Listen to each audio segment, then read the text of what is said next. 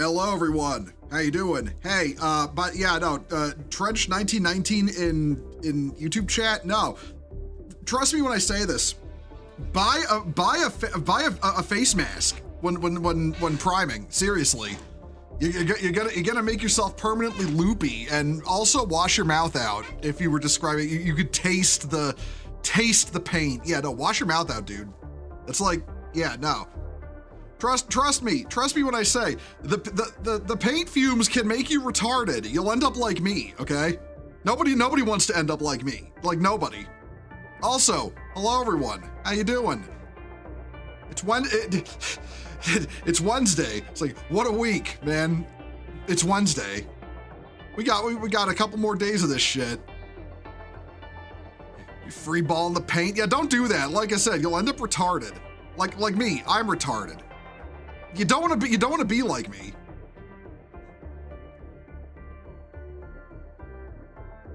And don't end up like Bo, end up like me. Hey, Gingerblades, how you doing? Yeah, no.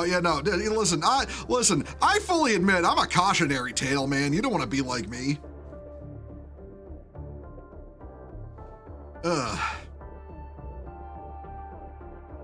Gilgamesh and Ron are coming to Honkai. I know nothing about any of the Hoyoverse games other than people get really mad every time they release a new female character who's hot and say the game is dead and they're never gonna play it anymore. And then they proceed to drop like $2,000 on the gacha for the character anyway. So yeah, that's all I know. That's all I know about those games, dude. What if you're already retarded? Well, okay, but you'll get more retarded, and not in the fun way, in the like, I have permanent brain damage kind of way.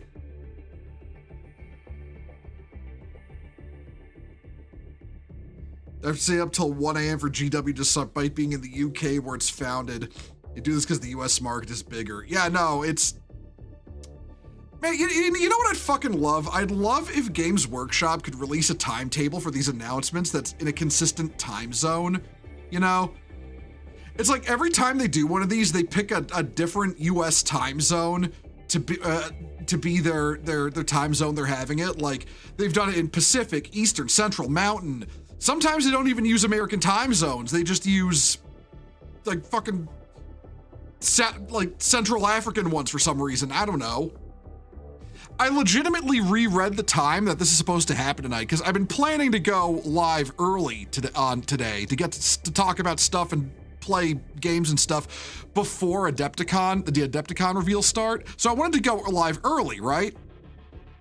I was reading the time they're gonna start before I go live, you know, just to make sure I got the right day. And I misread it as happening tomorrow because they put the British time on. So I almost canceled stream because of that. Hey, listen, Games Workshop, I know you don't listen to your customers. I know you actively hate them and all that, okay? At the very least, get your fucking, get your leftoid weirdo, you know, terrorism supporter guy, Mendelson, who runs the community website, to put a consistent time on, consistent time zone markings on when your live streams are gonna start. That'd be nice. Appreciate it.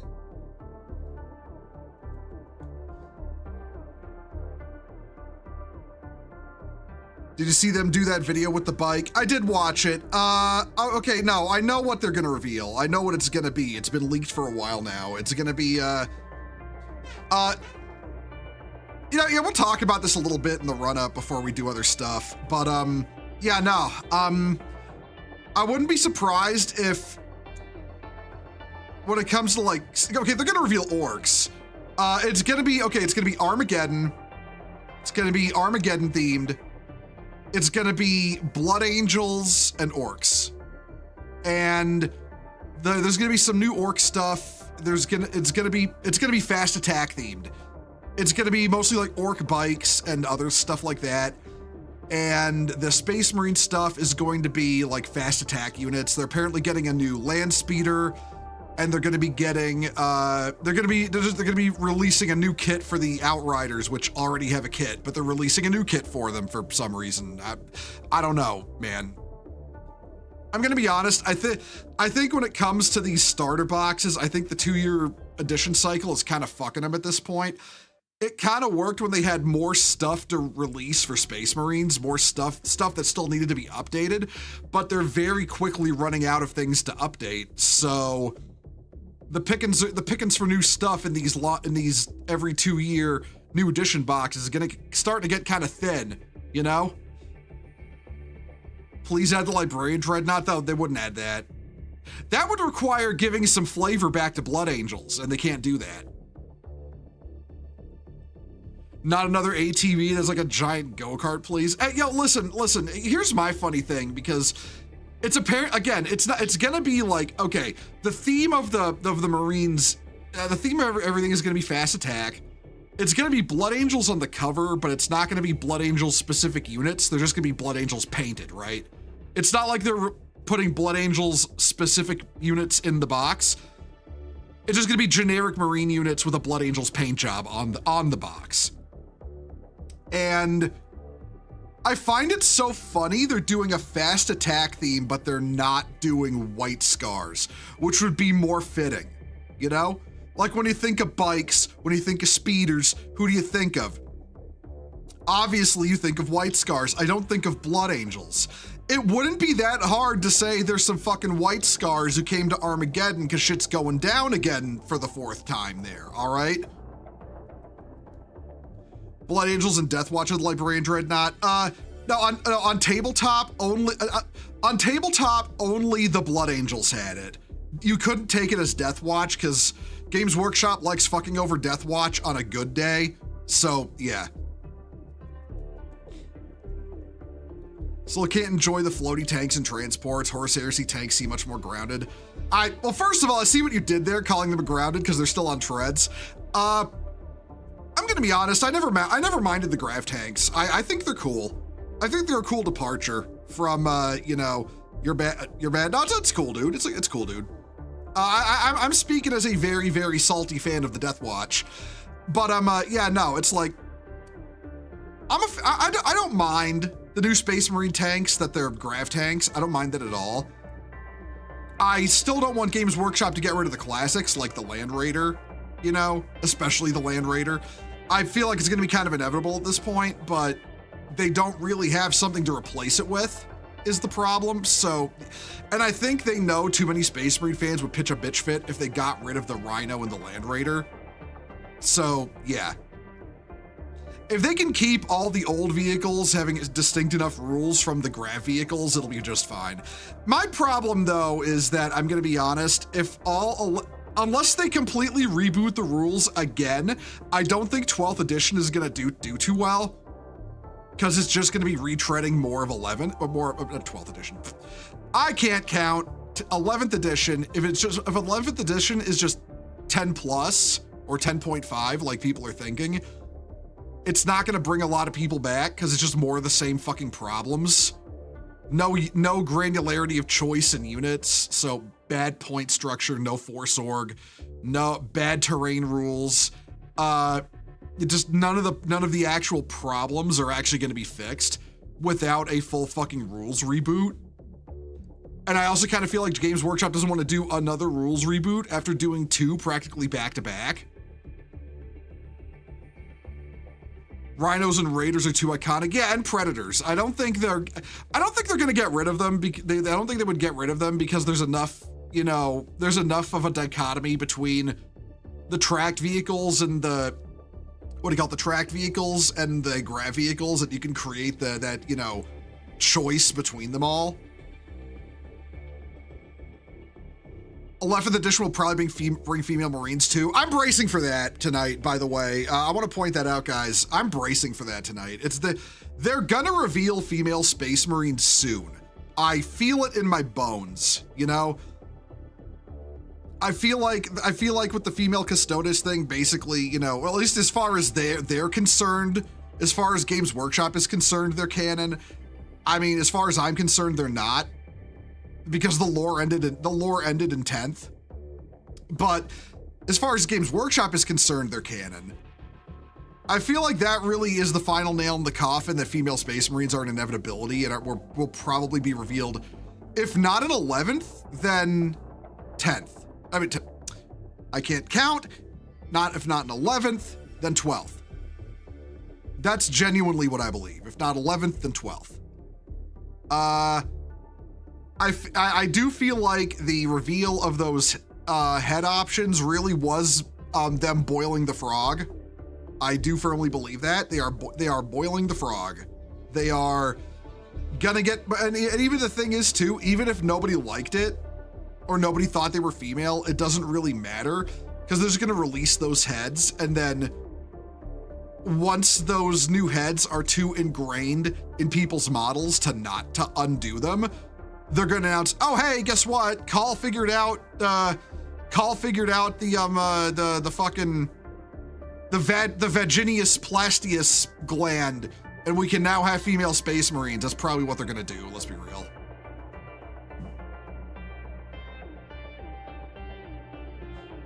Can't wait for female marines to be a thing for new heads for sisters. Man, you'd think that. The thing I'm afraid of is that they're just gonna dial back Sisters of Battle more and more if they reveal female space marines, like they did with, like how they basically soft squatted Sisters of Silence now. The faction is basically dead. They're never gonna update them. I feel like orcs who would be a mandatory kit bash faction complete with cutting out plastic art and sheet metal. They could, but you know, Games Workshop markets to, you know, little Timmy, who's, you know, little Timmy and his mom Karen, you know, and little Timmy is you know, too young and dumb to kit bash, and Karen is afraid of all the kind of edges that 40K has, so they have to sand down the edges as much as possible. So yeah. Aussie Games Workshop are completely out of touch with what their fans. I mean, yeah, we were talking about that last time with the fucking corporate culture. The corporate culture doesn't know what the fuck people want. They don't know what people want. Argue they never had. Games Workshop is an incompetent corporation that was held up by legitimately creative people. And now there's too much brain drain at the company, the creativity's dying off, and the ideology is setting in. And the corporate culture is too stupid to see that this is a bad move and aren't trying to, you know, get some leeches on the fucking company to get the rot out of the blood. So it's just gonna get worse.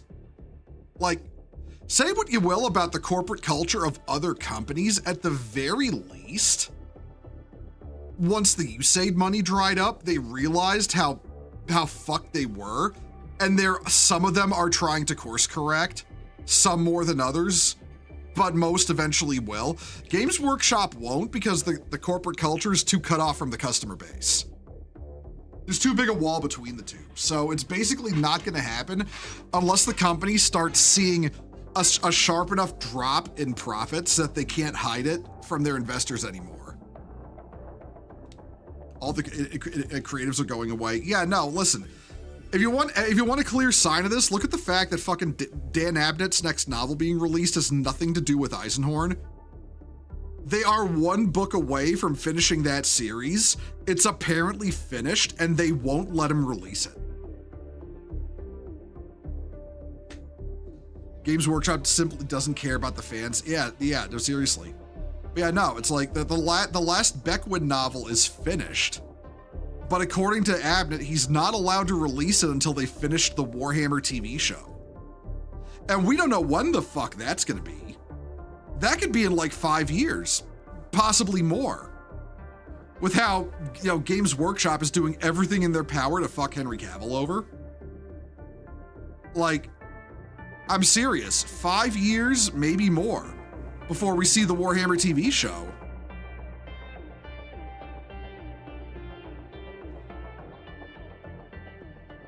Paramount is doing something nice. They're bringing back all the people who were Me Too'd. Okay, well, that's good. I didn't know about that. I know they canceled Star Trek Starfleet Academy. They canceled that, thank God. Apparently, they're under contract for 2 seasons, so they have to make a second season. I wouldn't be surprised if season 2 very silently hits streaming and they don't even advertise it. Like, They know they're never going to earn a profit off Starfleet Academy Season 2 after how poorly Season 1 did. They know it's fucked. They know it's never going to, you know, do good, like, ever. Possibly 10 years. 10 might be a little much. I would say at the maximum, it's going to be 7 years before the Warhammer TV show is finished. Not on any part of Amazon, but on the part of Games Workshop. I feel like at this point in time, Amazon is more focused on the Amazon end of things is more focused on a proper, you know, Warhammer TV show than Games Workshop is. Amazon has experienced a upper tier cultural shift, you know, corporate culture shift since the USAID money stopped, especially when it comes to Bezos, you know? I've said unironically, Jeff Bezos got turned into a fucking Trump supporter by Rings of Power. So, yeah. I feel like if anybody on that end of things is cocking this up, it's Games Workshop.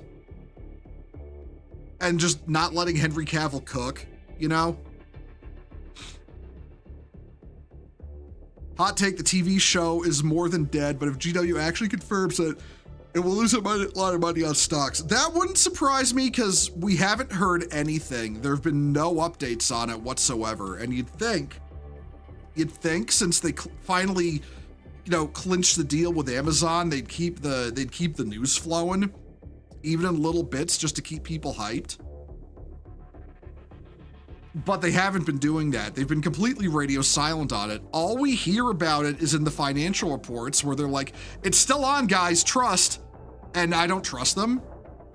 So yeah, I don't trust them. Why would I trust them at this point? They spent a year saying female custodes didn't exist anymore and then released the minis anyway. So yeah, why would I trust them at this point? They've actively lied to their customer base for the better part of a year on a divisive thing. Why am I going to believe them at all about, you know, in the financial reports about, well, anything, let alone that they're actually working on the TV show? Why would I do that? What reason do I have to believe them at this point? Games Workshop are too stupid, correct, since they are too big. They think they're too big to fail, and they blatantly are not as shown with every company pulling this crap. Yeah, no, it's like actually, it's the fact they think they're too big to fail when they're not even a $5 billion company is actually kind of funny.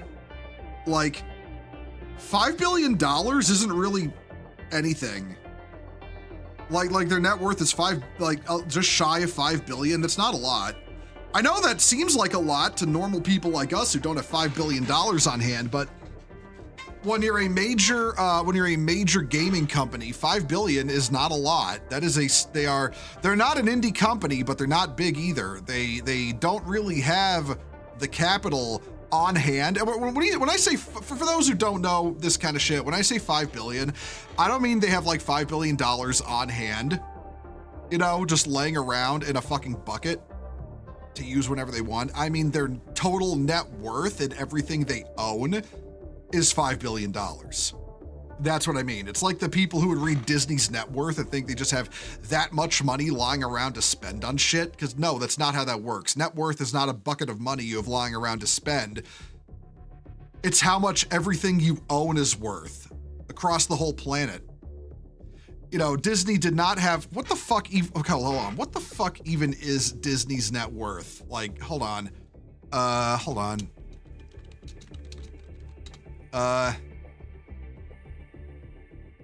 Okay, like Disney's net worth is $187 billion as of March of this year. They don't have $187 billion just lying around to spend. That is the total cost, that's the total worth of every single asset they own. They don't have just a bucket of infinite money to spend. That 187 billion is tied up in things.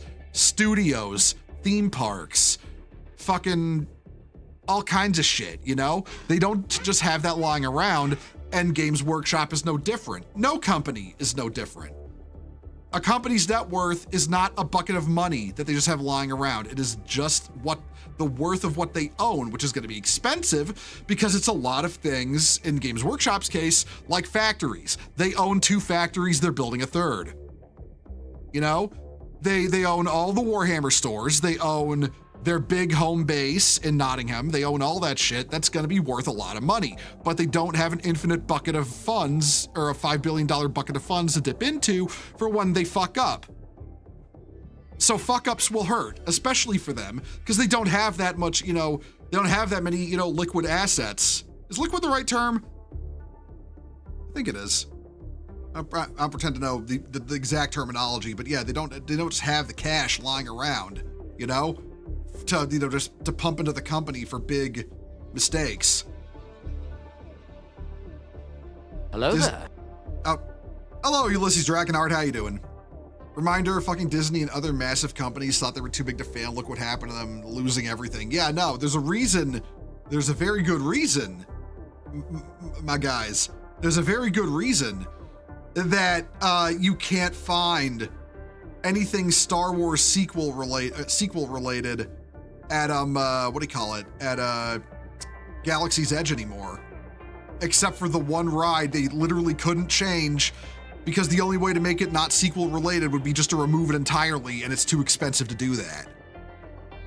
There's a very good reason there's no more Star Wars sequel stuff at Galaxy's Edge, everyone, because it didn't fucking sell. It didn't fucking sell and no one fucking liked it, and the sequels only coasted by off hype from the first 6 films. I brought that up on fucking Twitter earlier, because I was comparing Rocky from Project Hail Mary to the Na'vi, right?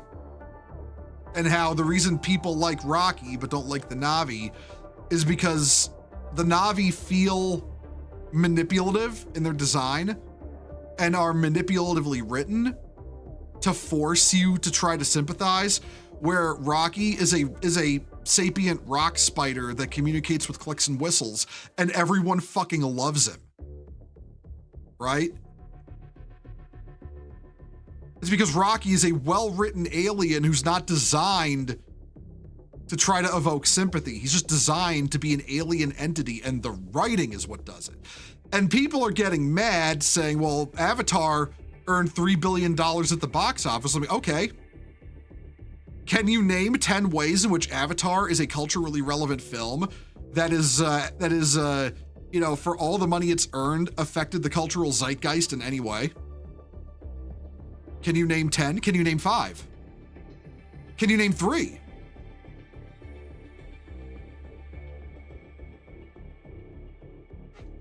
Avatar literally is the equivalent of it's a film equivalent of gorging yourself on candy, right? You gorge yourself on candy. It tastes good when you're doing it, right? And then a couple hours later, you shit yourself, you have some regret, and then you just kind of forgot you do it. You forgot you did it, right? That's Avatar. That's Avatar. Ash and I were talking about it too, way back when. We actually coined the term the sugar rush effect after I'd watched it, because I watched it. I liked it when I watched it, and then when I got into the car, when I got back to my car in the movie theater, I was like, I actually stopped and thought. I thought about it, and it was like, wow, that movie was shit. The sugar rush wore off.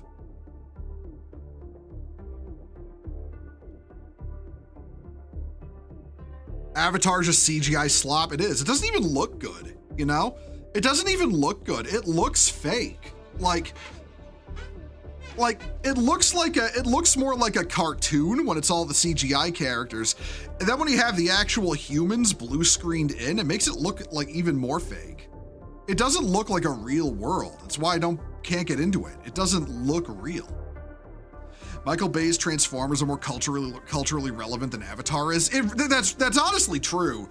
It's kind of funny to me with Transformers fans how they try to pretend that the Michael Bay films are irrelevant somehow, but unironically, the entire state of Transformers right now is trying to the entire state of the Transformers franchise right now is trying so hard to not be the Michael Bay films that it's just devolved into G1 pandering slop, and nobody likes it. Like, it's so bad that it killed Transformers 1, arguably more than the advertising did.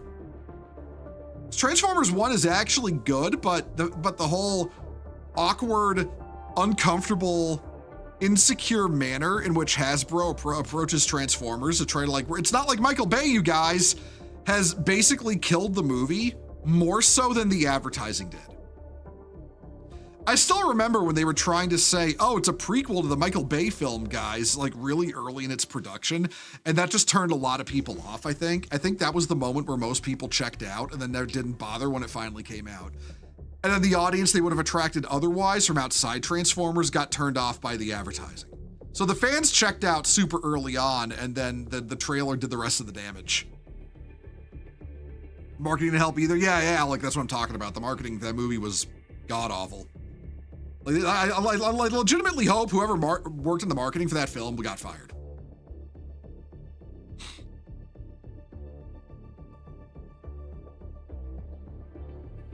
The Bay movies had issues, but the hate is kind of childish. I mean, they're good movies. The first three are legitimately good movies that came out of that point in time where millennial irony poisoning really started to take over film criticism. You know, the films are unapologetic. You know, they revel in what they are. They don't try to be ironic or they don't try to be ironic or in any kind of way. You know, they don't try to apologize for themselves. They're completely and utterly shameless action films, acting as a toy commercial, but also telling, you know, a fun, I wouldn't call it intellectually compelling by any stretch of the imagination, but no film needs to be that, okay? No film needs to be thought-provoking to be good, but it tells a good, fun action story and doesn't pretend or apologize or try to be ironic. And those movies came out at the time where the irony poisoning was really settling in, primarily with criticism and journalism. And that's where a lot of the hate comes from. Most people who hold on to the hate nowadays probably don't even remember what the movies are like and are just going off, you know, that kind of vague memory of what they were told they were like.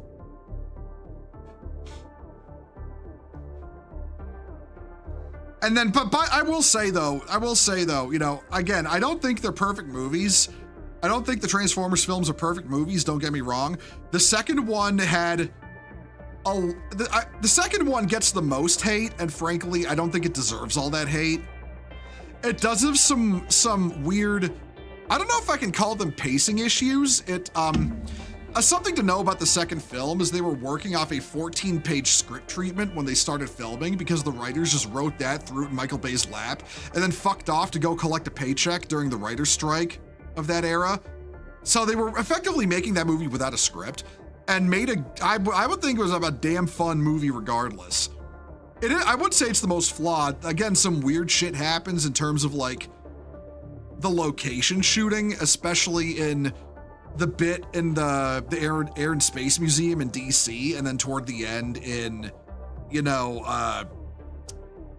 Egypt, because they really get a lot of the geography wrong in both those places. Like they have the giant boneyard out back of the Air and Space Museum, which does not exist. I don't really care about that all that much. I feel like if you're trying to use that as an argument that the film is bad, I feel like you're really seriously nitpicking at that point, because for all we know, there is a massive boneyard in the, you know, behind the fucking, you know, Air and Space Museum in that universe. We don't know. I feel like if you're at that point, you're kind of nitpicking a lot if you're trying to use that as an argument that the film is bad. I feel like they could have done more with Jetfire. And I feel like the final fight of the film ends a little too quickly once Prime powers up. I feel like that could have gone on a little longer you know, but at the same time, seeing the fight against the Fallen, I feel like seeing Fallen at like the height of his power and just bodying everyone and then just getting his ass absolutely just beat in was also kind of worth it though. You know, it's that Emperor Palpatine kind of thing where, he's like flexing super hard with his powers and then he just gets his ass absolutely shit mixed and, in one fell swoop, and it's just satisfying, Jetfire, my goat. I fucking love Jetfire. Star Screaming, not Jetfire. No, I mean Jetfire. The fucking SR-71 Blackbird. In Transformers 2, Jetfire, who was, when they first showed him, was a Veritech fighter from Macross. And that's why he had to die in the one episode he was in, because copyright reasons. Fuck Harmony Gold, honestly. I will forever hate Harmony Gold for hurting both Battletech and Macross and Transformers.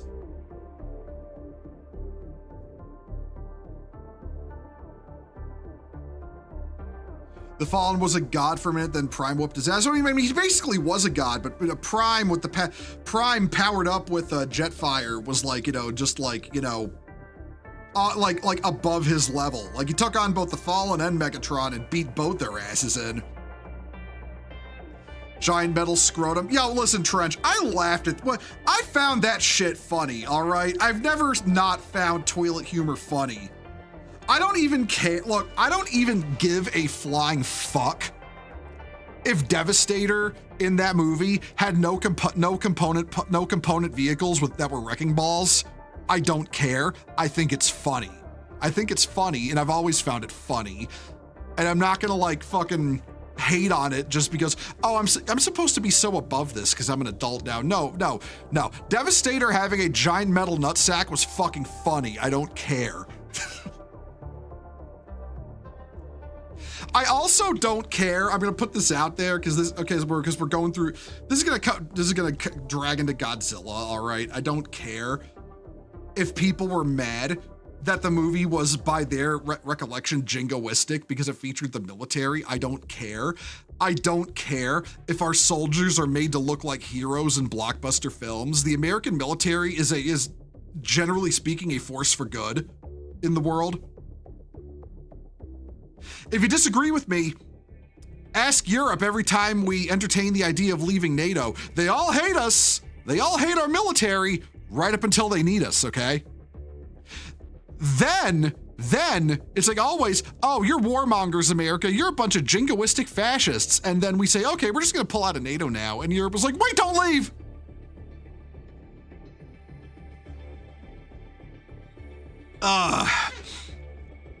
So yeah, no, I don't mind the fact that the military is made to be heroes of the Transformers films. If giant alien robots showed up on our fucking doorstep tomorrow, you know who'd be fighting them? The US military. So yeah, no, the military has a place in those films. I don't care what a bunch of dysgenic millennial critics from the mid-2000s think. And while we're at it, because this was going to come up, all the people who said the same thing about Godzilla 2014 and the MonsterVerse films, yeah, go fuck yourself, all right? Go fuck yourself. If a giant 120-meter fire-breathing dinosaur walked into New York City tomorrow, who the fuck would show up to fight it? It ain't gonna be fucking PETA. It ain't gonna be animal control. It ain't, and I'll tell you what, and it ain't gonna be fucking, the SPCA, all right? It's gonna be the fucking military. And by the way, these were the same Godzilla fans, I will point out, who were perfectly fine with the JSDF showing up in every single Godzilla film practically for 70 plus years. And also on top of that, it was like 60 years when 2014 came out, I think. Yeah, 60 fucking years. They were totally okay with the JSDF always showing up to defend Japan, and the JSDF being central character, not only to the plots of films, but central in terms of characters. They were always fine with that, but suddenly America has to do it because Godzilla and company are showing up in America, and suddenly it's a problem, all right? It really does just boil down to fucking, weirdo Twitter freaks hating America as a country and hating the fact that America has a strong military that basically defends the rest of the world from tyranny. It really just is that. The military is prominent in almost every Godzilla movie. You could say they're the second most important character, right? Like, okay, we just watched on our Discord server. We're at 9 p.m. on Saturdays. We're going through the Godzilla films. We're wrapping up the Heisei era. I know I probably pronounced Heisei wrong, but I've always pronounced it that way. I don't care. We're wrapping up the Heisei era this week on Saturday, and we're wrapping it up on Saturday. In the first two the first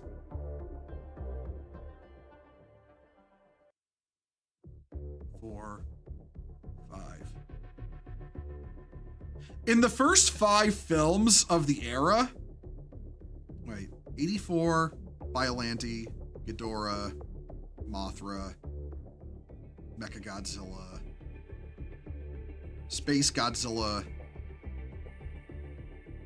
In most of the Heisei era films, for example, the JSDF plays a central role. I think the only ones where they really didn't was the only one where they really didn't was Godzilla versus Mothra in that era. And they're prominently featured in just about every film. There's some where they're not, like they're really not present at all in Godzilla versus Hedorah, but that was also a very deliberate choice of the director's part. But to try to say that, the military shouldn't be showing up in a Godzilla film is patently asinine, especially if you call yourself a fan. Looking at you, Steve Rifle, by the way. I think he was the one that said Shin Godzilla was he called Shin Godzilla jingoistic right-wing Japanese fascist nationalism or something like that. Like, oh wow, Japan's proud of themselves. They're proud of themselves, and they didn't give up as a nation that's proud of itself, despite how they were beaten down after World War II, while Germany was basically, Germany, was basically allowed to have a military and everything, while Japan was treated like a fucking dog after World War II, and they never gave up on their pride. That's fucking admirable. Germany was allowed to rearm and allowed to, be strong. And they put themselves in the international cuck chair of their own accord.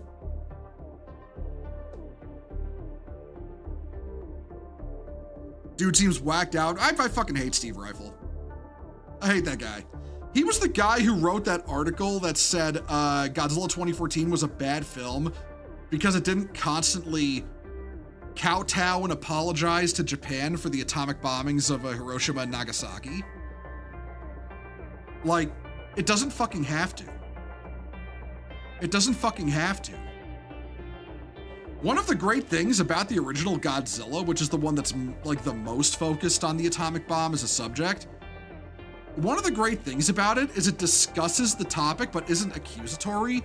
It doesn't try to blame anyone or throw blame, because it's focusing more on the atomic bomb as a wide subject than something to get mad at America over. And that's part of why the film endures so well. If it was trying to blame America specifically and ridicule America, it would not have Godzilla would not have caught on as well as he did in America. And I feel like people like Rifle really miss that shit when they're talking about the original film. And while we're at it, the 1956 King of the Monsters American cut of the original, people like him always saying the American cut censored all mention of nuclear bombs out. It literally didn't. It literally fucking didn't. Watch the fucking film and then come back to me after you see the part where Dr. Yamane in the dub straight up says Godzilla is a product of the H-bomb. Who the fuck else had the H-bomb in 1950? Wait, I think only America had the H-bomb in 1956. Hold on, let me look at that. When did Russia get the atomic bomb? 1949. I mean, come the fuck on, man. Who the fuck else would it have been detonating nukes in that part of the world? Like, come on, man. Don't fucking play coy, Rifle. The movie doesn't censor the use of the nuclear bomb. It's just as non-accusatory as the original Japanese cut. And I'm gonna be honest, Rifle, for a guy who claims to be a super fan of Godzilla, you should really watch more Godzilla movies.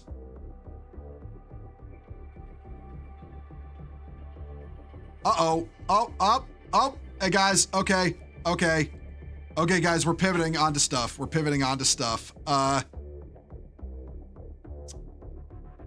Okay, everyone. We're pivoting topics. I have just seen a leak.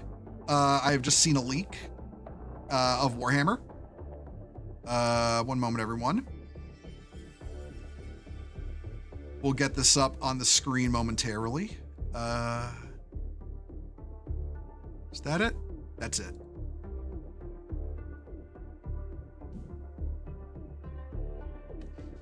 We've got a leak.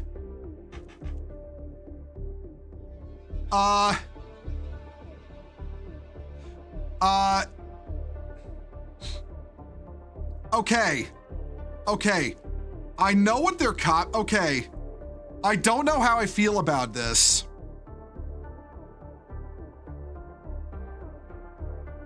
I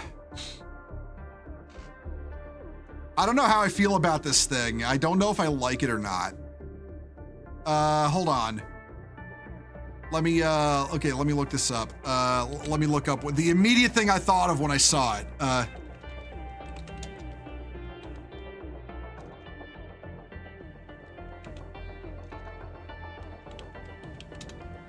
All right, let me find a picture of the mini. One moment.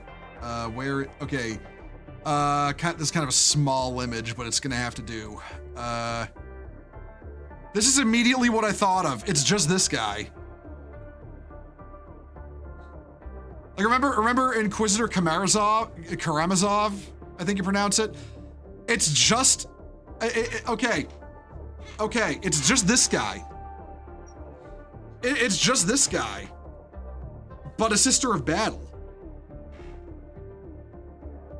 Like, I'm gonna be honest. I don't think I like it. I don't think I like it. This is a new thing, right? Like, this is very obviously a new thing, right? You know, this is a new thing they're gonna be showing. You can't believe it. No, Professor Donger, no, man, this guy was an actual character. This guy did not come from Texas Beach Device. He was an actual mini, and he was a special character introduced in the Witch Hunters Codex. Looks like a lazy reskin. Okay, now here's my immediate criticisms. All right, with this thing. This is my immediate criticisms. Okay, so this is the original, right? Hi, Salt. How you doing? How you doing, man? How you doing? Hold on. You know what? Let me get you a shout out.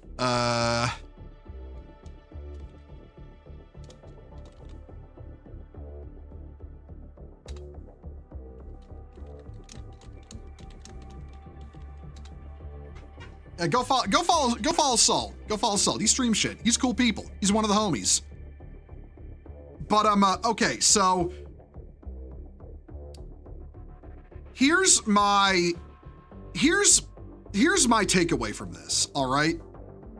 Here's my takeaway from this. Now, on principle, on like the core idea, this isn't a bad idea, right? It's some kind of Sister of Battle leader unit. The character in the seat looks a little generic to be like a special character, but it looks like it's some kind of important character, like leader unit, right? Barking orders from their walking seat, It's got heavy bolters, it's got heavy flamers, it's very obviously equipped to be like a one solution character deal. I don't know what it's supposed to be in terms of like represent, right? I don't know what it's supposed to be, but it's very clearly like a special character, right? You know, it's got like it's got the staff, or like the staff, like a badge of office. You know, this is supposed to be a character, like a leader unit. Maybe not a special character, but a leader unit. Now this is Inquisitor Karamazov, who came out with the Witch Hunters Codex in, I want to say, 3rd. And like, there's obviously some differences in design philosophy. Like, clearly when you're looking at this is based off a Space Marine Dreadnought. You know, it's got the Dreadnought legs. This has like clearly based off what looks like more like a Sentinel. It's got the reverse jointed digitigrade legs, right? But what I look at when I see the new one, like, let's look at Kamarasov here, right? Let's look at Kamarasov here. So he's on the left, on you know, the left side of the model, you know, as you're from where you're looking at it, left side of the model, he's got his little, you know, scribe adept buddy, like because from the little buddy on the left is supposed to be doing, he's like reading off like, you know, crimes, and he's reading off lists of heresies and things like that. So Karamazov, I keep pronouncing his name wrong, but you know who I mean, is kind of like, you know, pass sentence, right? Like, that's what he's doing. You got Karamazov in the middle with his sword sitting on the throne. It's called the Throne of Judgment, by the way. That was the name of this thing that he sat on. It's the Throne of Judgment. And then you've got the Servitor on the right, the right, wired into the tri-barrel multi-melta. And then when he passes sentence, he just fucking like snaps you out of existence with a multi-melta shot, you know? And then you've got the skulls, you've got the fucking the torches, you got, you know, the scrolls everywhere, like inquisitorial decrees that have been, like, you know, fucking stamped and impurity sealed. Like, this shit's official. It's very, and you've got the big one hanging from, like, you know, hanging from the bottom of the throne like a loincloth. Like, it's very, very, you know, deliberate design language and all that. You know, it's very grim. It's very, you know, it's very baroque in design. You know, it's got, you know, it's very grimdark. It's very, like, it very captures that essence of a inquisitor, kind of mad on power and authority. You know, he sits on his throne, his seat of authority. He moves it where he needs to go, because fuck you, he can do that. He's an inquisitor, right? He's listing off the things you've done wrong, whether it's true or not, he doesn't care. He's got his fucking, you know, he's got his fucking servitor with a triple barrel anti-tank heat ray ready to fucking disintegrate your ass because he thinks you're guilty and what he thinks is law. You know, this was a great model, all right? I actually owned this model at one point. It was a motherfucker to put together, don't get me wrong. This was a metal mini when it came out and when I bought it. This model was a motherfucker to put together, but I loved it, all right? When I ran, like, you know, Witch Hunter Inquisition back in the day, this guy was the guy leading it. I didn't care if the model was good. I didn't give a fuck. I loved this model, right? Guilty till proven innocent. Yeah, no, Karamazov was that kind of inquisitor, you know? But yeah, no, this was a great design. Obnoxious model to put together and hold together because it was all metal. The Failcast resin version wasn't much better, but still a great model and a great character, very reflective of the Inquisition at its worst, right? And I loved it just because of how fucking over the top it was. I loved my Inquisition army, fucking ripped to that army, lost in the move, but seriously, I fucking loved it. And I loved this model. I'm getting a little, you know, misty-eyed thinking about it, honestly, thinking back to when I still owned it. It was terrible. Yeah, no, legit, Ulysses, I lost basically my entire collection when I moved into my current home, and shit fucking sucked, man. But,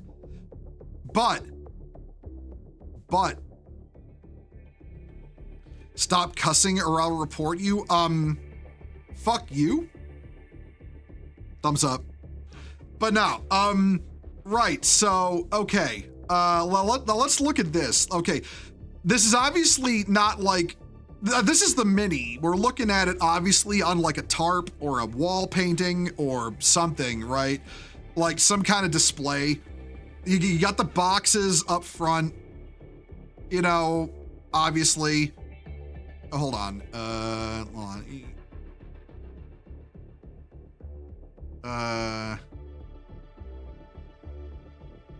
Just block that guy on YouTube. Let's just, there we go. Wait, can I, hold on, let me check something real quick. Alico01, you might be, okay, but, okay, right, so, I'm not, here's what I immediately don't like about this, right? Here's what I don't like about this one. So it's very obvious to me they're trying to evoke the Inquisitor Karamazov on the Throne of Judgment with this model. No, you're not in trouble. I was just clicking on your name on the Restream chat to check something. You're good though, don't worry, you're good. But yeah, no, looking at this model, so it's very obviously trying to evoke this, right? It's evoking the Karamazov model. It's very obviously trying to evoke it, you know, in terms of like design, but it's like, this is indicative, I think, of what, you know, is wrong with Warhammer right now. The whole model is indicative of all the problems with Warhammer from a design perspective. Like, you'll notice they're very light. They're very light on the parchments, you know? You've got at least two, like one on each side of the dude, on Karamazov, one from the scribe, one hanging like a loincloth. You've got the purity seals on him. You got the torches, you know, right? And now on this one, you've got exactly one such, you know, parchment held up by, you know, a cherub, okay? There's no, that I can see, there's no purity seals on this. There's the candle, sure. There's no, the servitor on the right side isn't there. The little scribe dude on the left isn't there. It's just the character. It's just the sister's character sitting in the seat. There's no parchment, you know, here. There's the loincloth, but it's not a parchment. It's very obviously like you know, a cloth, right? Just a cloth with the I think that's the Our Martyred Lady icon on it, you know? The torches are there, but they're less like, they look more like part of the machine rather than like, say, actual, you know, normal braziers with fire in them. It feels like it has the edges filed off. It feels like it's made to be more safe, right? Even like look at the Sororitas herself in the seat. Okay? Look at the Sororitas herself in the seat. You notice how the armor, how the design is going out of its way to cover up the boob armor. Like, it wants you to forget that it's there. Like that sisters wear that. It doesn't look grimy. It doesn't look. Oh yeah, and it's got like the yeah, like, well, I don't mind the different legs so much as I mind the fact they're trying to make them look egregiously edgy and cathedral-like the Karamazov ones where you see that? Like these? Like these legs? Like the whole like use of the castle and church-like design is very deliberate with this, and these legs don't have that. And yeah, it feels like it's trying to evoke it, but they want to file off all the edges. They want to make it a very clean, kind of safe design. And I don't like that. I don't like that. It doesn't fit with the Sororitas as a faction. It doesn't fit with the Sisters of Battle as a faction. The Sisters of Battle are not clean and nice and safe. They are religious fanatics who will burn you at the stake because they kind of feel like it, okay? Looks like a dude with white hair. Well, I mean, that's just because Games Workshop can't paint fucking, female faces to save their life half the time. Unironically, the sisters' faces look fine if you know how to paint a female face, but they don't know how to paint a female face.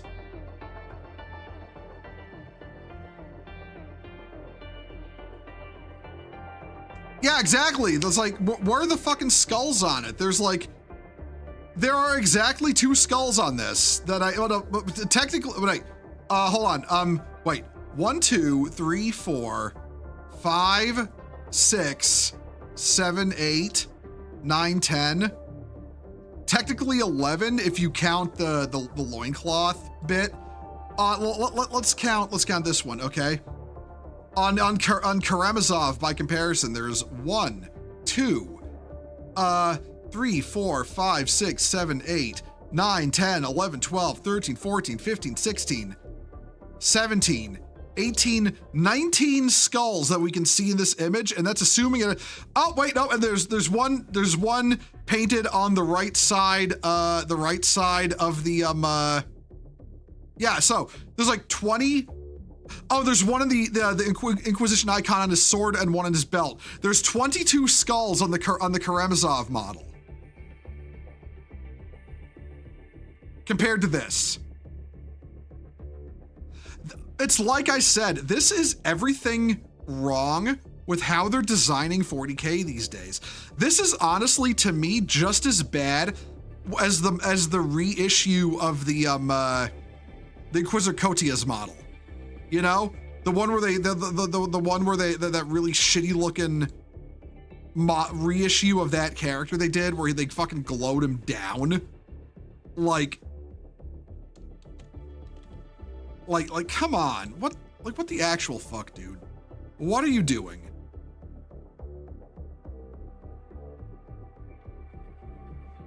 GW, what are you doing? This isn't why people buy into Warhammer, okay? People don't buy into Warhammer for this fucking safe grimdark.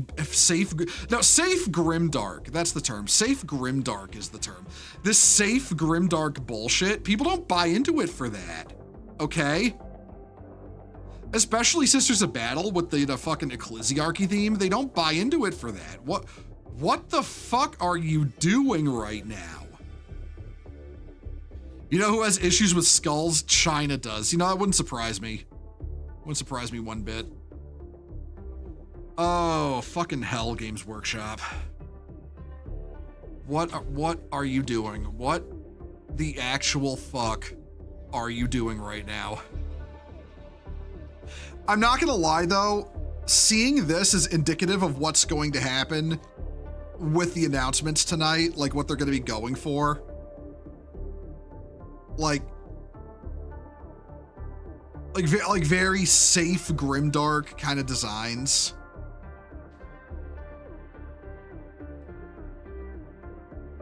GW takes the details of personality out of the model and makes it look simple and bland. Yeah, exactly.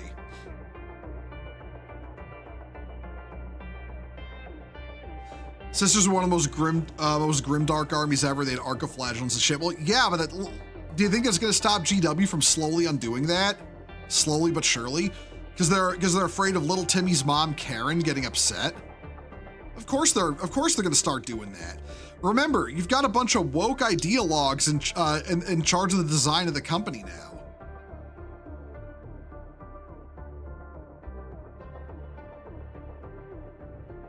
Okay, there's gonna be an ad break in like a minute, so I'm gonna be going AFK for the ad break while we're still yapping. When I get back, I'm probably gonna switch over to playing a video game of some description. I don't know which one. I'll figure that out then, but that's gonna be in like 40 seconds now. The ad break will start. So I'm gonna go AFK now. I will come back when it's over. So yeah, everyone, hold on to your butts. Don't go anywhere. I will be right back.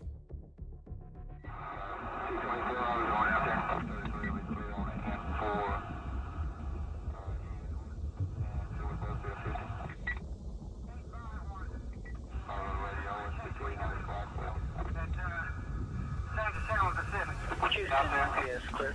Loud and clear. In the suspicious citizen, 4423 live, we'll get them all to station. Command cut.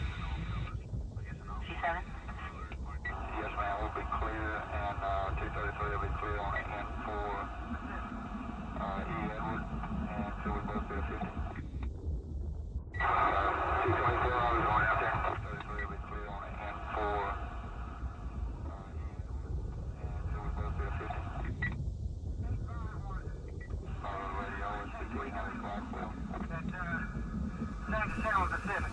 Out there, yes, clear. Loud and clear.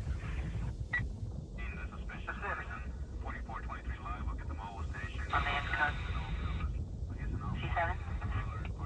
Yes, ma'am, we'll be clear, and 233 will be clear on N for E. Edward, and so we both be a 50. 224, I was going out there.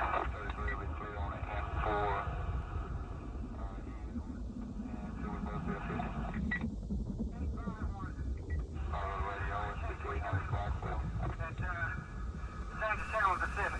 Out there, yes, clear. Loud and clear. In the suspicious citizen, 4423 live, we'll get them all to station. Command cut. C7? Yes, ma'am, we'll be clear, and 233 will be clear on N for E. Edward, and so we both be a 50. 224, I was going out there. 233 will be clear on N for and so we both be a 50.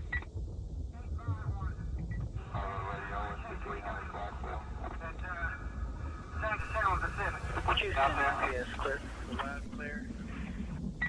In the suspicious citizen, 4423 live, we'll get them all to station. Command cut. C7? Yes, ma'am, we'll be clear, and 233 will be clear on N for E. Edward, and so we both be a 50. 224, I was going out there. 233 will be clear on N for and so we both be a 50.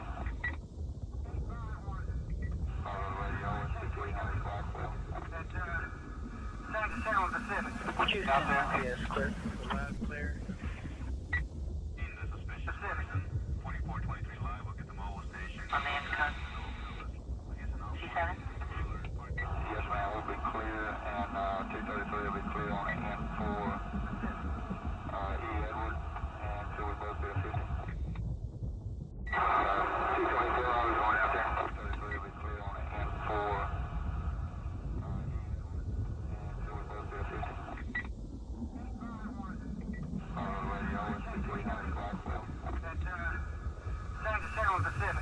Out there, yes, clear. Loud and clear. In the suspicious citizen, 4423 live, we'll get them all to station. Command cut. C7? Yes, ma'am, we'll be clear, and 233 will be clear on N for E. Edward, and so we both be a 50. 224, I was going out there. 233 will be clear on N for and so we both be a 50.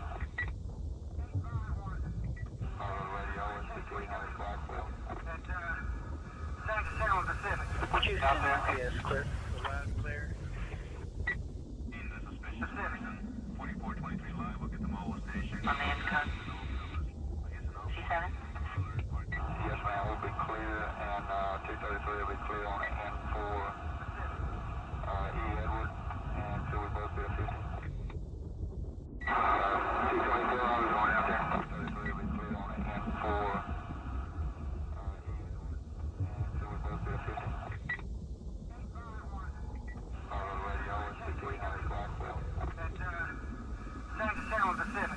Out there, yes, clear. Loud and clear. Hello, everyone. One moment, everyone. I'm gonna be switching up to a game here. I'm gonna play Battlefield 6 for a while. Maybe like 2 hours, like up until probably 8 p.m.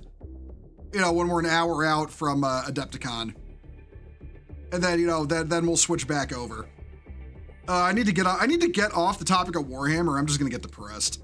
I'm not gonna lie. All right. Get the stream music turned off. Get us following the thing. We have to change the topic over on fucking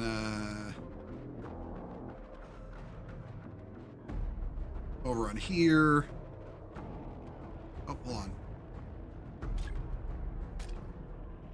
Oh, okay, yeah, just force me to do that. Okay.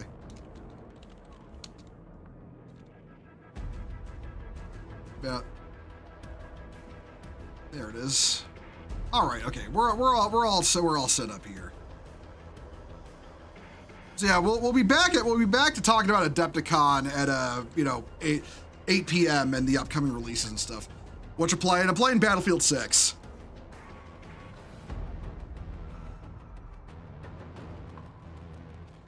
We can play Jackbox until Adepticon. I don't know what Jackbox is off the top of my head. I don't know what that is off the top of my head.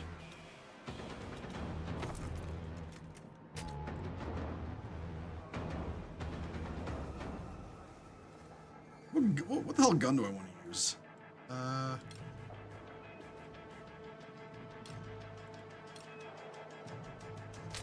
You know, I'll use this one. Fuck it. I'm basically just using all just SIG guns for all my guys, even though like I know SIG not the best weapon to use. Never used this machine gun a lot. I'll switch to this. There's a bunch of really fun mini games you could play with the chat. I have no idea how to set that up. I'd have to find a way to set that up. Apparently I've got a skin here. What? Ah.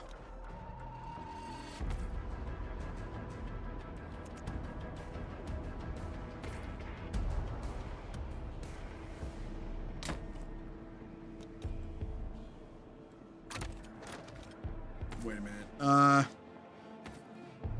All right, yeah, I think for the I don't think you really have a choice when it. Oh wait, no, you can pick a okay, you can pick a male engineer for NATO. You just have to buy it because of course.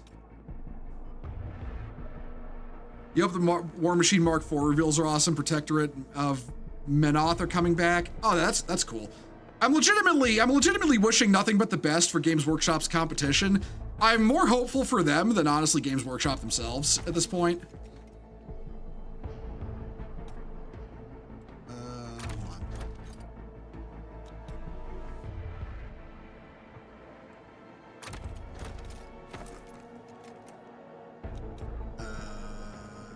Yeah, okay, they look fine.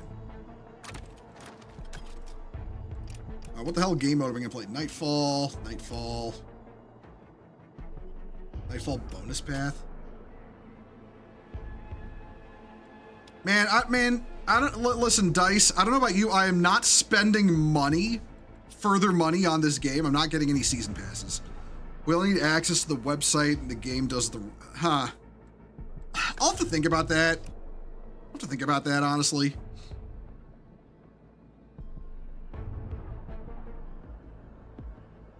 Hagental base, attack and defend. I mean, all right. You know. Hold on.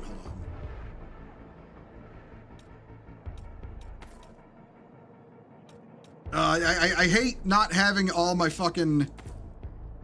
guys for. Wait, hold on. I'm on the right side here, right? Yeah, Pax Armada. Okay. I'm not. I kind of don't want all the. I kind of want all the Pax Armada guys' faces covered up because you know they're goons. They're the goon squad. You hope all GW's competition beats them like they owe them money. I mean, they're gonna. Maybe not an individual one will. But with all the growing discontent toward Warhammer, all that competition is going to start adding up. That's how it works. People seem to forget it's death by 1,000 cuts you have to worry about when you're number one. You're not just going to get knocked off all of a sudden by, like, you know, one competitor. All right. Oh, hold on. Yeah, there we go. I'll bring the Stinger just in case.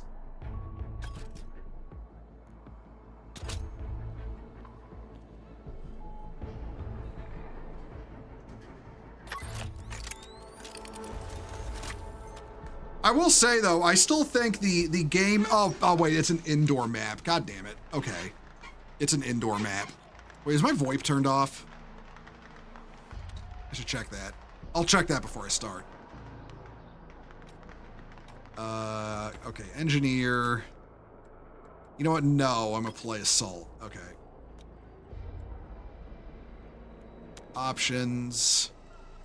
Audio. Voice chat is just off. Okay. I don't want to get gamer worded by the guy just shot, you know? Now I get to watch me suck at Battlefield for a while. Oh boy. Like that. This is Operation Locker. I mean, I was playing this one earlier. It basically is.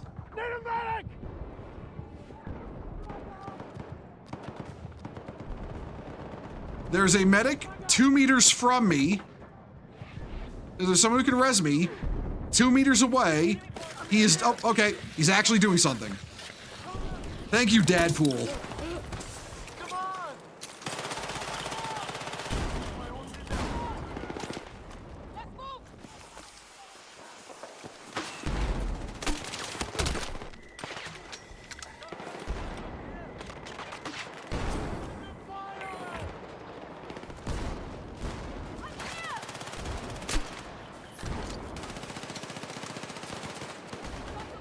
Yeah, I got a teammate that revived me. That's fucking spectacular. Rarely ever happens. Oh shit.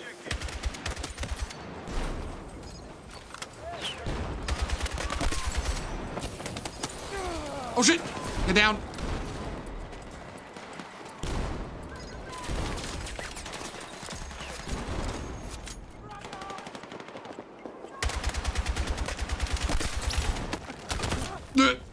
Fuck.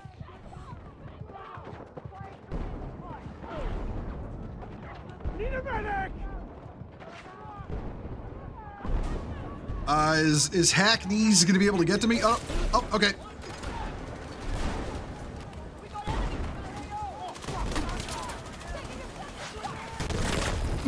Nope. All right, someone got me.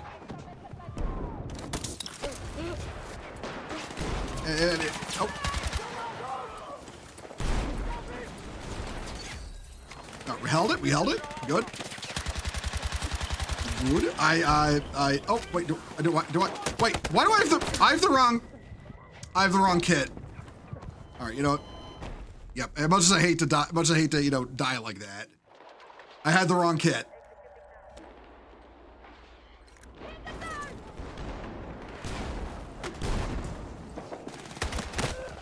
Okay. I did not have as good a beat on that guy as I thought I did.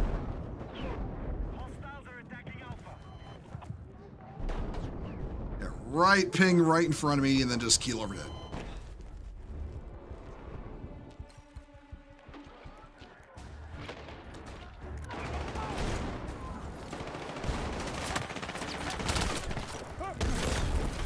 Nope. I think we're... Oh, yeah, no, we lost it. It's lots like what's happening with Pokemon. Power World came out. There was a ridiculous lawsuit because Nintendo being Nintendo, and with the state Pokemon is in, Power World is the first real competition Nintendo's ever faced. Yeah, exactly.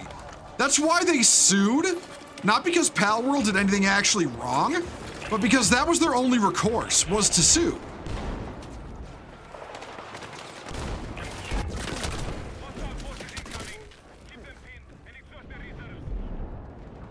Like, that's why the whole thing with Pal World happened, because the only thing Nintendo could actually do to compete was to sue. probably based on, like, you know, a combination of what they knew was in the pipeline for their company, and at the same time, you know, basing on trends of how successful they were being, it was easier to just sue rather than try to actually beat Pal World. And then they lost the lawsuit. I'm gonna be honest, GW's approach to like suing, like, you know, suing, you know, fans and 3D printers is probably very similar in that regard. They know they can't actually beat them, so they'll fight them in the one place they can't compete, which is, you know, lawfare.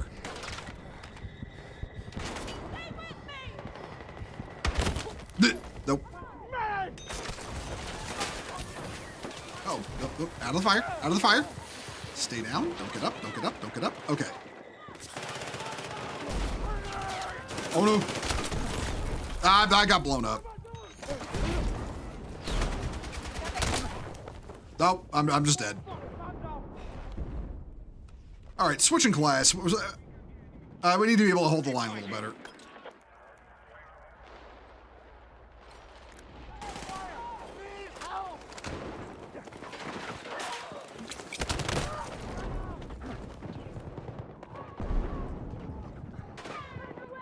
It's really funny though how, you know, like, and here's the thing too about Nintendo.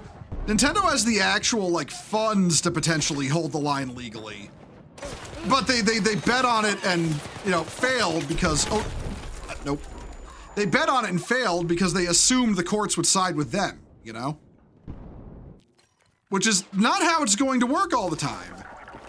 Especially with companies that have a, you know, a history of using the law as a weapon. Like, remember, remember, Harmony Gold did the same thing for years with Battletech, and then, you know, and then that eventually bit them in the ass too.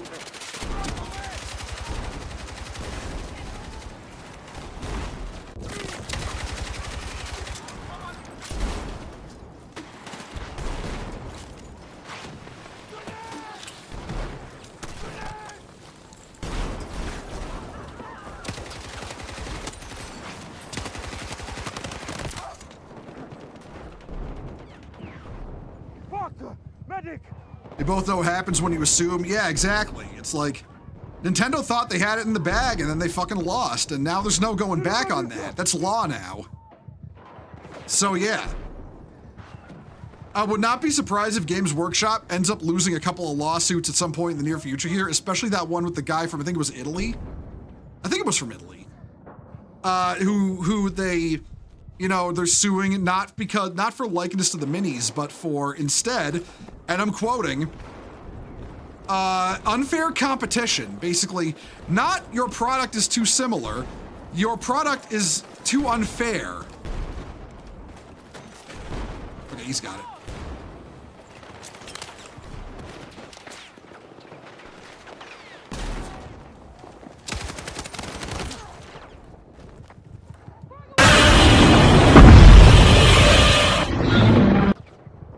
Fire. Actually didn't catch me off guard that time.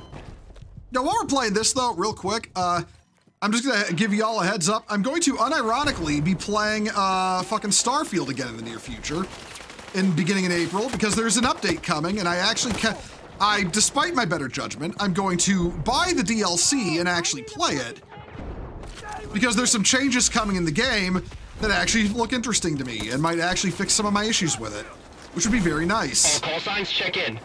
Hi, Adam Fire. Thank you for the subscription. Congrats on 18 months.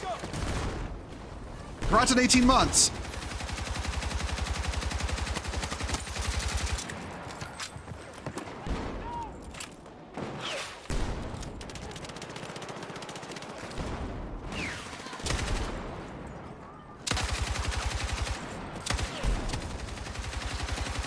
Come on, round that corner. See what happens. Okay. Unfortunately, I have only so many bullets.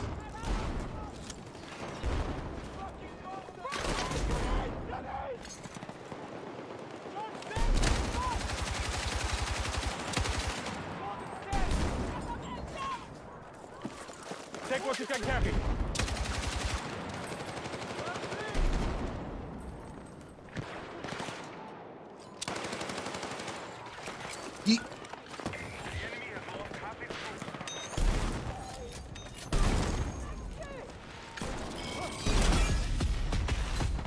Come on, round the corner. Gotcha, bitch.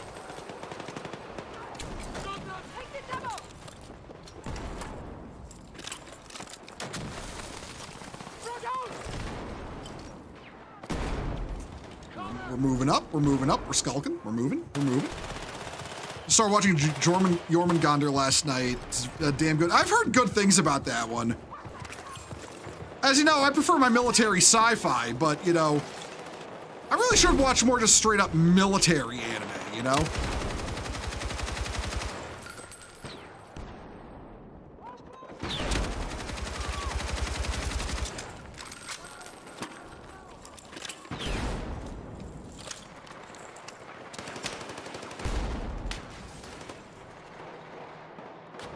Come on, try around that corner. Around that corner. See what happens to you, buddy. Right there, yeah.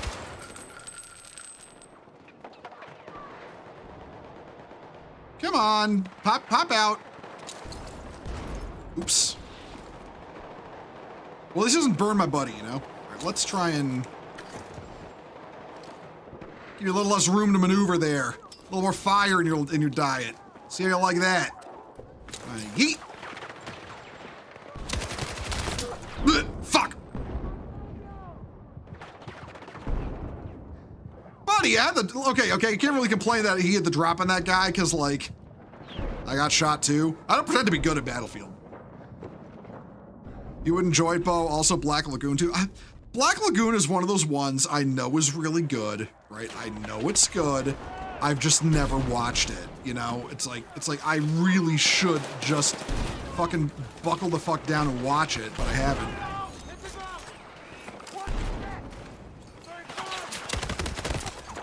Fuck.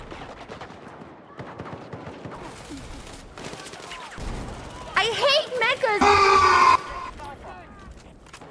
Oh, hello, Murray21. How you doing? How you doing? Hope you're enjoying the stream so far. We're off yapping for a bit and on to gaming until such time as Games Workshop is like, hey, hour before Adepticon.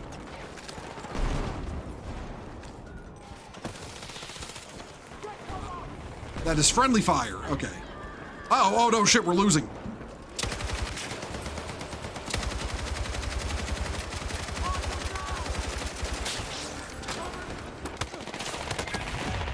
Son of a bitch! God damn it. Hey, I hope you're having a good day, dude.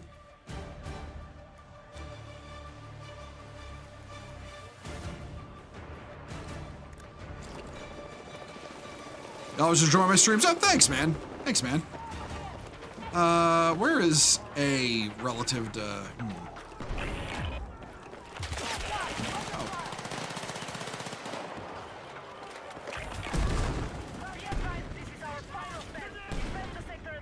Oh, I love a good final stand. Oh no, oh no, oh no, oh no, no, oh no.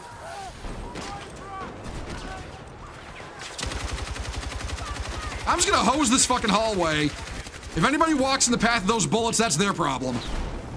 That's a them problem.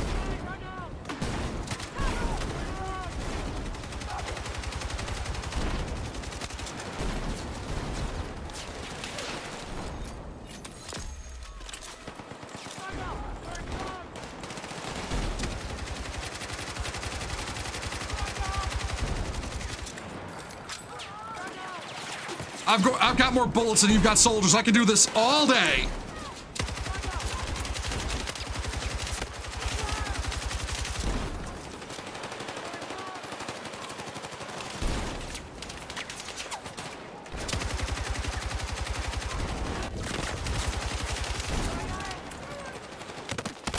Oh, shit.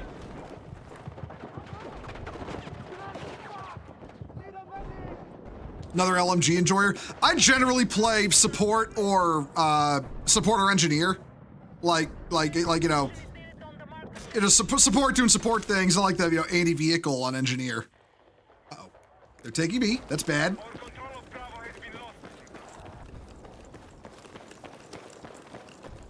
Shit.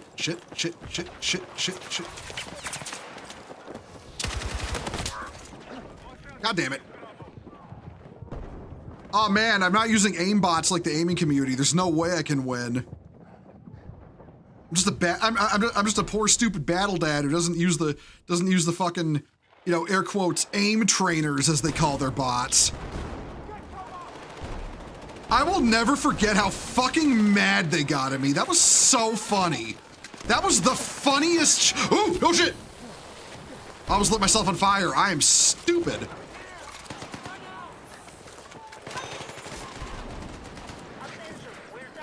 But I'll never forget how fucking mad they got at me. That was so unbelievably funny. Like actually livid. They got actually livid at me because I called out that one fucking VTuber who was obviously aimbotting. I don't know, every time I play this game, I think of that and I just crack a smile that just actual fucking mongoloids got so mad.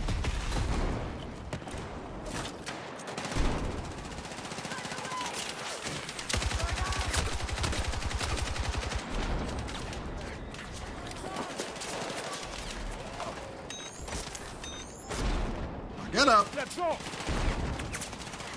Oh, God, my game is glitching out. What is happening? Okay. I need a medic.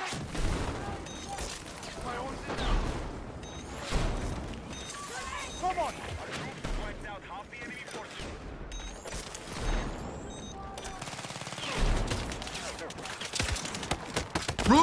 Fuck. I need a medic.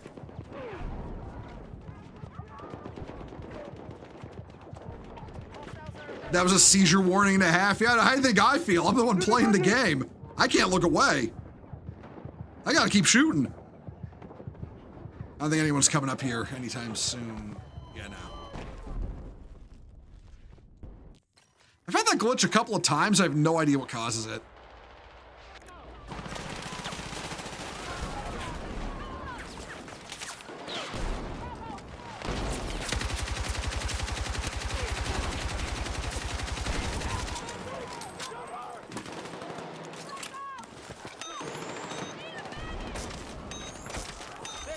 Let's move. Thank you.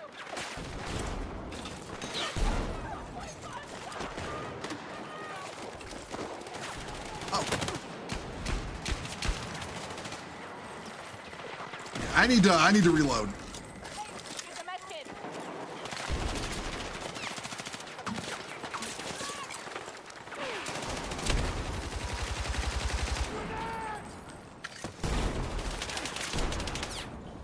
I'm not gonna lie, I've got a soft spot for these fucking meat grinder maps.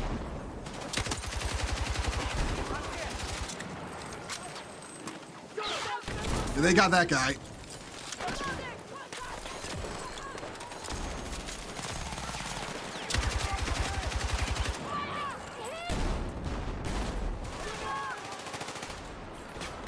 Trying to burn those guys out of their little fucking hobbit hole over there.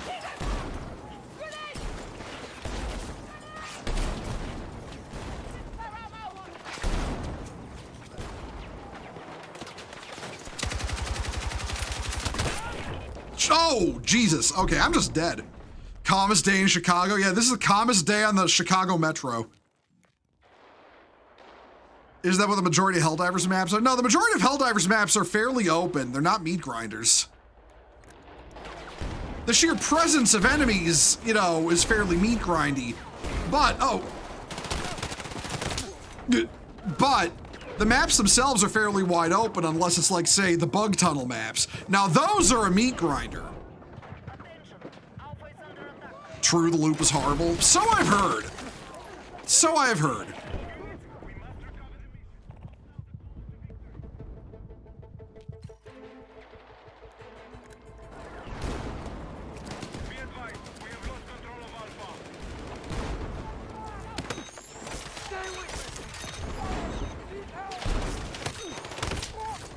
I tried.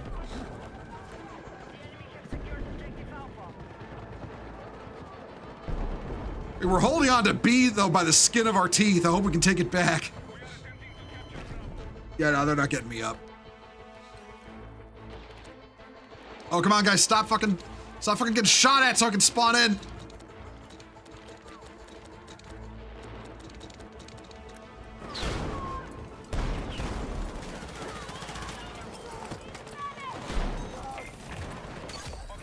Oh, we clawed that back. Holy shit. Okay.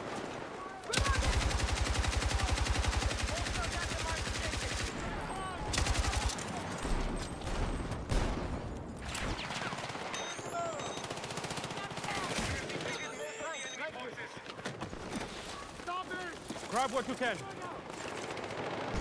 Okay, I gotta reload. Oh.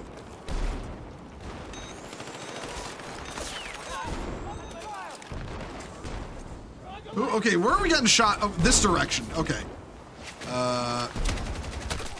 Ooh, oh, nope.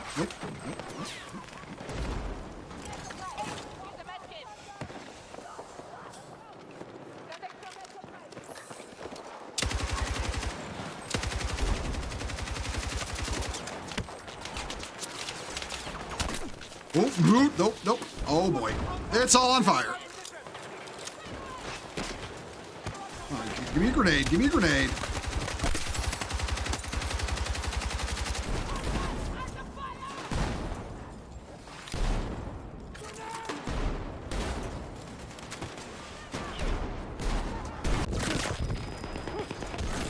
Oh, shit. Also fucked on pricks. And I mean, yeah, John, it's Chicago. It's like, I mean, what more can I say? It's Chicago.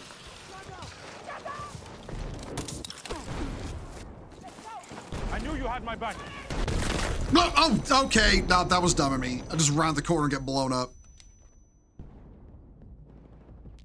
No, Murdy 21. He's talking about Chicago. Like the city of Chicago. There are a lot of pricks and helldivers, though. We call them the bugs and the bots.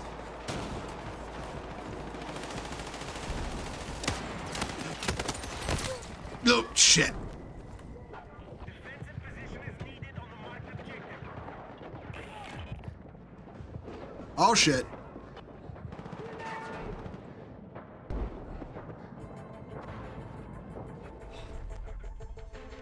Well, shit. We might just barely lose this. All right, fuck it. Running back. Ah, no, there it is.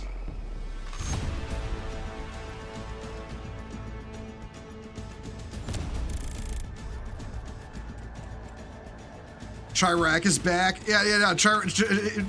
Chirac never leaves. You want some squad mates to help? I mean, he can join in, sure. I won't be on voice, but yeah, you can join in the squad if you want. I don't mind.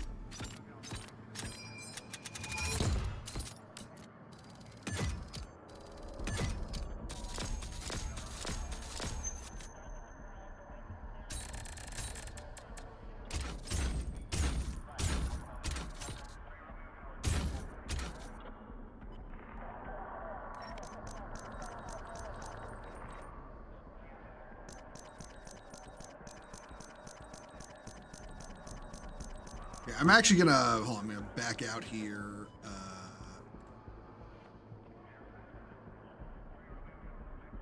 I forget where it tells you to back out. Or lets you back out, rather. Hold on. Quit the menu. There we go.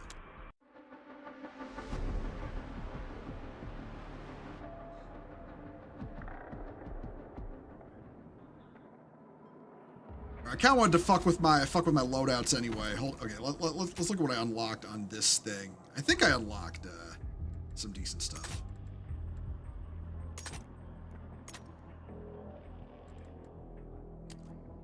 I unlocked this big fuck ass thing. I don't even know what the.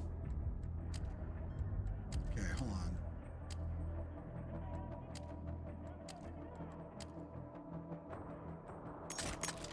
All right. Oh, I did not unlock a new magazine for that. All right.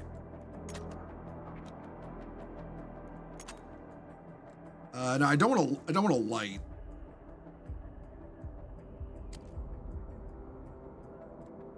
It does give me more hipfire accuracy, though. I got a laser on this thing? Yes, I do.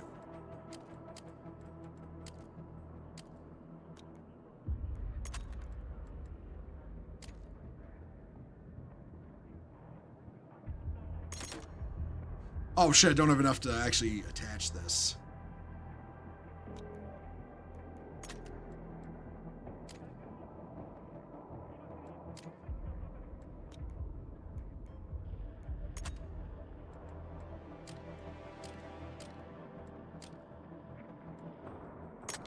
Yeah, fuck it.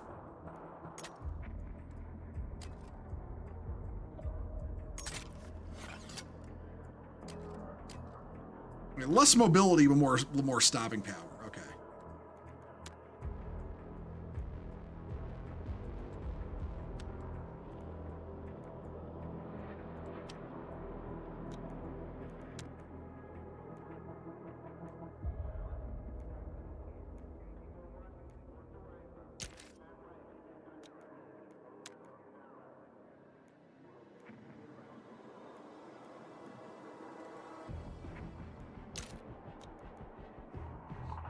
Okay, and that's fine. Really quick, because I use SMGs on this class. What all SMGs have I been using?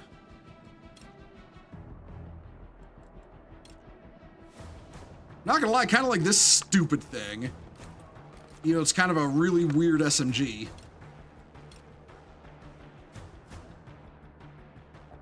I will say I'm not a fan of the low magazine count on the Vector. Like the 17 round mag, and what level do you even have to be to get the extended mag? 26. It'll still hose through that in like a second.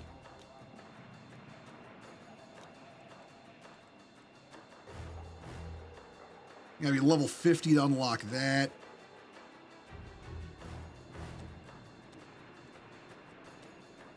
Man, I like the Vector too, but like half the problem with it in this game is it takes a while to unlock the it takes a while to unlock the version with the extended mag.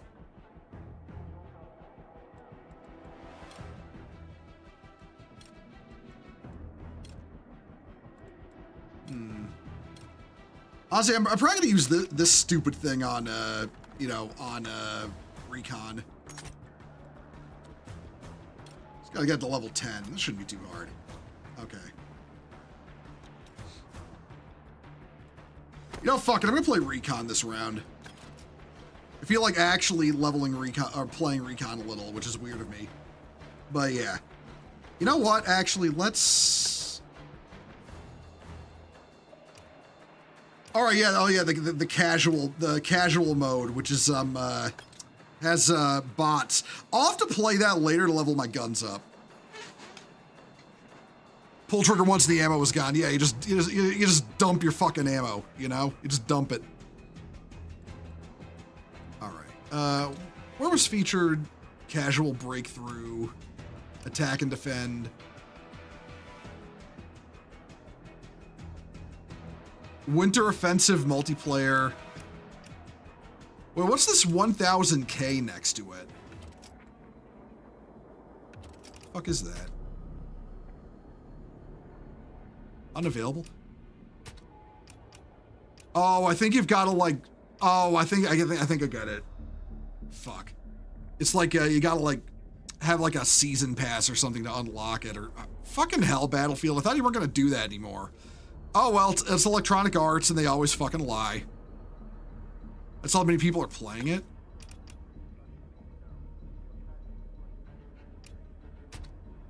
Oh. 27 rounds is not a lot of bolts for extended mag. Personally, I think 40 and 60 rounds would be good for... Yeah, no, especially with the Vector. Like, at least enough so that, you know, you don't empty the mag in, like, 1 second. You know? And then you gotta reload and you're in the middle of a firefight. Alright, you know what? Okay, we're gonna do that mode we just did. We're gonna do this mode.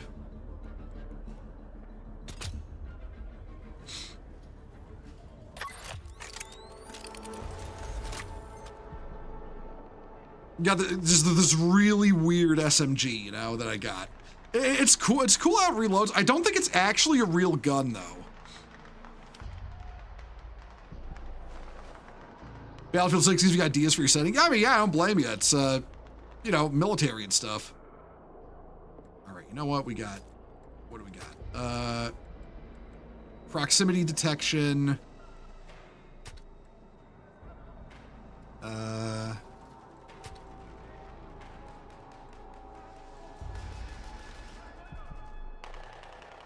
we're good. All right.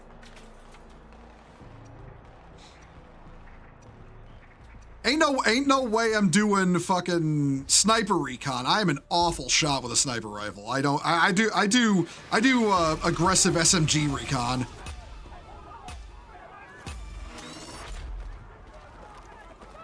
We need a full shutdown on enemy comms. Prep charges and move out.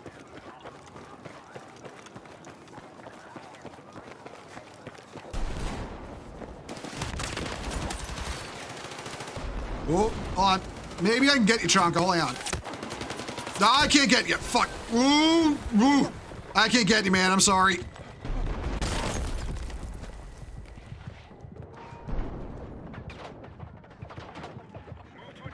I might actually, you know, I'm gonna respawn. I'm gonna switch to a more offensive grenade than this.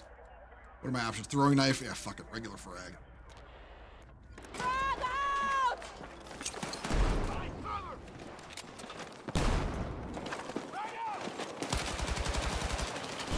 Missed.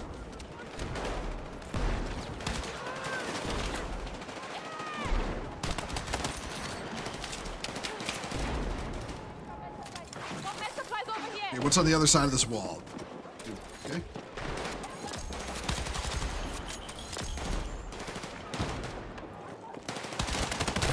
No, shit.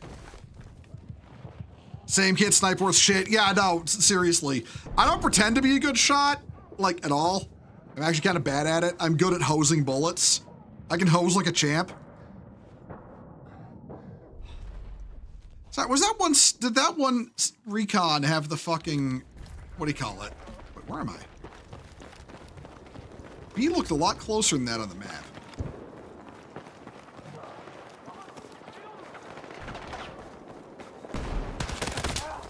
Son of a bitch.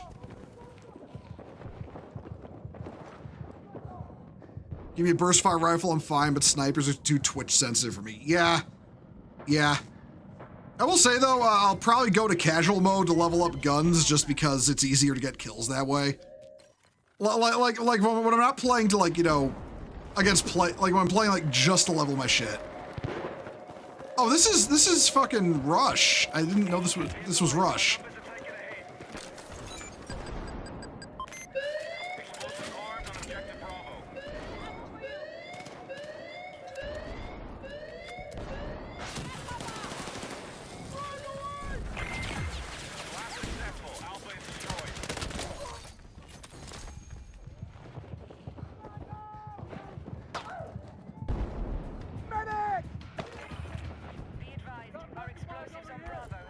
Well, shit.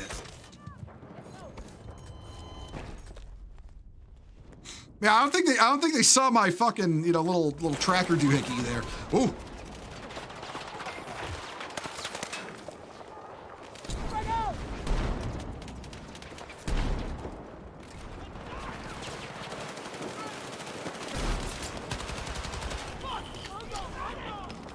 Hold on.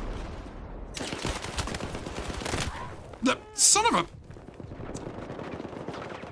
I've said before, I am not good at recon.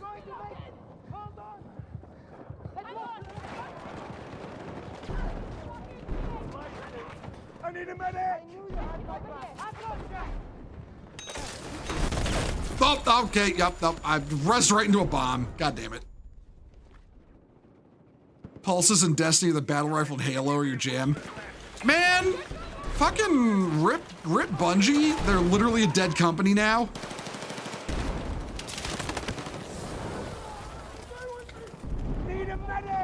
Like, I'm gonna admit, I'll admit about Marathon, okay? It didn't completely, like, die overnight. The problem is, it's not a smash hit either, and it needed to be. It needed at least, like, it needed millions of sales it didn't get. So even if the game is enjoyable, it just didn't it didn't sell enough. Like, no matter what, it just didn't sell enough to actually be successful. That will probably be the end of it. I got you. Please no one blow me up. Please no one blow me up.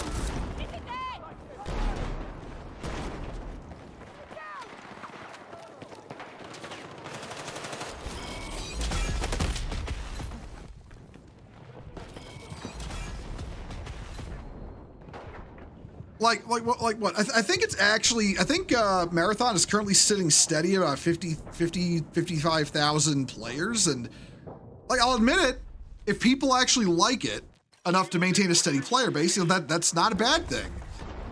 But it's like, but when Bungie needed to earn like a couple $100 million off of it and they didn't, that's a problem.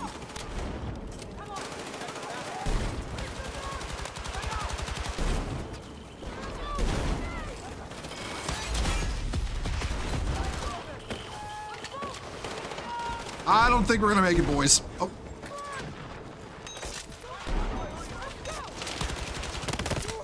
Nope.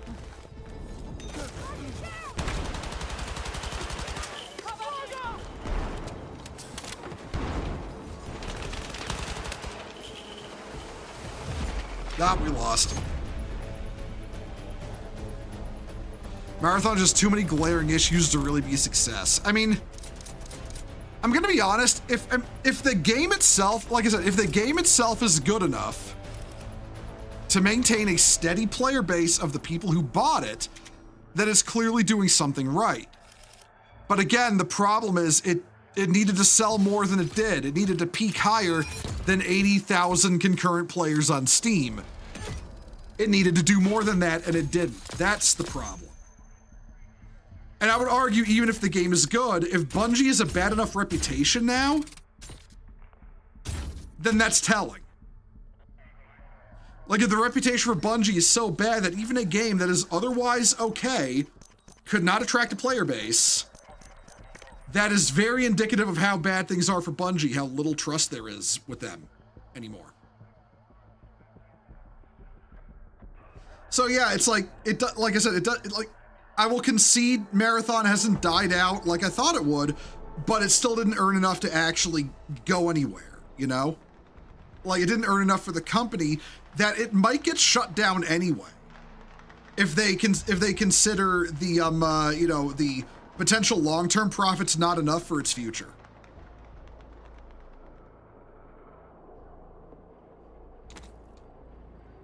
Well, like, that is where we're at now with Marathon. We're waiting to see what we have to wait and see what Bungie does with the aftermath of the release, and see if, like, you know, they consider,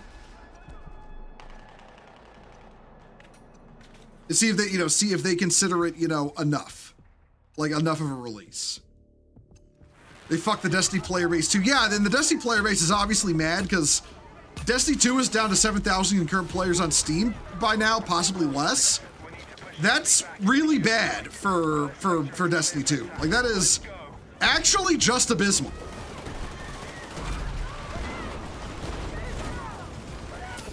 Oh.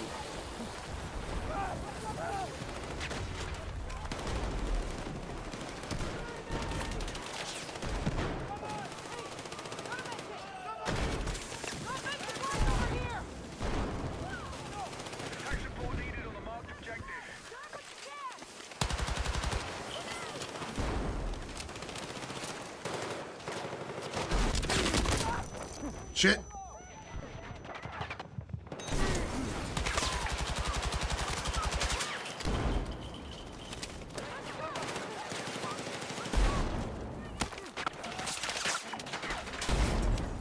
Charge rate.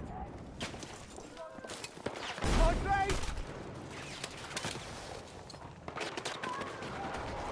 Explosive set.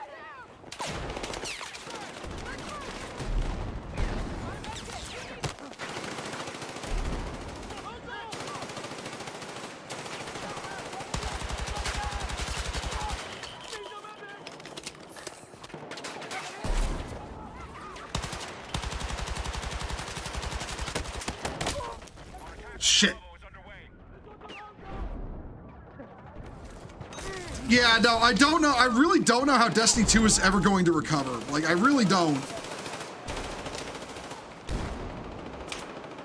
Hey, it's a medkit. Medkit over here. Take what you can. I'm up for you.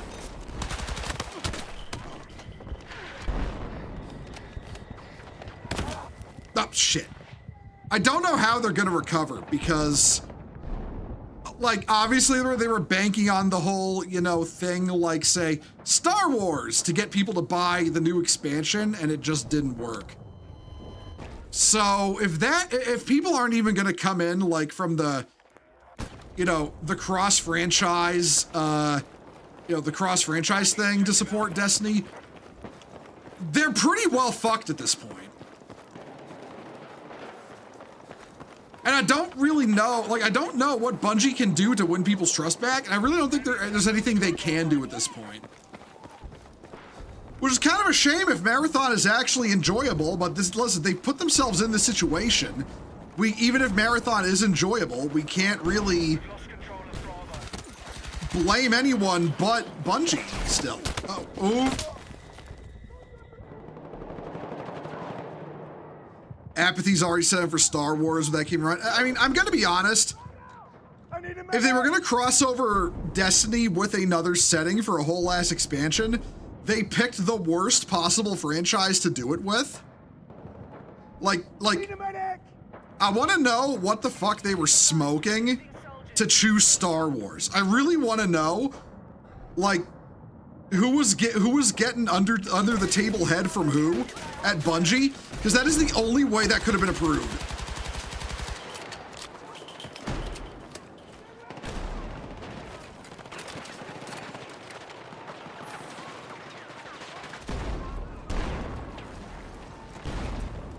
We're taking it, we're taking it.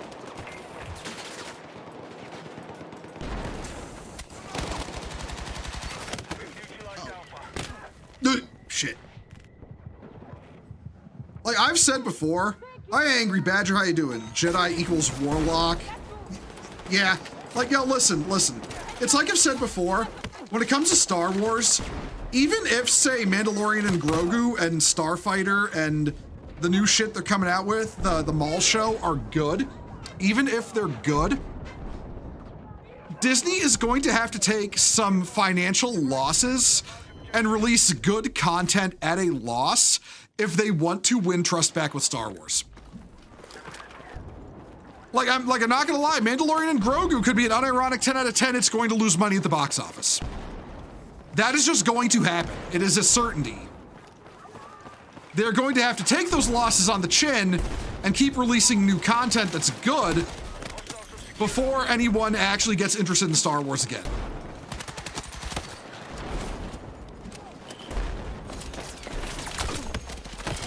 Uh-oh, shit.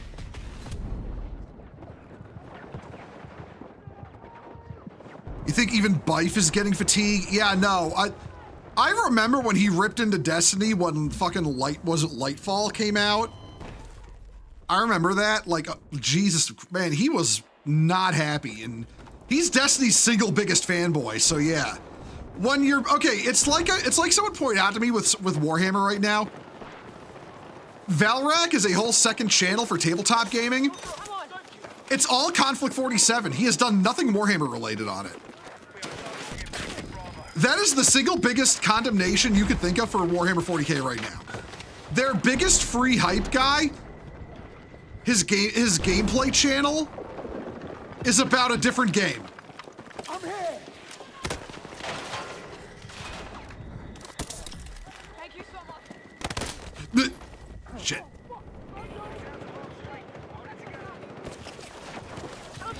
It is actually, you know, understated how easy it is to determine the health of a setting off the attitudes of the fanboys. Shit. And I'm gonna be honest, when you're a fan, like, you know, and I can kind of understand this from, like, say, the 40K perspective, when your big thing is the lore. You know, like Bife's big thing with, you know, Destiny is the lore. He's like their big lore tuber. When the lore guys are getting tired of it, you know there is a severe problem. Because like what? Okay, because what is Bife supposed to as a Destiny player? What is he supposed to take away from the recent expansion, where they turned the appearance of like, you know, a major lore figure. I want to say it was Dregden Yor. I think he showed up in the new expansion. They turned his entire arrival into the story at the forefront as a giant Star Wars reference, like completely unsubtle. He's just a Sith Lord with a lightsaber. It's like, how is somebody who's a fan of something, a fan of lore, supposed to take it when that's what they're doing with the setting? Like, how are they supposed to react to that? Take this ammo. We have Bravo under attack.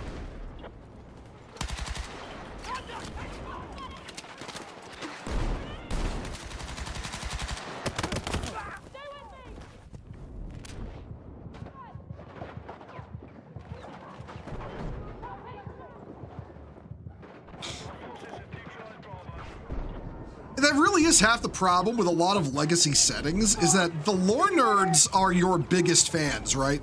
They're the ones who, as long as the lore is good, will stick with you. And nobody's interested in the lore anymore. The interest in 40K lore is dying. The interest in Star Wars lore is already dead. The Destiny's lore guys are, you know, mad. It's like, I've seen people talk about Battletech because they're releasing a new edition of Battletech and they're going to try to force people to like the Ill Clan setting. Thank you, Chaka. Ah, I'm dead. But no, it's like they're trying to force people to buy into Ill Clan with a new edition of Battletech, and guess what? Nobody likes Ill Clan. Our forces are running low. Don't be easy targets. Yeah, no, this is a very one-sided fight. Like, seriously. If people are taking B, I'm going to spawn in on B when they take it. Objective Bravo is under our control.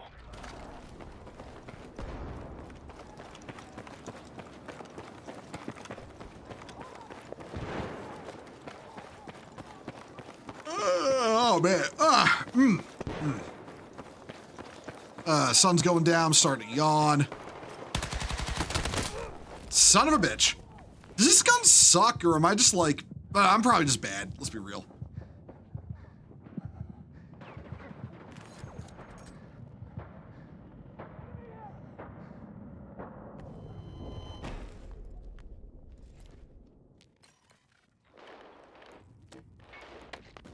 Shit.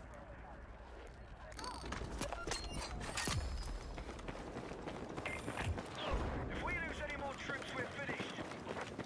I think we're finished anyway, Command. You know...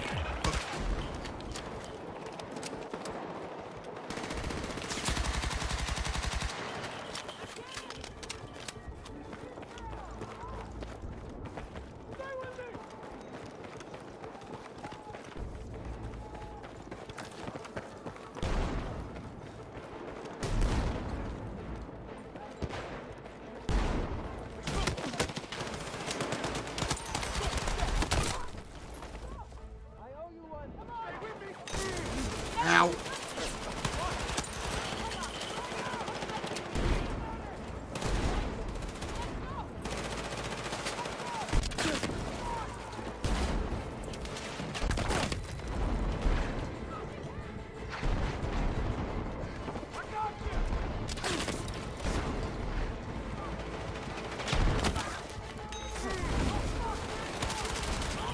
I put a wall for him, he doesn't want to shoot. Damn it.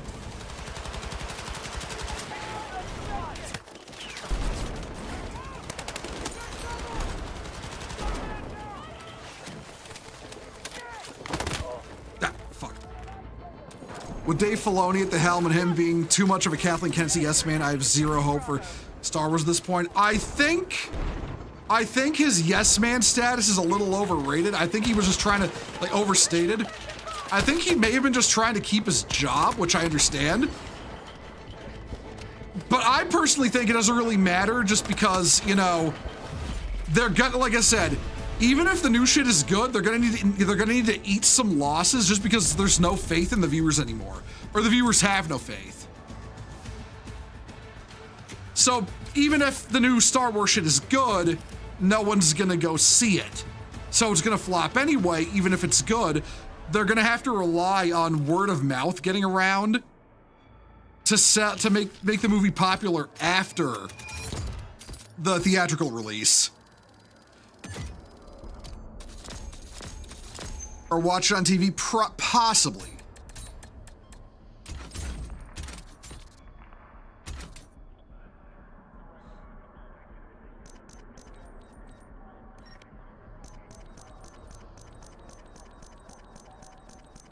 That match was fuck. Yeah, I might only do one more in this particular game mode before I move on.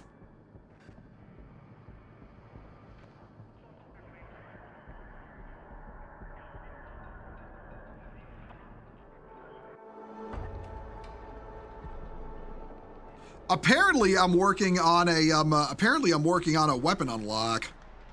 I didn't even know there were more weapons to unlock.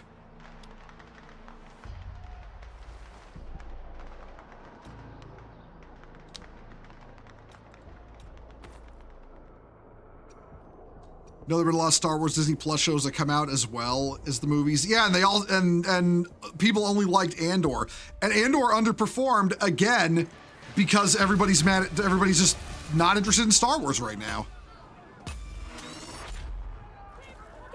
Okay, we have to defend the MCOMs. Okay. Right, let me go this way.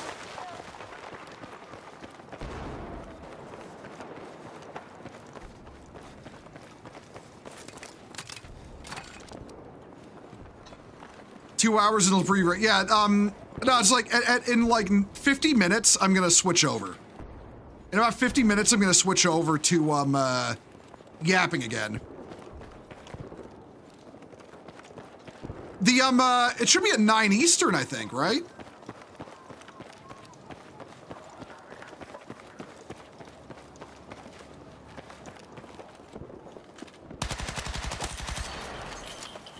Hee.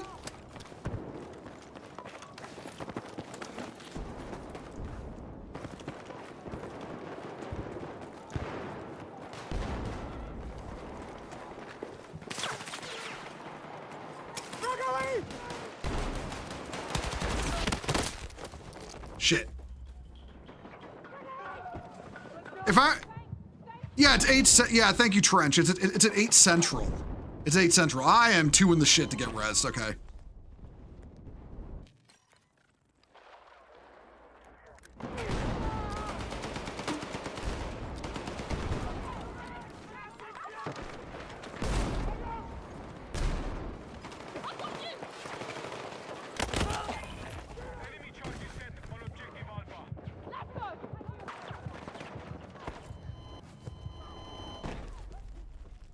Yeah, it's at 8 Central. At 8 Eastern, I'll be switching over back to Yapping. And then we'll just yap about shit until the thing starts.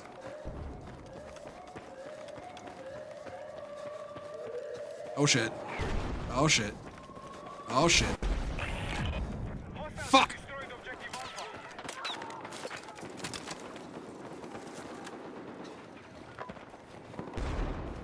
Put it here.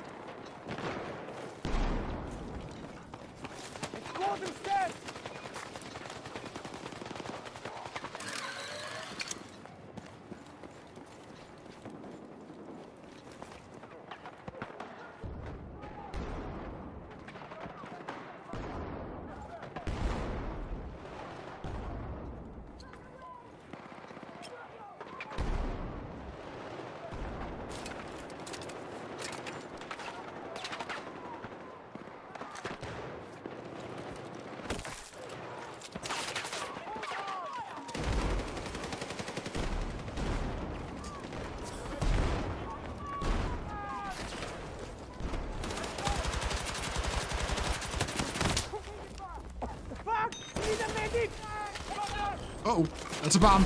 Okay.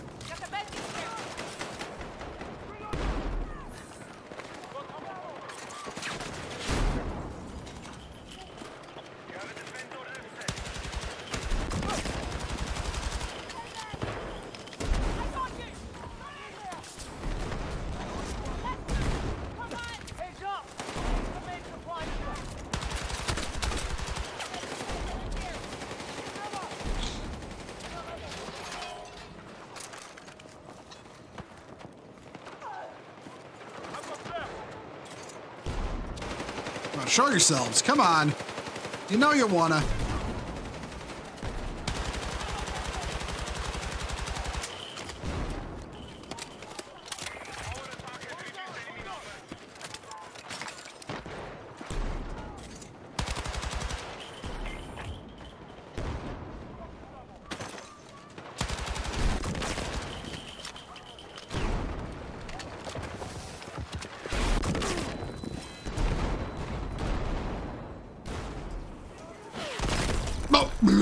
Shit. Mandalorian saw pretty decent, but it fell off a cliff when season 3 came out. Yeah, season 2 wasn't as good as season 1. And okay. What is ready? Charge lead! Uh-oh. Need a medic!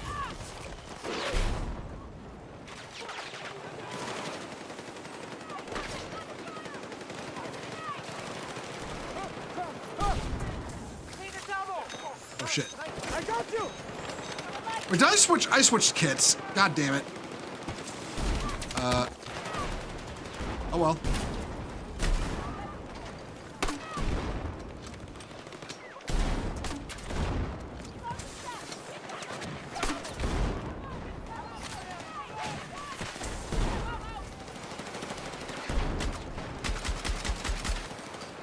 Oh, this is what the fuck kit is this?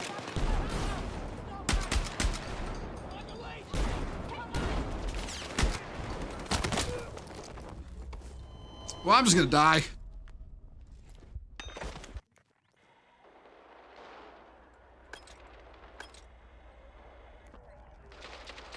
Alright, you know what? Fuck it.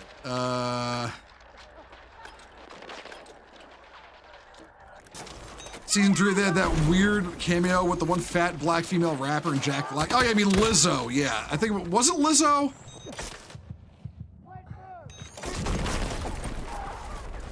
It might have been Lizzo, but I know Jack Black was in it too. Yeah, that was so bizarre. Honestly. Like, what the fuck were they doing with that?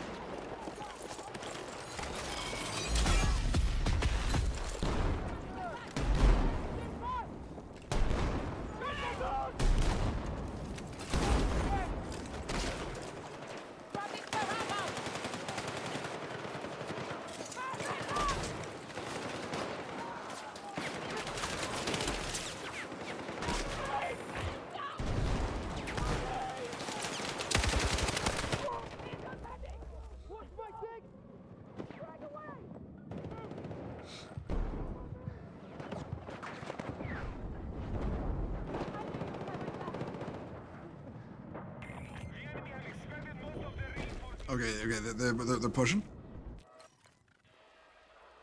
We'll put together 80 3D printed Alpha Legion for us, heresy. Oh, nice.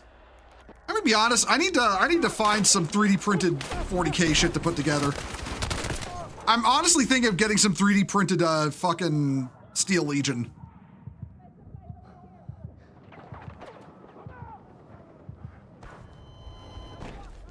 Like, I saw some pretty nice third-party Steel Legion that you can get printed for at a decent price.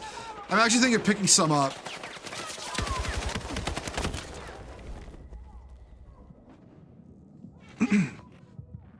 Might make like a fucking tribute to Armageddon setup because, man, fuck me if Games Workshop doesn't respect Armageddon.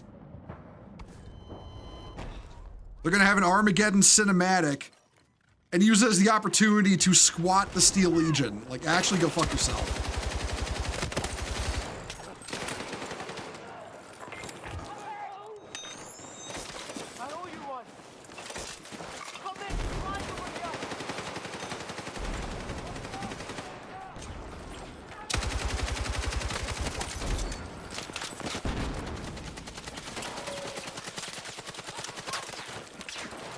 Take what you can carry.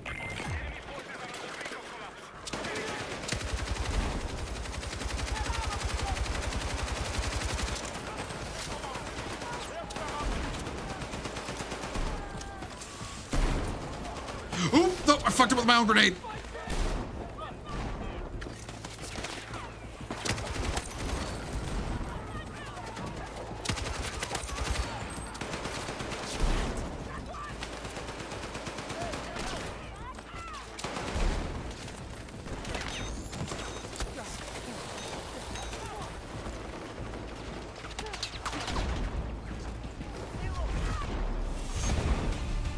I'm convinced that just like playing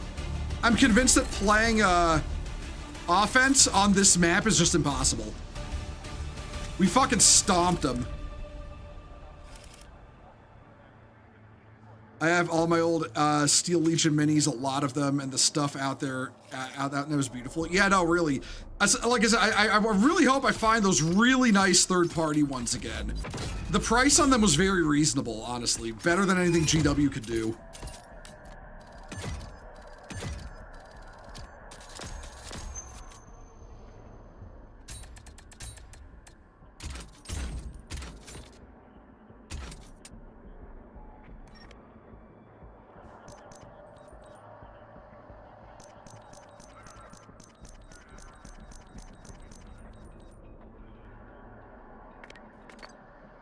CZ3A1. I might have to use that just to unlock that shotgun. Looks like a shotgun a little quicker.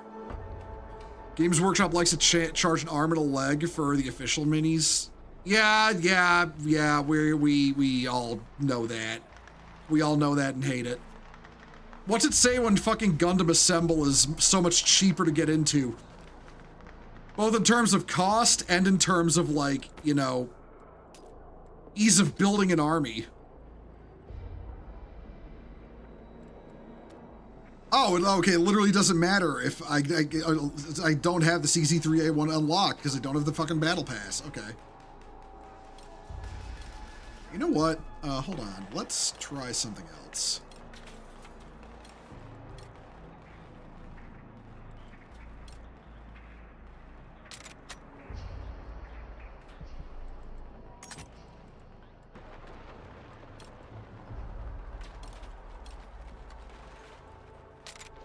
Let's try the, well, okay, we'll try, wait, is that on recon? Yeah, but you know, I'm gonna use, no,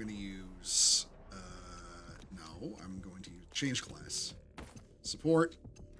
Oh, I want to change my gun, fuck.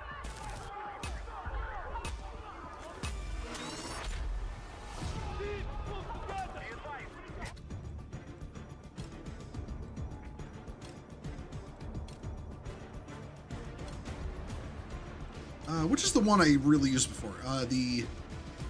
This one? 60 round, 100 round. I'll use this one.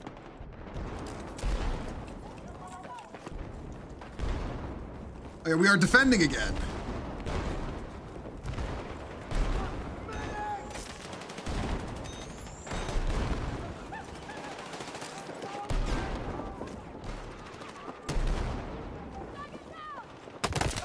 Shit. The enemy are attacking objective Alpha.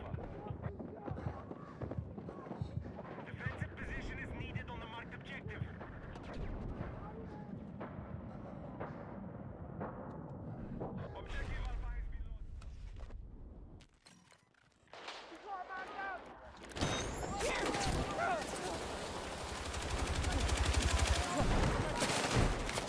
Alpha has been captured by hostiles.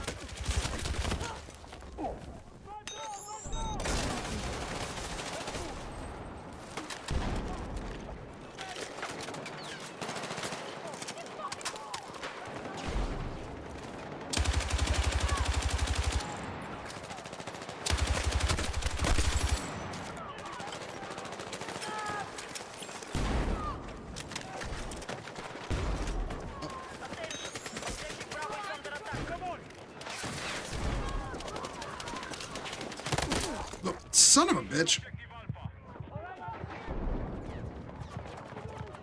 Okay, we're taking back B, I hope.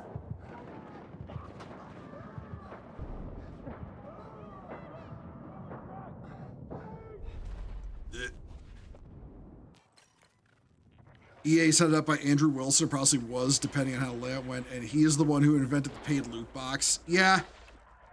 And don't forget, apparently, paid loot boxes were an Epstein idea.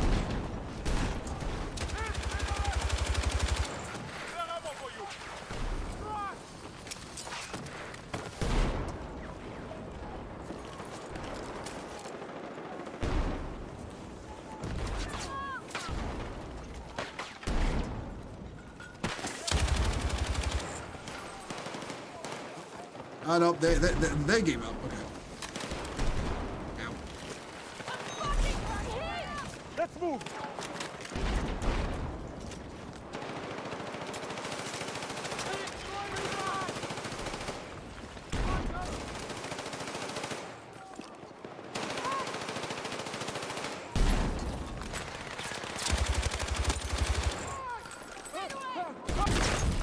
Oh, shit.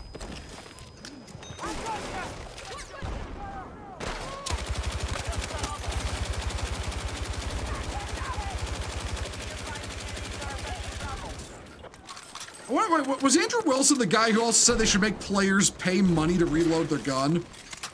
Was that him too? I don't remember.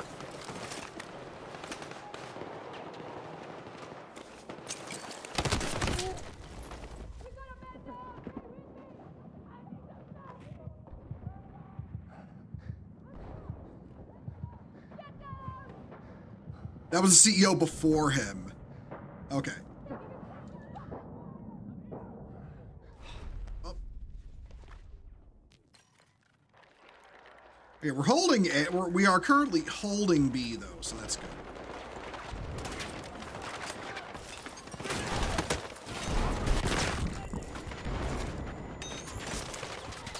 Let's move. Let's move.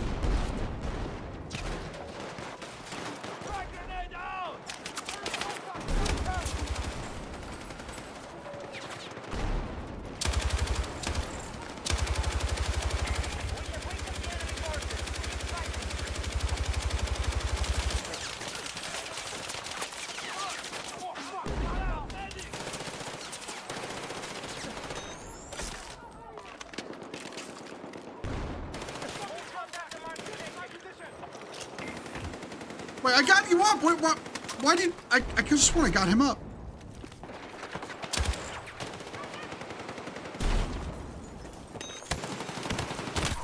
Nope. Don't try and get me up. I'm just gonna. No, I'll just end up getting fucking ground into meat.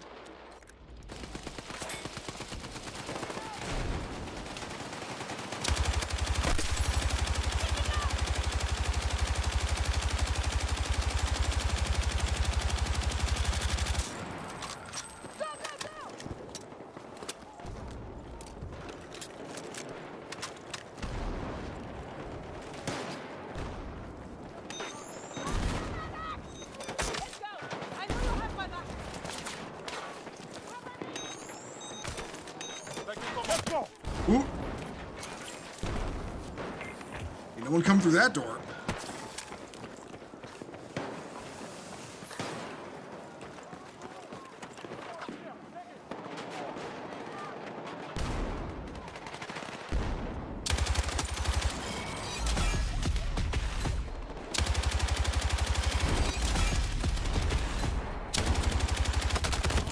Yeah.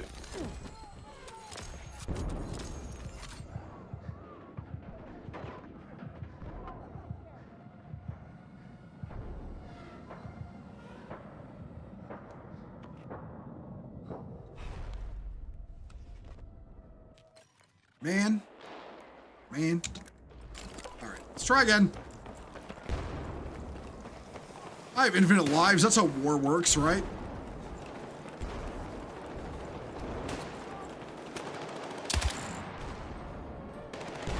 We have initiated our attack on Alpha.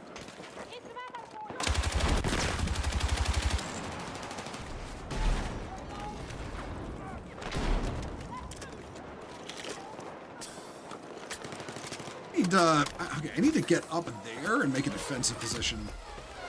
Here. Ow. Grab what you can. I hear you, you little shit.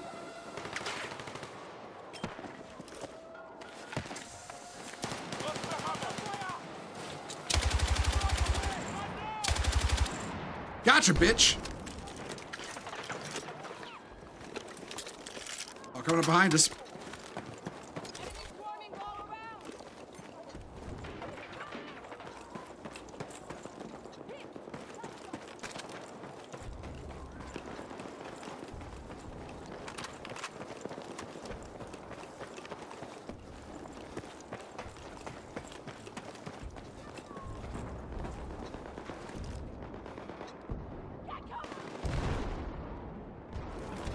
I'm moving up.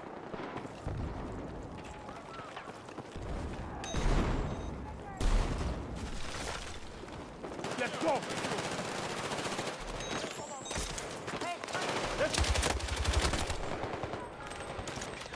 Oh, I've got him in the fire.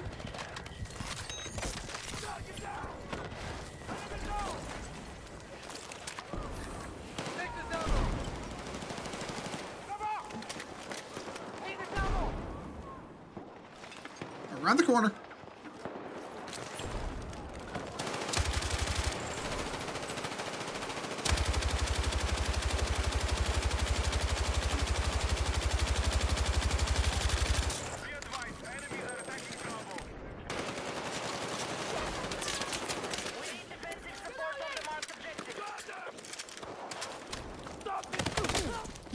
Fuck. Old EA CEO is currently heading up Unity, and he tried implementing a license fee where for every instance someone bought a game made using a Unity engine, the developer would have to pay pay a fee per download, and pretty much every indie developer that could switch over to Unreal. Yeah, I saw that. Shitty as Unreal is, that's a great way to kill the competition.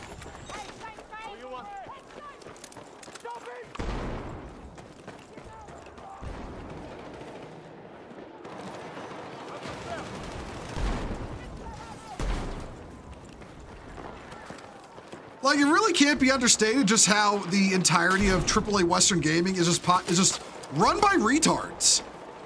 Just actual, unironic retards.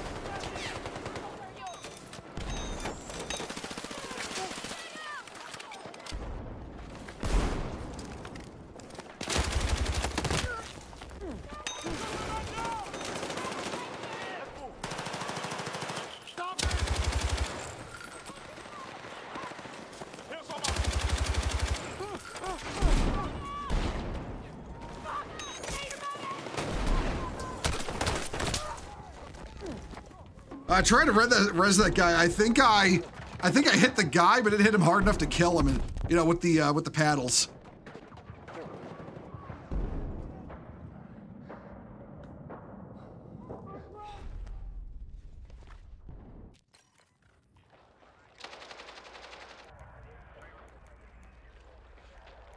Even then, you were like, "Why would you do that?" At the time. Okay, well, listen. It's like I was saying earlier. It's how corporate culture doesn't understand their players. The corporate culture doesn't understand the customer base.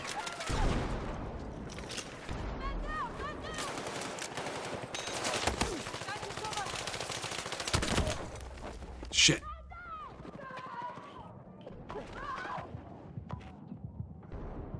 I'm fucking hit! Nope.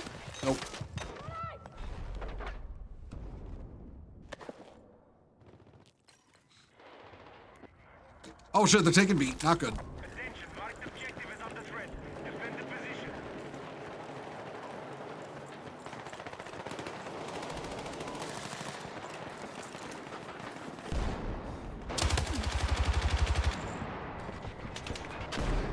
Like, it hit me, but it didn't kill me.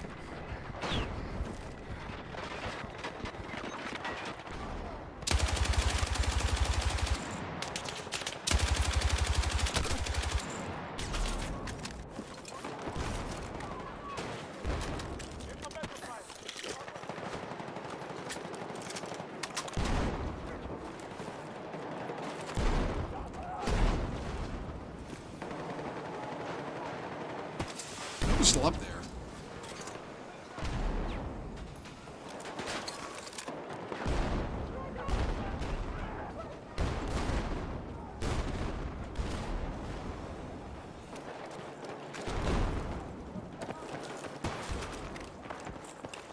We have depleted most of the enemy forces. Where are you?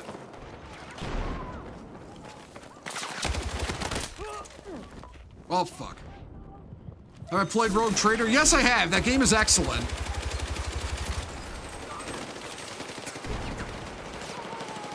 As it currently stands, Warhammer is only good in video games. The new novels are shit. The new minis, kind of shit. the current editions of the games, all shit. The lore, the new lore, shit. The only place it's really good anymore is the video games, like, unironically. And soon enough, the rot will spread to the games too, I guarantee that.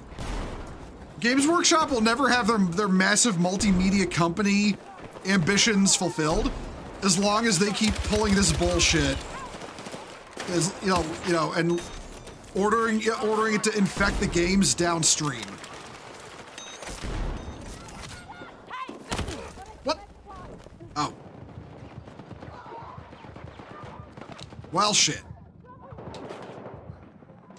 Yeah, they got like a Trazen DLC coming out, right?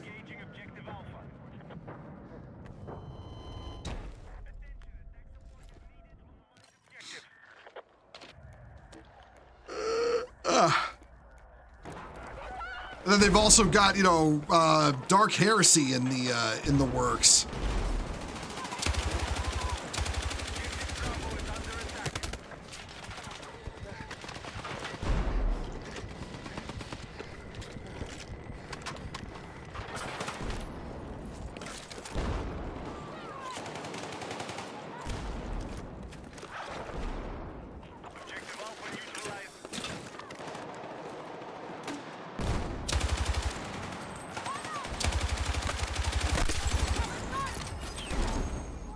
Go.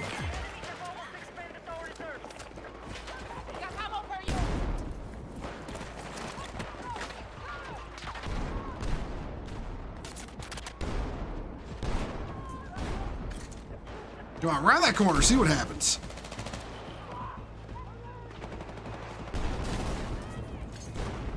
Come on.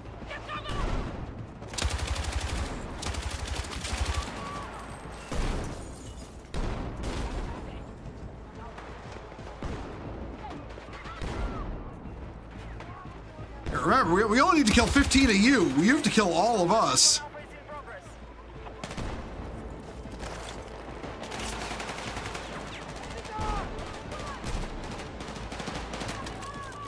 Time to reload. Oh, we're retaking Alpha too. Okay.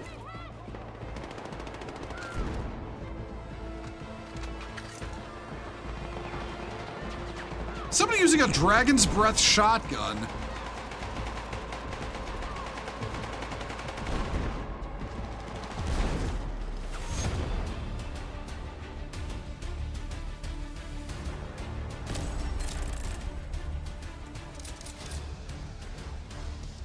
I played the new mode in Dark Tide. No, I have not.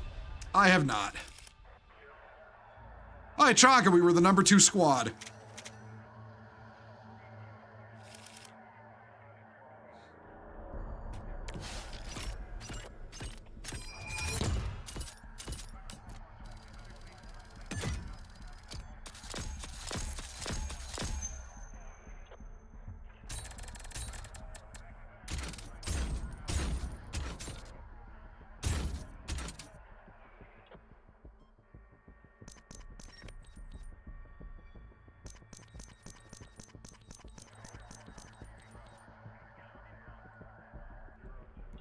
All right, I'm gonna back out. I'll back out.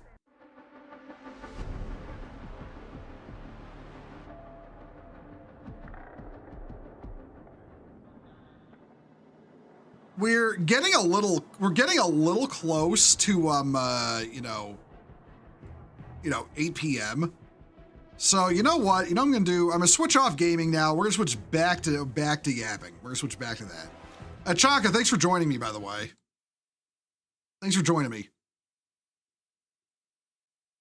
Get the music back on, and there we go. Let's just switch on over to here.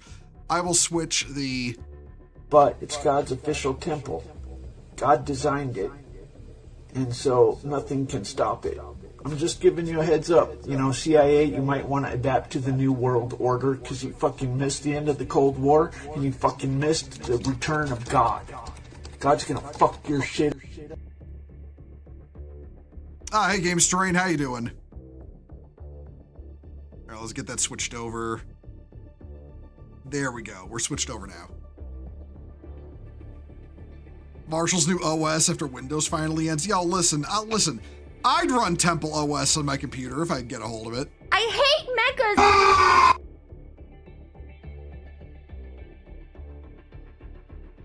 Hey, Big E, how you doing? Yeah, right now we're just in, you know, winding up now to when Adepticon starts. Figure now's as good a time as any.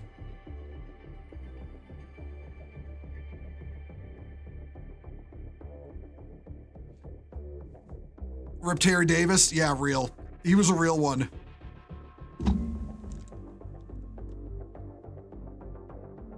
Pre-Adepticon limbo, yeah. I just wanted to get a little, you know, passing time with the, you know, with gameplay and such.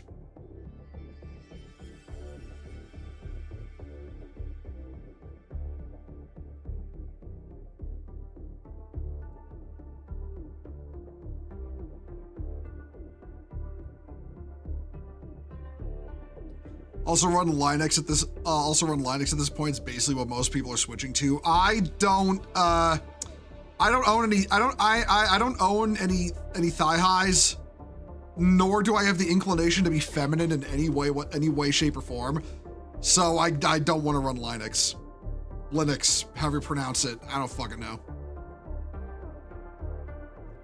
Pania Kriegsman, Rip Steel Legion. Yeah, I'm gonna point out.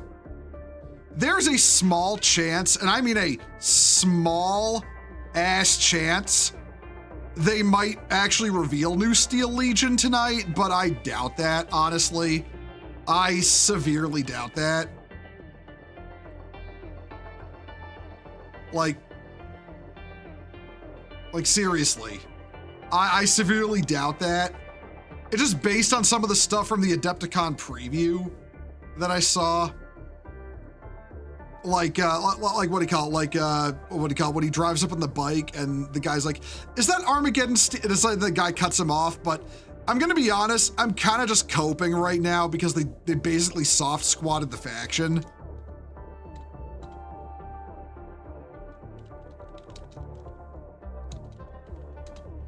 Wonder if there's any leaks going on right now. Anything leaking ahead of time. Amazingly, they don't have the thing up yet for it, but it's also an hour early. You know, actually, let me bring up this image.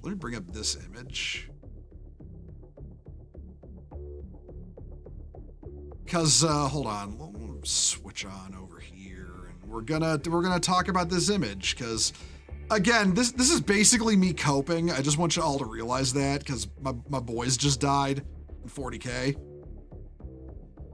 It's this outfit that he was wearing as a biker, and like they usually do this where they like preview or they tease some shit in 40K. Like they've got was like I'm pretty certain that's Evil Sons, Cities of Sigmar. I don't know. I don't know what the wrench with the lightning bolt could be. I don't know what this symbol on the left could be. I can't even read it.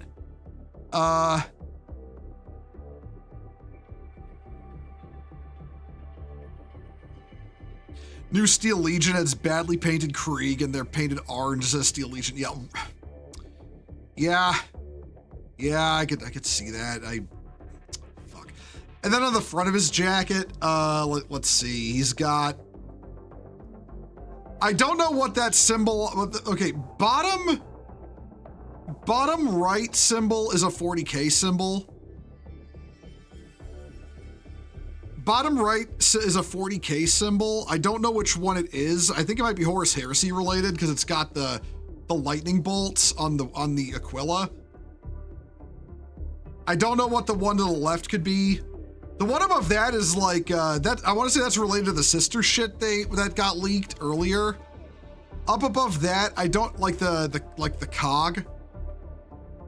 You know, it's a cog with an Imperial with the Aquila on it. I think they're probably going to be announcing something related to Mechanicus 2. But for me, it's the one. It's the top right thing he's wearing. That's an Imperial Guard symbol, I'm pretty certain. And part of me thinks it might be the part of me kind of hopes it's the Armageddon Orc Hunters. So yeah, there isn't. There is the tiniest of chances they'll reveal something Steel Legion related tonight, but I highly doubt it. Like, I highly doubt it. It is just me coping right now. Like I'm actually huffing copium right now. That's all it is. I would do anything for the Armageddon Steel Legion, just not be fucking squatted, okay? Like they currently are. Probably kill team. It's probably kill team. Yeah, let's be real.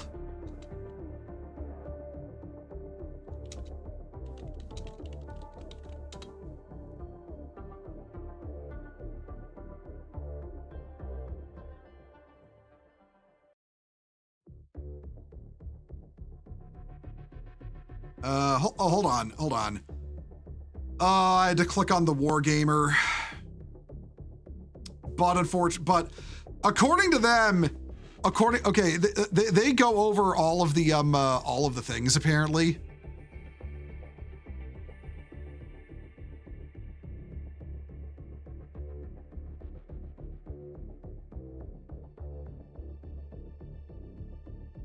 All right, hold up.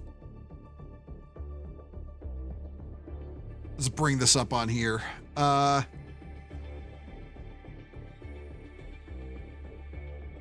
Okay, so according to them, according to the Wargamer, it says Gardas Ferris, or, Iron Guard. They think it's Mordian Iron Guard.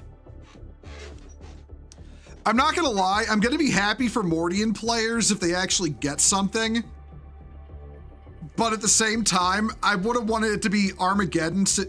Okay, the ads are getting a little overwhelming now. I'm fucking off. Hey, Angler Wave, how you doing?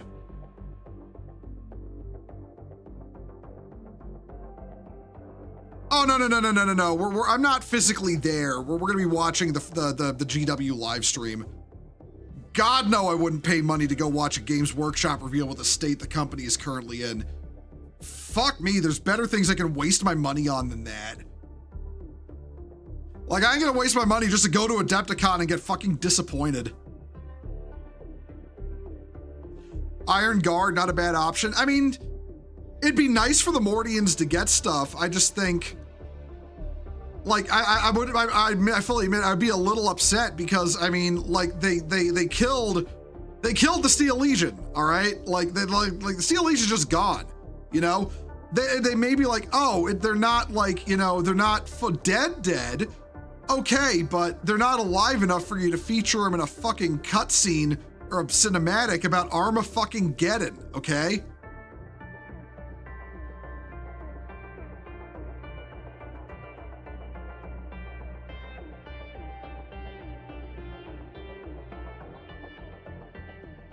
Google Gemini states the wrench with the lightning bolts either AdMech or the Tech Marines. I think it's probably AdMech. I will also say, assume Google Gemini is just wrong,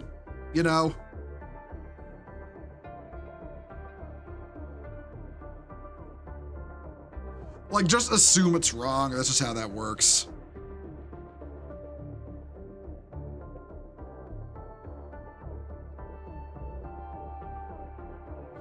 Use Grok instead. I mean, yeah, unironically, Grok is like the only AI worth using. Like, that ain't even like an fucking, Elon Musk fanboy thing. That's just like objective truth, honestly. Also, pretty much the only AI being set up to sustain itself without crashing the entire fucking RAM market.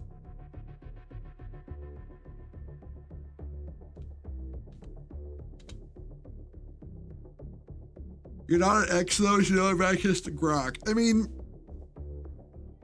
easy enough to make an account. Looks like the stream is delayed 30 minutes according to Twitch stuff. Okay, hold on, let me check that out. So they're just delaying now. All right.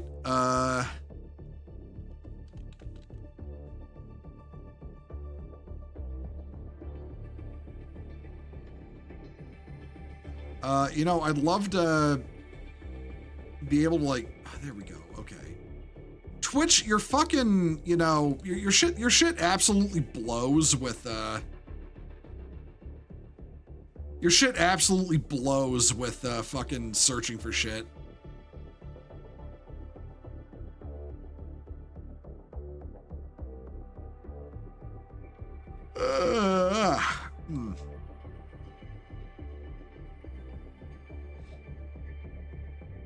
I'm not seeing anything about that, Angry Badger.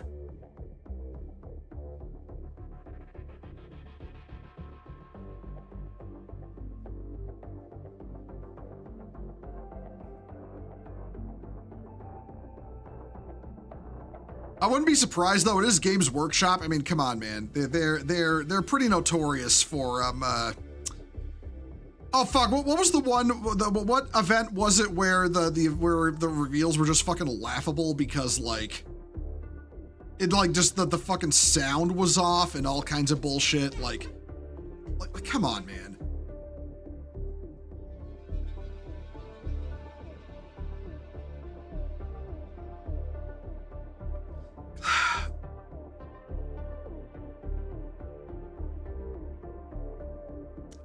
Hey, Keen, how you doing? How you doing? We're just chilling right now. We're just chilling and fucking shooting the shit. Well, you know, we're approaching the countdown to Adepticon. I'm hoping that, you know, like I said, I'm hoping that they don't disappoint. It doesn't disappoint. It's going to disappoint. Don't get me wrong. I'm mostly waiting to see how bad they fuck it up. Voices were right saying, oh, it was like, oh, what do you call it? Like the audio quality was off. Some things were too quiet. Some things were too loud. The mic was really scuffed. Like the mic was really scuffed. It sounded awful. And then there were delays at some points too. Warning. Oh, hey, I love Wembu1. Thank you for the follow. Welcome to Crusade. How you doing? You were here earlier, but fantabulous. Oh, well, I'm glad you're back, dude. Glad you're back.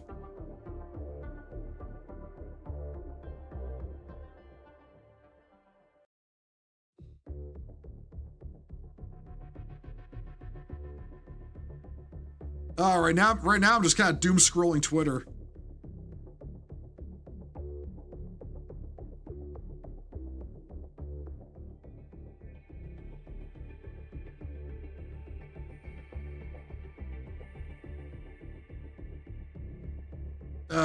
Okay, okay,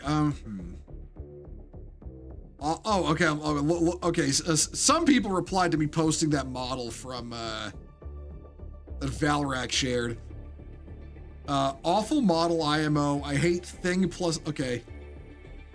I like Battle Thrones, but the new one is severely lacking in skulls, exposed servitors, and scribe minions. It does have a little cherub on it though. Yeah, no, it's, I really don't like that new fucking model, the new Sisters model that leaked. Like, that's what I'm worried about. They're just gonna start filing all the edges off 40K. After they kind of went back on that from around 8th when they started introducing shit like, you know, the Blade Guard veterans and, you know, putting the Gothic feel back in Space Marines. And now they just started removing it again. Like that really awful fucking model for Inquisitor Cotias. Hold on. Let me look that up. I will show it to y'all. Show you what I'm talking about.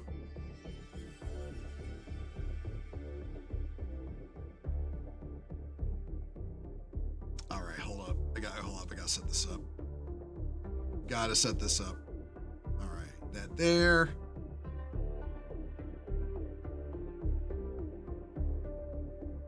There we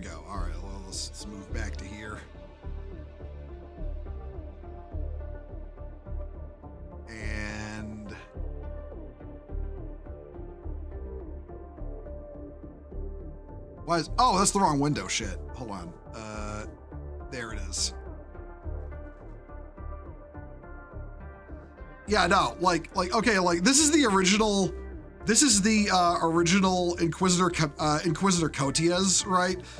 I had this mini too. This one's a fucking classic, right?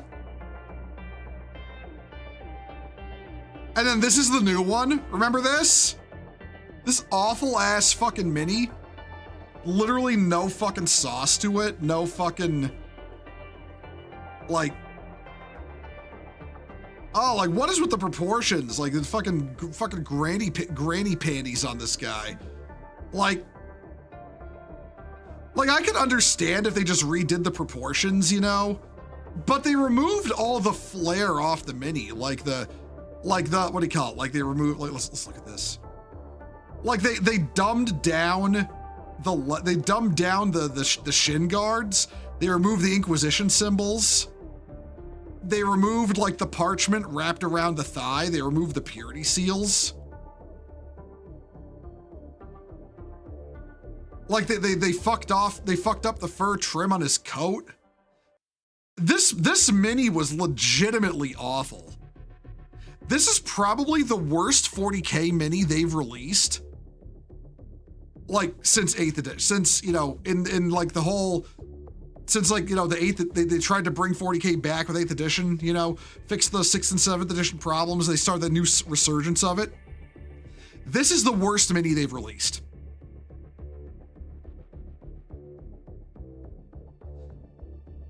What's the difference between a Sister of Battle and a Sister of Silence? Okay, a Sister of Battle is a member of the Adeptus Sororitas, the militant arm of the Ecclesiarchy, and their whole deal is that they're like warrior nuns. They're mortal, highly trained but mortal, but their faith lets them manifest like battlefield miracles and shit. The Sisters of Silence are one of the two talons of the Emperor, the other being the Adeptus Custodes. And their whole deal is they're all blanks. They have no presence in the warp, and they're incredibly powerful blanks at that. So their presence just shuts down anything warp related, like demons, psychic powers. Psychers start going crazy because it feels like they're having their souls sucked out from being close to them.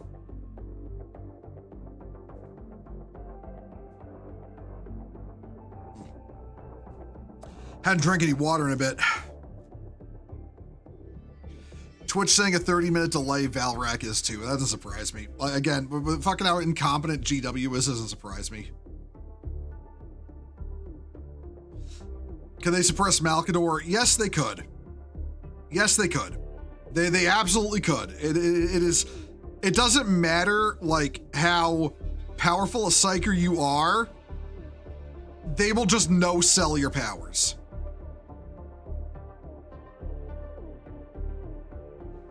The first one looked like a nice, well-seasoned, juicy steak that's cooked to perfection, and the redo looks like an overdone steak that is not seasoned at all and has no juice on the meat. No juice to the meat. Yeah, exactly. It looks like looks like a straight up. It is really that, you know, filet mignon fucking versus fucking shoe leather Walmart steak comparison.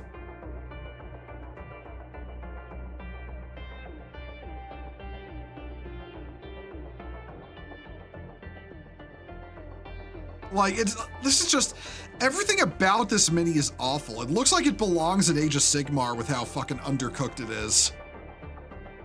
Like, honestly, the only improvement is the eagle. That's the only part they improved. Just by making it a separate mini. The Emperor? Yeah, no, listen, the Sisters of Silence are sworn to silence because they know what the Emperor actually looks like. Because his glamour effect just straight up doesn't work on them.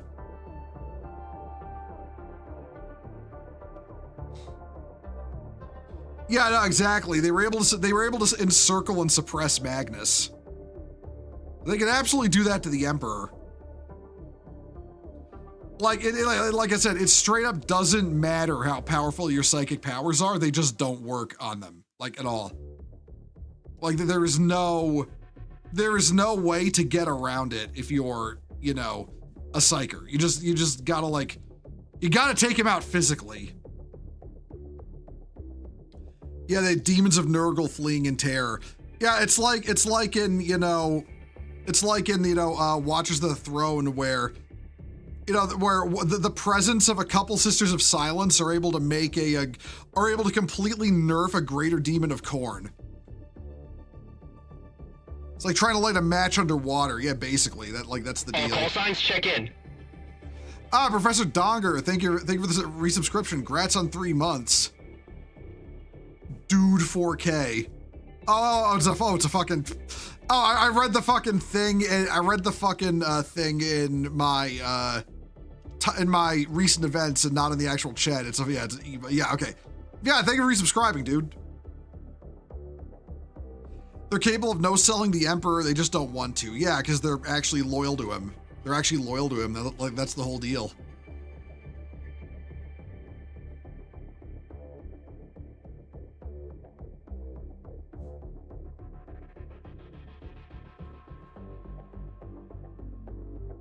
Really puts in perspective how bad the Battle of the Webway was. Whole squads wiped out. Well, yeah, because, the thing is with demons and them, all right? When a demon manifests, it physically exists in our universe. When a demon gets close to a Sister of Silence, it doesn't despawn if it physically exists. It doesn't despawn. It just becomes cut off from the warp. If it dies like that, it will absolutely die permanently, but you have to physically kill it. So even if there were tons of Sisters of Silence fighting the demons in the War of the Webway, they could still get physically overrun by the demons.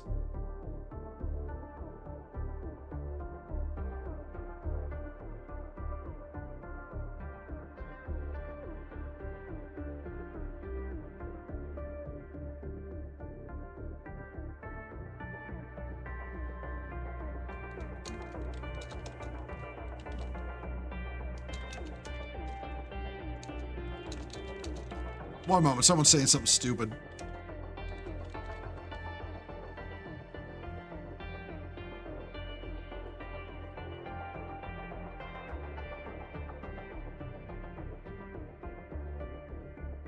There we go. Hey, Gingerblades, welcome back. The Sisters of Silence are normal people just without a presence in the warp. I mean, they're incredibly highly trained though, even more so than Sisters of Battle. Because obviously they're fucking, they're fighting alongside the Custodes. They gotta be next level.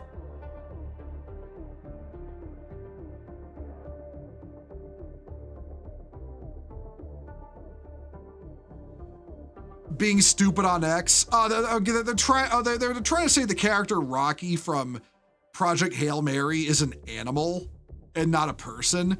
It's no, he's the character is one of his people scientists. He is not an animal. Yeah. I would seriously hope people who are going to be commenting on a movie would fucking watch the movie first. Switch back here.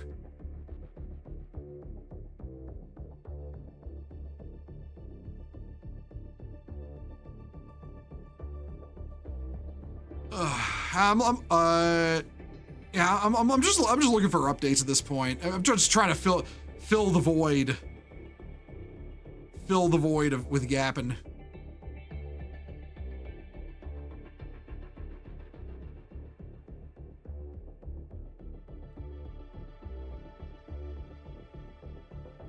Someone's saying something stupid, they're infringing on my job. Yeah, no, they're literally taking my job from me. It's I literally get paid to say stupid things.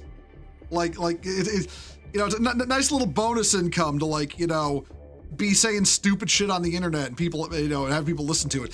It's why it's always funny to me when people are acting like I'm some kind of authority on shit. I'm always saying I'm not an authority on shit.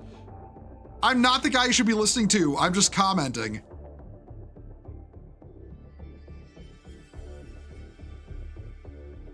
You just restarted Gaunt's Ghost is a ton of fun. That's a good series. Honestly, if you want to read 40K shit, stick to the older books. They're just good. The older books are just good. Avoid the new slop. The new slop is really bad.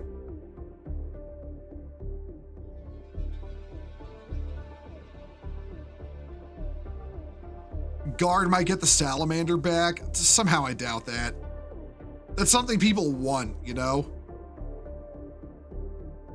Am I gonna build a new I need to get back to building Gunpla, honestly. I need to get back to building that.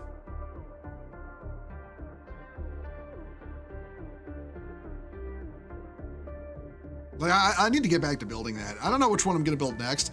I've got the High Noon Sazabi lying around. I should probably go and build those. Gunpla stream, I don't know, man. I have to work up the courage to do any kind of stream where, you know, I'm actually on camera because I am horrifically antisocial. So, yeah.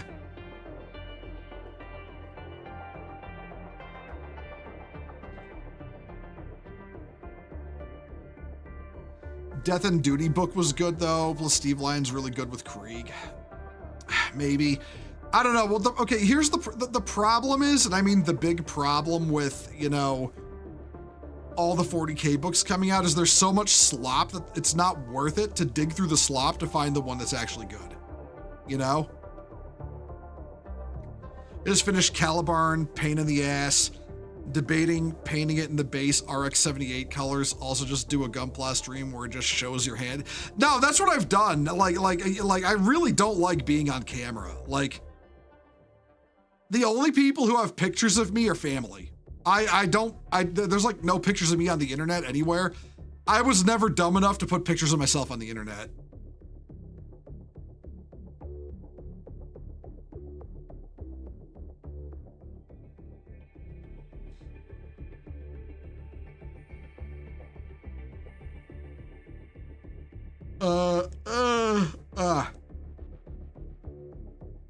Abduct your boyfriend, tell him, pretend to be me and build the robot. No, I'm not gonna do that. I'm not gonna do that. If I'm gonna do it, it's gonna be me, all right? I get enough retards, you know, retards like the Wokehammer and Legion of Unpopular Opinion weirdos trying to say like, oh, you don't own Warhammer minis, you don't build Warhammer minis. And I literally did it on stream and they were just like, oh, you only bought those because you were shamed into it because those people are a bunch of fucking retards and they're both as bad as each other. Like legitimately, and I mean legitimately, like Wokehammer may have ruined 40K as a hobby, but the other half, the terminally online right half, ruined it as a community. Like the fall of the 40K community is on them more than Wokehammer. I'm not Arch Warhammer because of course I have minis. Yeah, but listen, I don't hold that against Arch though. Like I don't hold it against Arch. You don't have to collect minis to be a 40K fan. It's a multimedia franchise. I will always stick by that. Of course, I own minis myself, but I would never actually say, oh, you're not a fan if you don't buy minis. If anything, the terminally online people insisting you have to own minis to be a fan, and the terminally online right people being hypocrites about it at that, you know, are missing the point entirely. Terminally online half brother, that's you. Oh, hello there. Hello. Are you Wokehammer or Legion of Unpopular Opinions there, buddy? Which are you? I just want to know before I ban you, because people have been in chat all day today. I noticed that. Just let me know first. I got a nice little ban waiting for you after you tell me. Go ahead and speak up again. Oh, you're a friend of Gacha, right? Because I remember he quit Warhammer. I remember that. Because he admitted he just grifts off Warhammer with his fucking Wokehammer L's account. I remember that. Yeah. Funny that he ended up quitting Warhammer the way he did. Fucking rip Gacha.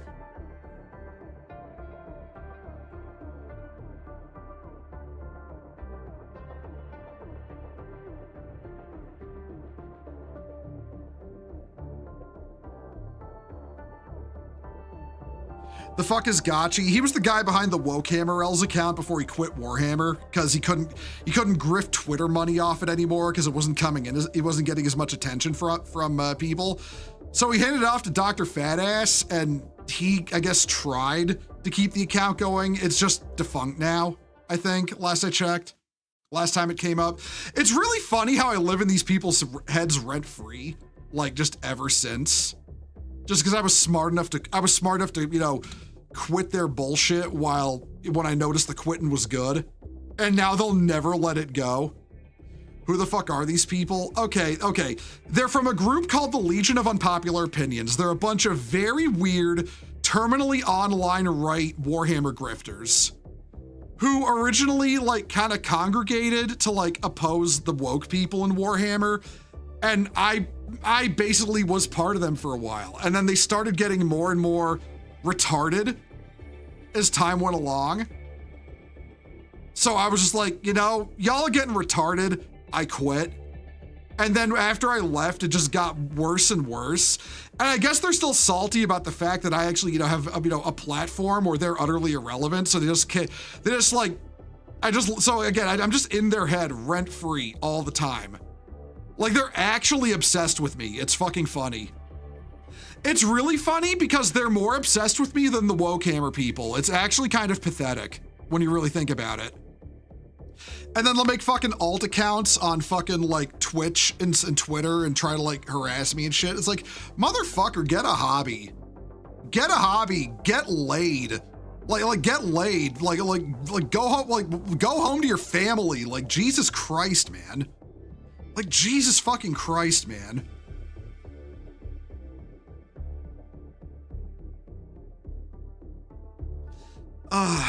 In other topics, because frankly, those retards aren't really worth, you know, talking about.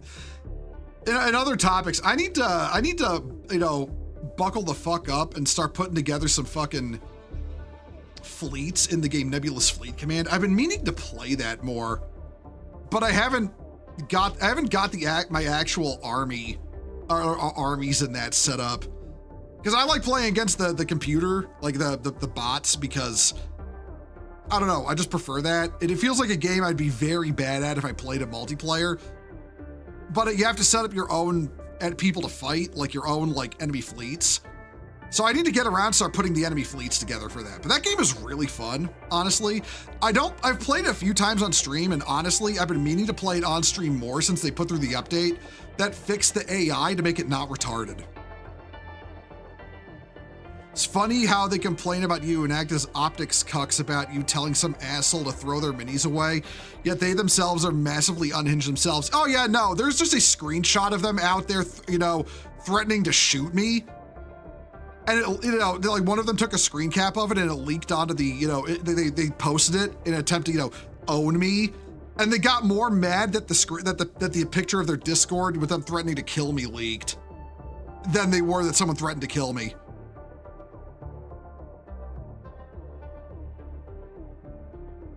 Yeah, no, them trying to argue. Okay, I had left them for a year when I told that dude to throw his minis away happened, and then they're complaining to me about optics.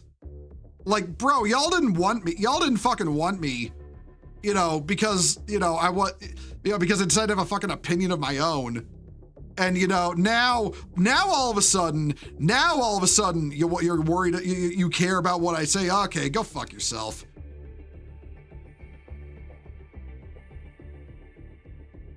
You know, I respect you stick to what you believe in, even if it does make you forever. Listen, man, I would rather be unpopular with online weirdos on both sides than just like, you know, try to like appease them and have like, you know, an in-group that I'm part of. I'd rather just be by myself and speaking my own mind. I would rather do that. And these people who just do, you know, fucking like online hug box shit like the woke left and the terminally online right, like they are absolutely like that, but they are both sides of the Warhammer community, like, you know, all the arguments against each other, they are both awful. They are both just as awful at each other, try to do the same bullshit. The only difference is the ideology they're using to justify it. like unironically, like both sides of the Warhammer community pushed me to centrism. Because they are both just awful. They're both full of awful people who don't care about Warhammer and are only using it as like a political weapon. Like genuinely. Like genuinely. Like if 40K dropped the woke shit and then never picked up a single open right-wing opinion, I would not give a shit, like honestly.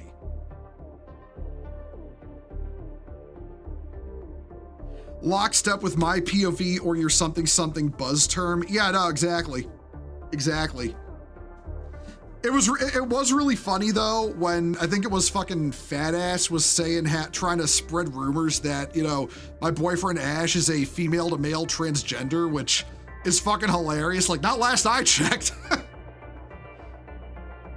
And then another one of them was trying to say that I'm a quadriplegic in a wheelchair or something. Like, I don't know, man. Like, let me stand up real quick.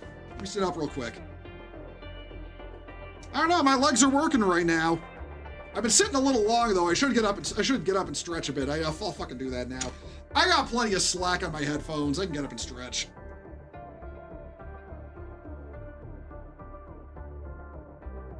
I'm actually FDR with the golden wheelchair. No, I'm like Huey from Metal Gear Solid 5 with the fucking exoskeleton wheelchair that lets him walk, except I'm not a cuck, you know?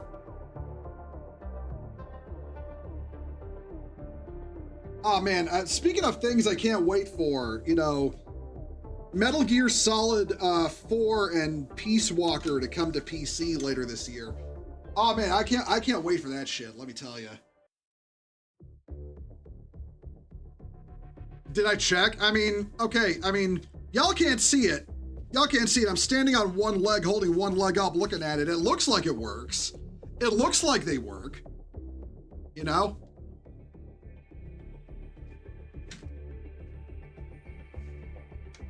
Hello there, Feffington. How you doing? Just found this channel while trying to find Adepticon because I misread the time zone, what the reveals are. Anyway, I like your character design. What inspired it?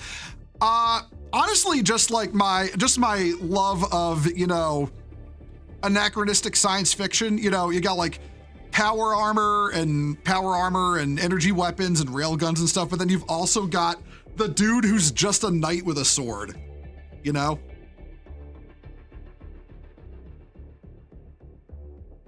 Maybe get your hands on one of them yoga ball things. Maybe? I don't know. I actually, question, guys. When I'm standing up like this, how does my audio sound? Is it coming through the mic with the same quality? Because I'm hitting the mic from a different angle right now. Like, does it sound okay when I'm standing up? I can just stand up for a bit. I don't mind. Oh, my boyfriend. Yes, I have checked, Trench. I have checked. He's a guy, yeah. Just further away, slightly muffled. Okay, well, I'll sit back down for now. I can always just adjust the mic, honestly. I can just adjust the mic stand. Sound a bit more far away? Okay, yeah.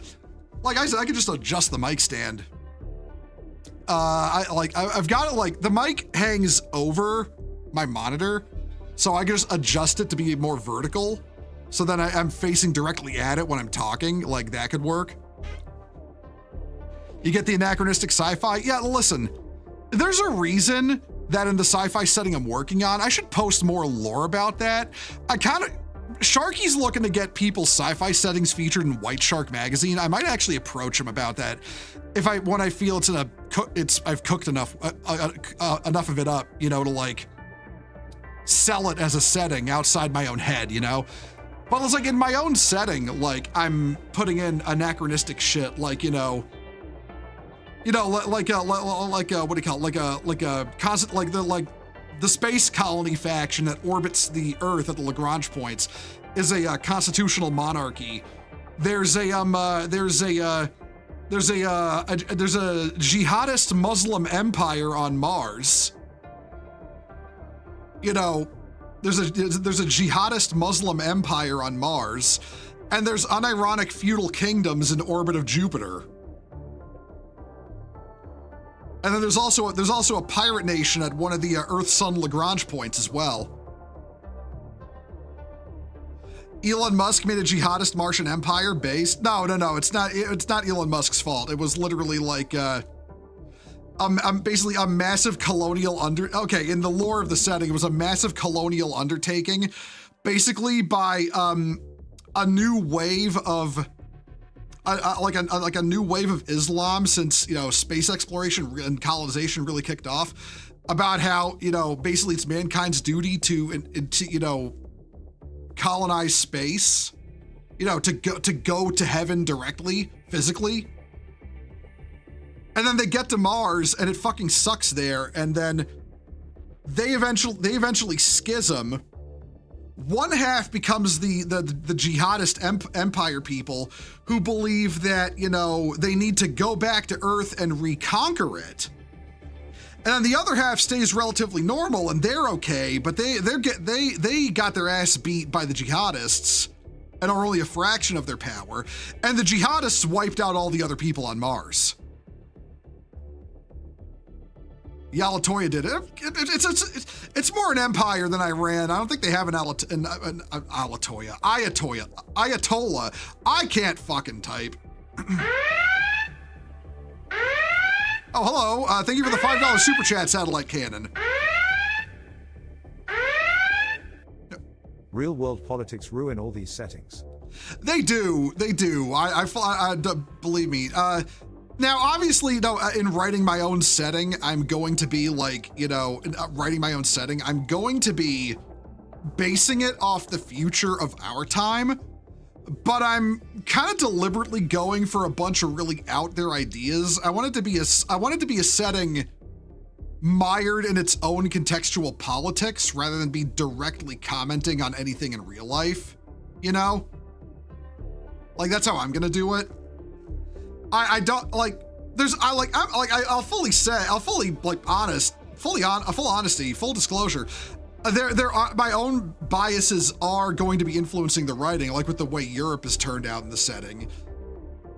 Europe kind of has devolved into a controlled culture, you know, like a controlled monoculture throughout Europe. And basically because like the EU and NATO kind of merged after America and Canada left NATO. They kind of merged, like NATO became the military of Europe. And then basically from there on, they were trying to unify like the mess that Europe is in with, like, you know, like the Islamic migrants and all the different national cultures and languages. So they said, like, we gotta like unify everybody culturally. And so they began a very long process of slowly wearing down European culture across Europe, to the point that Europe doesn't have distinct cultures between nations anymore. It's just this kind of gray sludge monoculture. Also, I feel like the one I'm gonna catch flack for with that more than anything is the fact that it's a managed democracy, which, believe it or not, is an actual form of government. Like, managed democracy is an actual form of government. I'd been toying with the idea of it in a faction in my setting before Helldivers came out, but then Helldivers came out and kind of popularized the term managed democracy. So now I'm just kind of like, do I wanna? And then eventually I just kind of settled on it. Like, fuck it, we ball. You know? We gotta yap about that sometime. We do. I need to talk about the shit I write more, honestly. I'm not a published author or nothing, but I do write, you know? I actually do want to get published one day, but it's always been just like, you know, a long-term life goal. It's not been like something I've been like my main thing. It's kind of like how the streaming is just a hobby for me. I stream because I want to. I'm not trying to be like E-famous. If that happens, that happens. I don't think it will happen. I'm not popular enough or smart enough to be E-famous. If it happens though, that'd be nice, but this ain't my main gig, you know? What is my main gig? That's classified. You obviously have to have Ceres be a crusader state owned by Christians who used to live on Mars and want to reclaim the planet. Name them the Red Suns, Keck. I'm gonna be honest, I haven't thought of what to do with Ceres in my setting yet, but I want to do something with it. That's not a bad idea, I'm not gonna lie. That is not a bad idea. The alternative could be that of Ceres is kind of like a Freeport deal, is kind of what I'm thinking, like a Freeport for like people going out to the outer solar system was an idea I was thinking of floating for Ceres. I don't want to just do the Expanse thing. You know, that's the thing I'm trying to avoid, because Ceres is one of the major ports in the Expanse. I'm trying to avoid what the Expanse did by being more, but at the same time, the more anachronistic kind of shit going on with like styles of government and all that is something the Expanse didn't do, because the Expanse just did One World Government Earth and One World Government Mars, which was both doing the liberal democracy kind of thing, except Mars was more militarized. And then they had the Belters representing like, the disparate people who don't have a nation of their own kind of deal. Titan is a fuel depot. Titan is run by the Russian kingdoms, the feudal Russian kingdoms that run. It's called the Jupiter Zone. The Jupiter Zone is run by the feudal Russian kingdoms that, sprung up there, because Russia in this setting kind of collapsed and spent some time as kind of like Siberian North Korea in what like fucking territory they had left. So they basically they sold their nukes and then used the money to fund a colonization trip to Jupiter. And the kingdoms in Jupiter are what sprung up. And one of the conflicts in the setting is that Europa is kind of semi-independent because they're really fucking wealthy, because they're like a source of water, which is valuable out there. And they also, as a result, they have a lot of they have a lot of money from trade.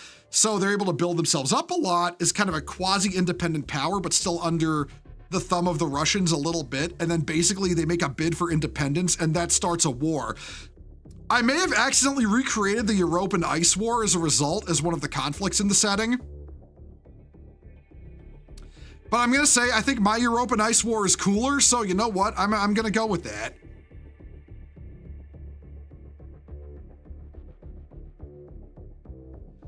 Basically, they do the same thing the Ottomans did to the Silk Road in the 1400s. Kinda. NVIDIA says we have AGI now. AGI. I'm not quite following you on that. I don't pretend to know the technical terms. NVIDIA AGI. AGI. Hold on.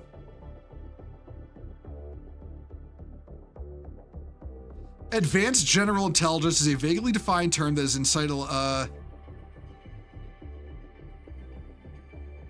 It denotes an AI that's equal to or surpasses human intelligence. I'm calling bullshit on that. I'm calling bullshit on that. I'm calling bullshit on that. I don't believe it. I don't believe it. I feel like they're just, listen, I don't feel like we're there yet. I don't feel like we're at a point where we can actually have enough processing power with the technology we have to actually make a true artificial intelligence. You know what I mean? I don't feel like we're there yet technologically. We have to invent computing that's more complex than silicon wafers and, what we use now. We need something that could actually be able to process like a human mind. I don't feel like what we can do now is actually going to be able to measure up to that, no matter how much RAM we shove into the problem, The tech is too weak for that right now. Yeah, that's my exact point.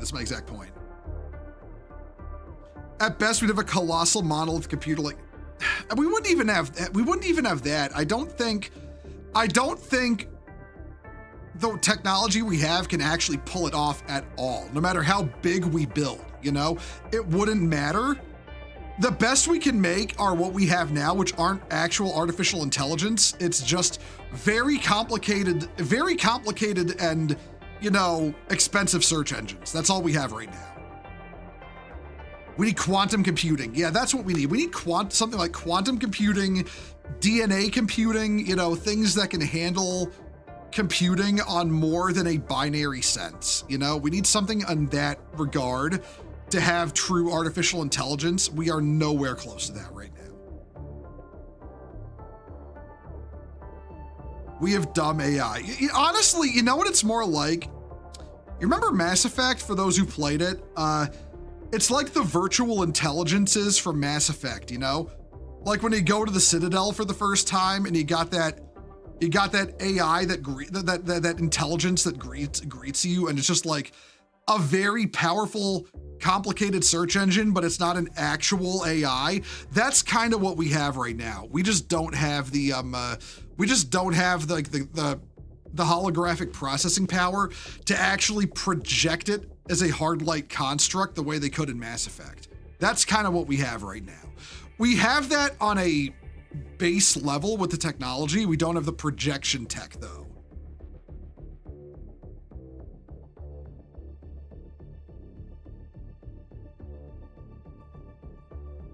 Dumb AI, yeah, dumb AI is more powerful. Yeah, that's like the AI designed to do one thing kind of deal. And no, we're not there yet. We're not there yet. I don't think we'll even get to dumb AI for a long time, honestly. I don't think we're gonna. I think it's gonna take a lot more to get to dumb AI than just what we have now.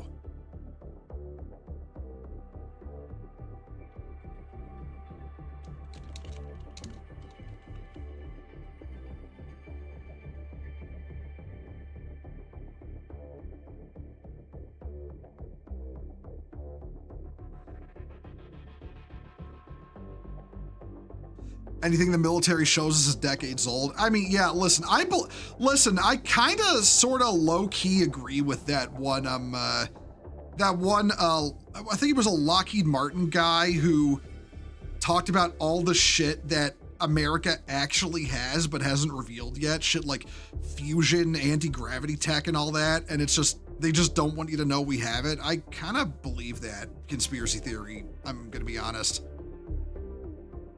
Hey Magma, how you doing? You ready for disappointment? We're all ready for that.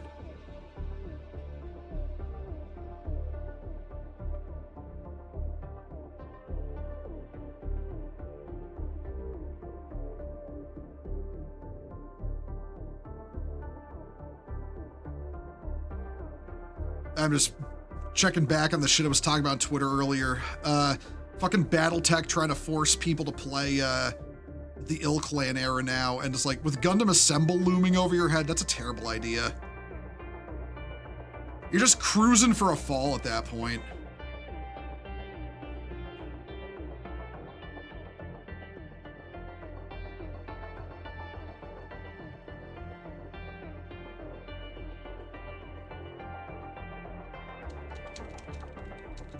One moment, I gotta dunk on a Battletech influencer here just because it's fucking funny.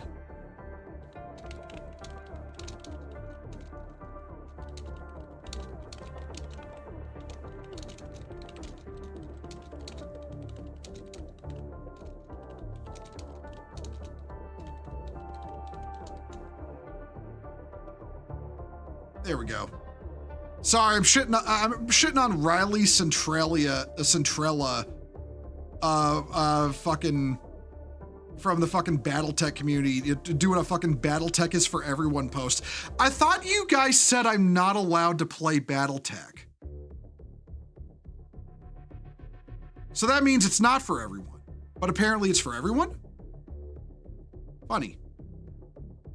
We might get Battletech IRL as soon as someone made artificial muscles. Yeah, I saw that. They made artificial. They basically just made Myomer.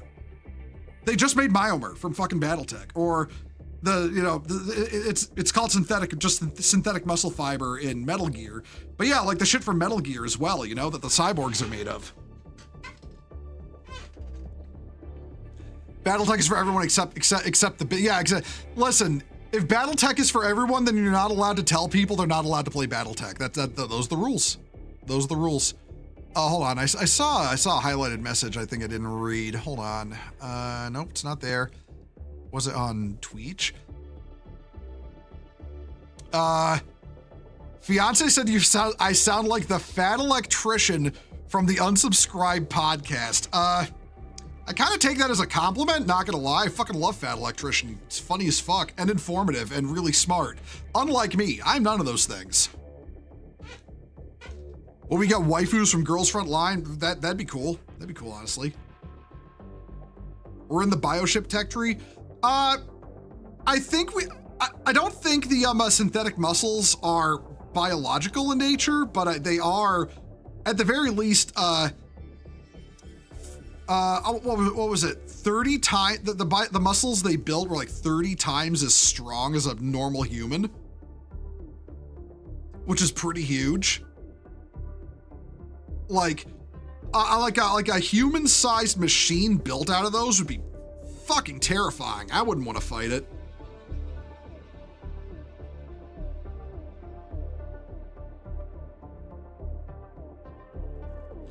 Synthetic muscles are a weird metal that reacts to electricity the way our muscles do. Yeah, exactly. It's like basically you're causing the muscles to contract the way muscles do in a human through electrical impulse, but they're way, way, way stronger, you know? Added to an exoskeleton, instant Terminator. Well, I mean, the Terminators in the Terminator franchise they don't need the muscles to move. The muscles in the skin are just to make them look human. The actual endoskeleton is just using like hydraulics or something similar, you know? It's not using synthetic muscle to operate. And the muscles wrapped around it are actual biological muscle that's just there to like cover it up and make it look like a human. You want your power armor from Fallout? That would be cool. I feel like that's the innovation that will give us actual proper power armor and not just, you know, exoskeletons with plate carriers.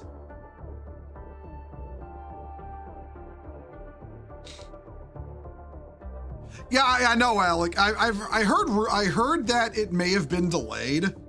I have the page up right now. Oh, hold on. Like I have the Twitch page up right now. I'm keeping an eye on it. When I see the countdown pop up, we'll switch over, you know?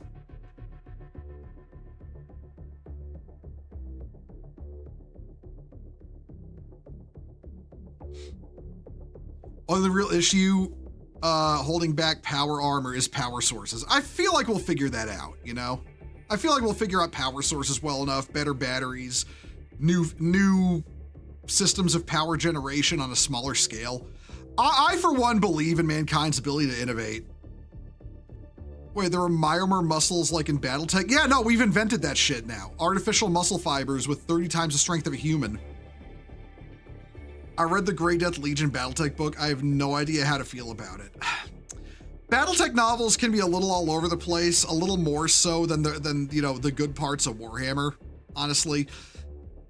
Battletech never had as many authors as 40K. The ones it had that were good were really good, but the ones they had that were bad were really bad.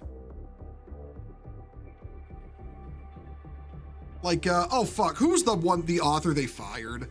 He was really good. Oh fuck, I can't remember his name off the top of my head. Follow him on Twitter, I know that much. Pardo, yeah, Blaine Lee Pardo, yeah. His books are good. Stackpole, I want to say, is kind of hit or miss. I can't really remember any of the other authors off the top of my head. You like the Stahltruppen power armor from Conflict 47? I will say the Soviet Mark II power armor isn't bad either. Yeah, Conflict 47 is just cool all around, man.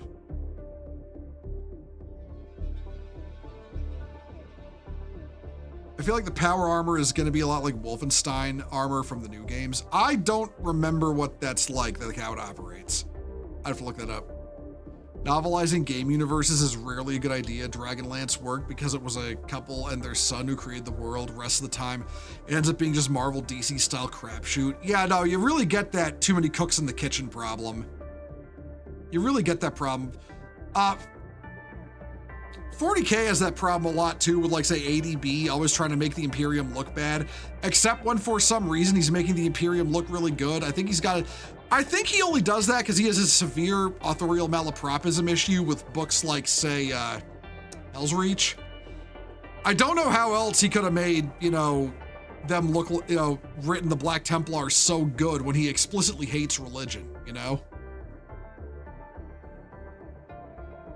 Like, he's one of them edgy ass fucking, you know, he's one of them edgy ass fucking channels. Why am I saying channels? Authors. He's one of them edgy ass authors, you know? Like edgy atheist, you know? Like that kind of edgy.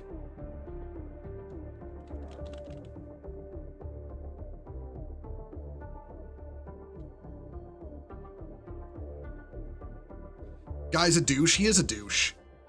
I remember that time he went off on a fucking 40K fan for believing the Magnus is the father of the Blood Ravens, you know, fucking, what do you call it, fan theory. A fan theory that's basically all but proven at this point.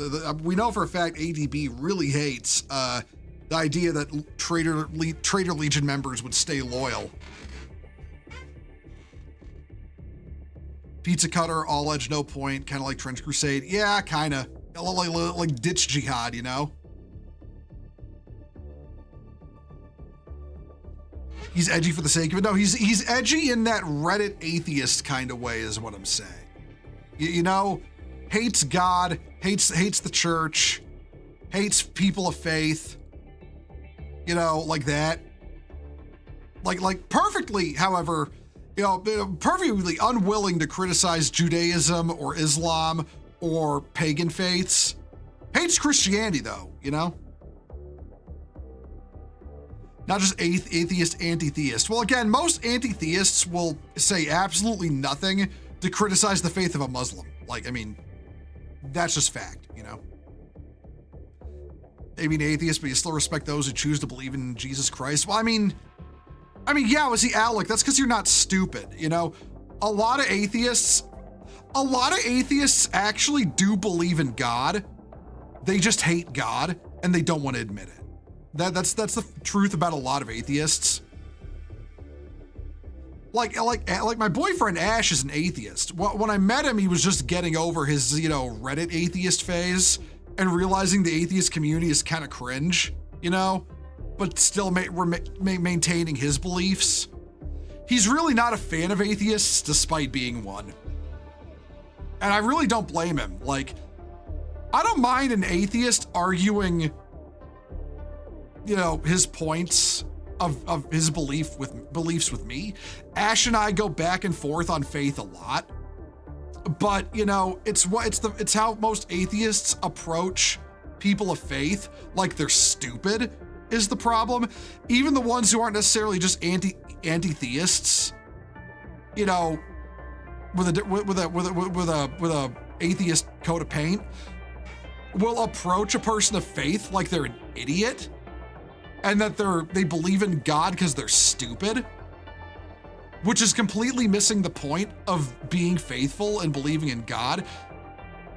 Also, allow me to say that dichotomy between fucking, you know, oh, science and religion are antithetical. Like, motherfucker, science as we know it exists because of the Catholic Church. Yeah, choke on that for a bit. You're agnostic, you think something there, but that nobody's quite pinned down what it is and we're all operating on incomplete info.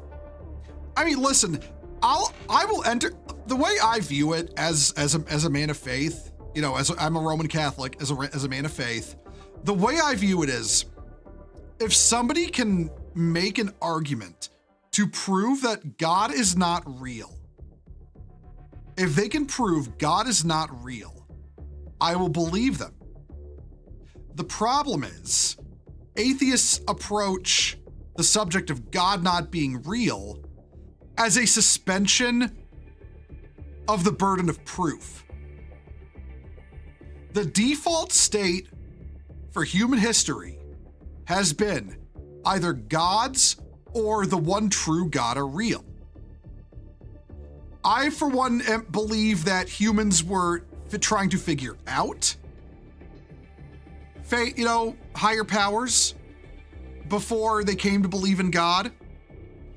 And I firmly believe that, eventually the reason the faith of Jesus Christ took off was because it is the one true faith is finally realized by humans.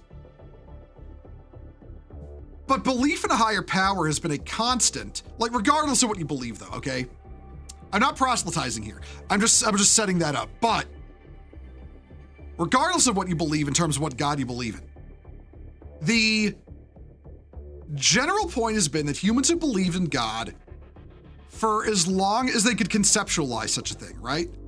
It is proven that there is a part of our brain that seeks a higher power. Belief in God is the default state. So when you come up and say you have to prove God, so when the atheist comes up to you and says, you have to prove God is real, not me, that is an inversion of the burden of proof. The outlandish claim is by the atheist that God is not real, that faith is false, that belief is misguided. That is the outlandish claim. It is on the atheist to prove this to you. It is not on you to prove it to the atheist.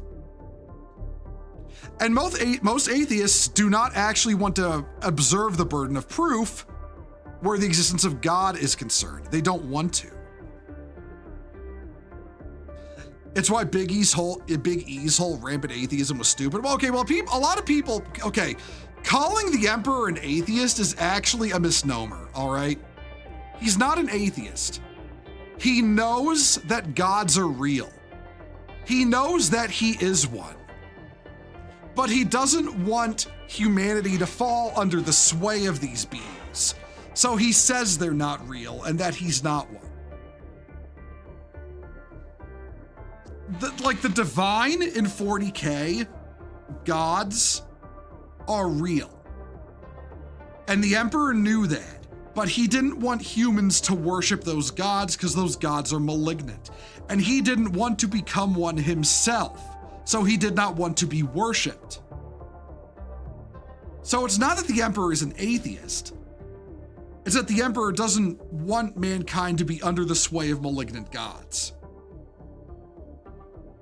That is the deal with the Emperor. He is not an atheist. He preached atheism to humanity to avoid a specific fate for humanity, but he himself did not believe in that. That's the whole lie of the imperial truth. But it's also one I completely understand when the gods that do exist in the Warhammer 40K universe were the Chaos gods. So, I fully understand why the Emperor would preach atheism despite being a Roman Catholic myself, It's okay, I'm not an atheist, but when that's the context of the setting, I get it. I get it in that case, because 40K is operating, 40K is not our world. It is operating off an assumption that God, capital G, is not real, was never real, and that the gods that are real, that do exist and can intercede in the fate of mankind, are four malignant unreality tumors, and they're demonic minions that wish to corrupt and unmake all of physical reality. In that case, if atheism could stop that, then absolutely atheism would be a good thing. But again, this is fictional context, This is a, science fiction setting, not a fantasy setting. But, it is a fictional context, a fictional reality. And that is why, atheism in 40K would actually be a good thing. But, humanity's in that unfortunate position where now the empowered Emperor, empowered by their worship, is their only hope. And the Emperor is kind of taking on that capital G God role in the universe for the souls of mankind, which is ultimately a good thing in its own right. Gonna be lurking. All right, man, that's cool. We like lurkers. You know, we like lurkers. Lurkers are cool. Lurkers watch the stream. Twitch may not like lurkers. I like lurkers. You know. A man convinced against his will of the same. Hold on. A man convinced against his will is of the same opinion still. Yeah. I didn't mean the emperor was an atheist. He wants humanity to be atheist, even though them worshiping him would have been a better alternative. Until the emperor cast off becoming the Dark King, I don't think it would have been a good alternative. I think now it would be, but I don't think then, before the Horus Heresy and before he cast off the Dark King mantle, I don't think it would have been a good outcome. I don't think that would have been a good outcome at the time. I think, though, in the current state of 40K, it's the only outcome that could work. Hit him with the absence of evidence is not the evidence of absence. Yeah, exactly. Well, exactly. Like, that's my whole point. You can't just say God's not real. You have to prove God's not real. You have to go with, you are trying to disprove the common state of human belief. And that means you, as the atheist, have the burden of proof. Prove it to me. Call in the reinforcements. I want you to prove it to me, but you gotta prove it to me. Also, hello, Kiba Hamato. Thank you for the raid. Welcome, Raiders. For those who've never met me, I am Marshall Beaumont. Totally copyright-free, Templar and Space Crusader. And welcome to the stream. I will give you a shout out real quick. Hold on. Kiba Hamato. Again, thank you for the raid. If you got a raid and run, that's cool. We're here waiting on Adepticon 2026 previews for Warhammer 40,000 to start. Am I spelling that right? Kiba Hamato. There we go. Go follow Kiba Hamato. They were nice enough to raid me. That makes them cool people. We would have the fifth Chaos God. Yeah, exactly. Well, I mean, that's ultimately what the Dark King is. The Dark King is the supposedly destined fifth Chaos God that will, because from what it seems to work like, there was a Dark King at the rise of every Chaos God, Like every Chaos God was a fallen civilization that gave birth to that Chaos God. And Slaanesha's was so explosive that it created the Eye of Terror. That's what it seems to be saying. And the Emperor was meant to be the Dark King of humanity. That was the whole point of the Horus Heresy, but it ultimately didn't work out. Excited to see the rumor of the Blood Angels versus Orcs box. Yeah, it's Blood Angels versus Orcs. Focus on fast attack. Okay, hold on, everyone. I'm gonna go AFK really quick. It's not gonna be long, a minute or two at most. I'm keeping an eye on Twitch. It is not popping up yet, but I'm gonna probably switch back over to the, wait for the watch along to start. So yeah, I'll be back in a couple seconds. Hold on to your butts.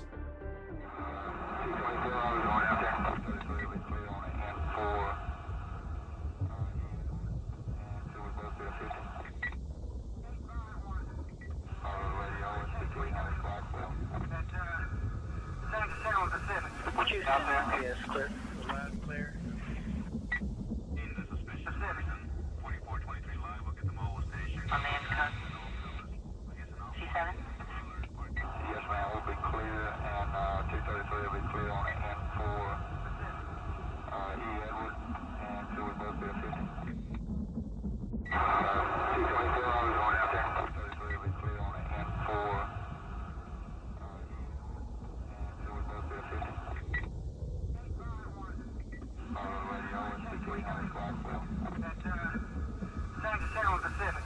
Out there, yes, clear. Loud, clear. In the suspicious Pacific.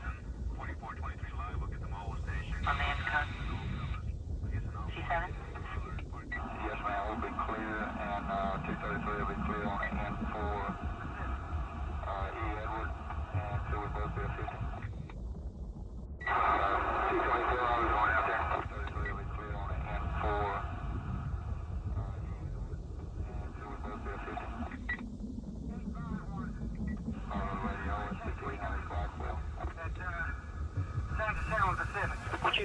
Yes, clear. The lab clear. In the suspicious citizen. 2423 live. We'll get them all station. On the Adepticon. Hey guys, I'm back. Sorry about that. Where were we? Right. I'm guessing Malice is still not coming back despite being slightly... Of course not. They're never going to bring Malice back because that was a good idea. Why would they do that, you know? Did I already talk about the HBO Harry Potter teaser? I didn't know they put out a teaser, honestly. I haven't really paying attention to it because it's like, whatever, you know? It's just going to be another shitty TV show adaptation.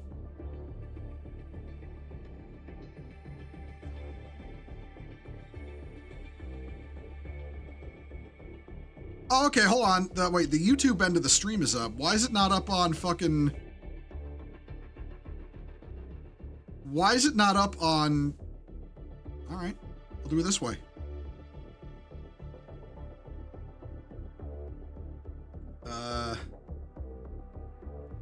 Okay, yeah, apparently the, all right, yeah, let's close the chat. We don't need to see the chat. All right, we're gonna just open this, okay, we're gonna...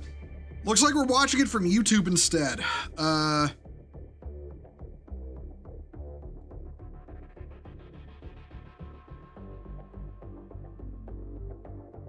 Yeah, no, it's just not up on Twitch right now. As soon as I can, I'll put it up on full screen. But yeah, apparently it is, it will be going live in, according to them, in less than 5 minutes.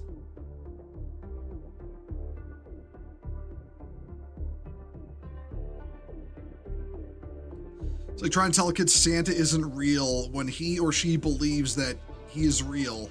Hold on. Check back over on Twitch every now and then just to be safe. 5 minutes out and not on Twitch. That's something.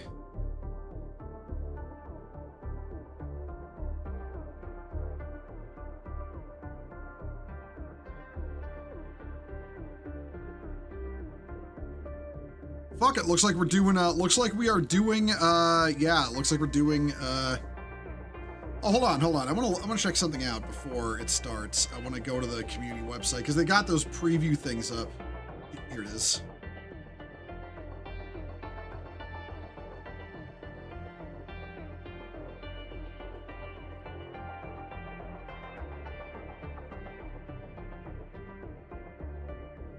Yeah, no, the live stream on there on the website is also from YouTube. That is really weird. I have no idea why they're not on Twitch, but I mean, hey. Oh shit, hold on everyone. I'll be right back again real quick. I'm just gonna leave the screen on. I'm not gonna do the AFK screen again. I'll be right back.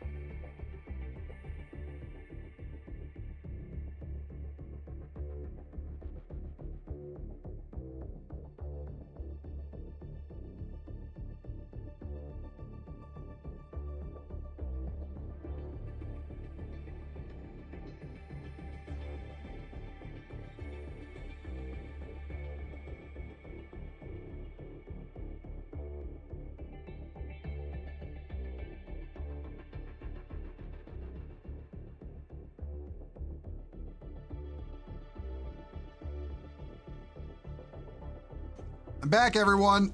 I'm back. Ugh, Jesus Christ. Okay, headphones are on. I can hear y'all again. I can hear y'all again. Give me my dinosaur riding space elves. Hello, Shrike, how you doing? I somehow doubt that. Okay, it's like I said, that would be, okay, that would be cool, so they're never gonna do it. Maybe they just gave up on the Twitch side of things. I mean, they certainly gave up on the Twitter side of things when, you know, Elon bought Twitter and they actually had to face criticism for their choices for once. Like, they certainly did that.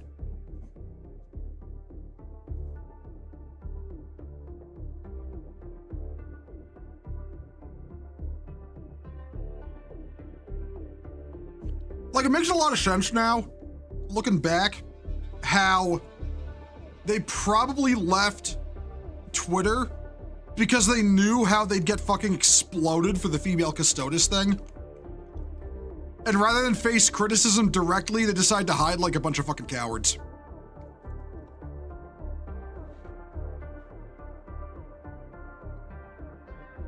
You're predicting Chapter Master Titus?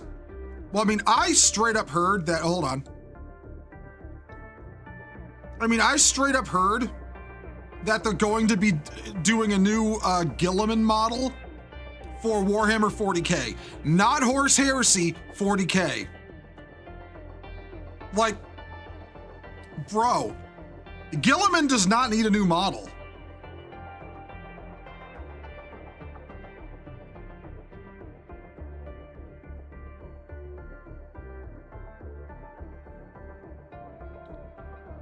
Gilliman did tease them though, or never Gilliman, Valrak did tease them though, so that the copium is an all-time high. Well, my copium's at an all-time high because I kind of want them to, you know, I kind of want to learn I was hoodwinked about Steel Legion being squatted. I would personally love to be wrong about Steel Legion being squatted, but I'm gonna be honest, I don't have a lot of hope, but I want to be proven wrong.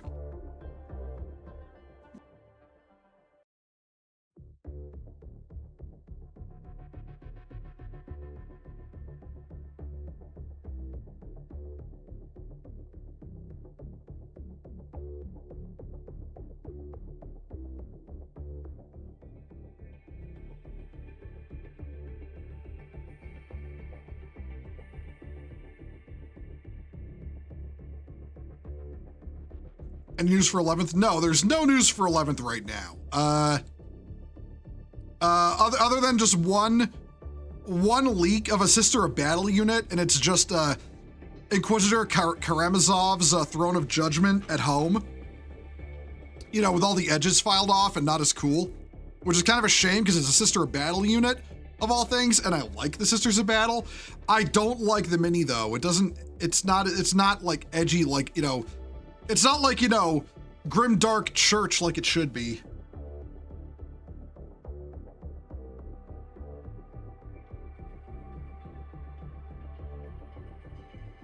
Silver lining to Steel Legion being squatted got me drawing Steel Legion. A lot of folks seem to like it on X. Oh, that's good, Chaos Druid. That's good. I'm gonna be honest, it's funny as fuck to me how Games Workshop does this thing where they soft squat a faction, and then immediately that faction rises to prominence and popularity and Games Workshop proceeds to shit themselves. It literally happened with Deathwatch. It happened with Deathwatch. They soft squatted Deathwatch. Then a bunch of Deathwatch shit, including Space Marine 2 came out. Suddenly everyone loved Deathwatch. And then they unsquatted Deathwatch with the fucking Christmas fucking index for Deathwatch. Watch it happens with fucking Steel Legion too. I would bet good money on that. It'll happen with Steel Legion. Suddenly everybody's gonna want Steel Legion.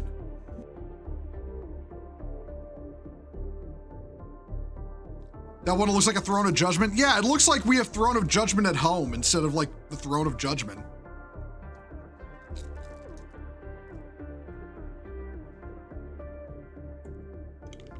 YouTube, we can pause the stream with ad break.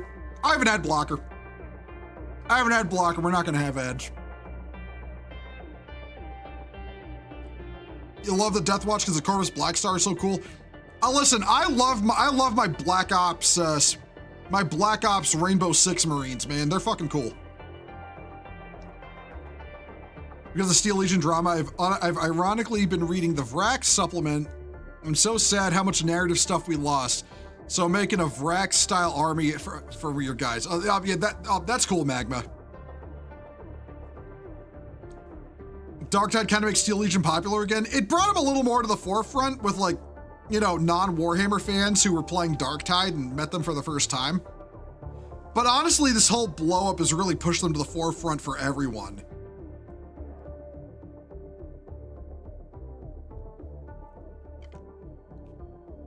No, you're bullshitting me, Magma. You're bullshitting me. You're bullshitting me. Hold on.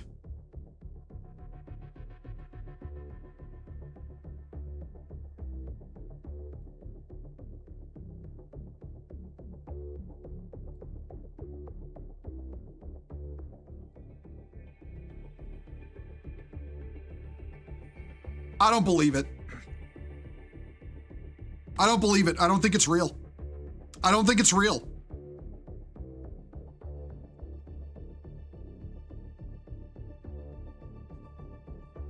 I don't believe, listen, it's not you I'm doubting, okay? Magma, it was terrible. Magma, it's not you I'm doubting. I want you to understand that. What I'm doubting, it would be too good to be true, okay? It would be too good to be true, so I don't believe it.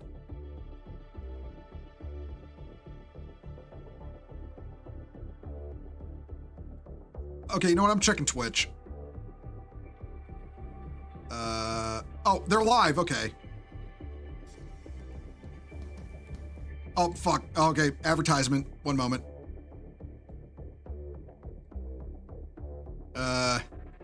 Tab.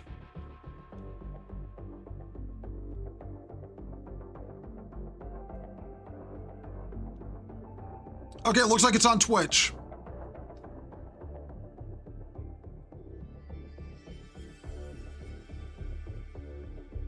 Oh, well, we'll watch it on Twitch. It'll be fine.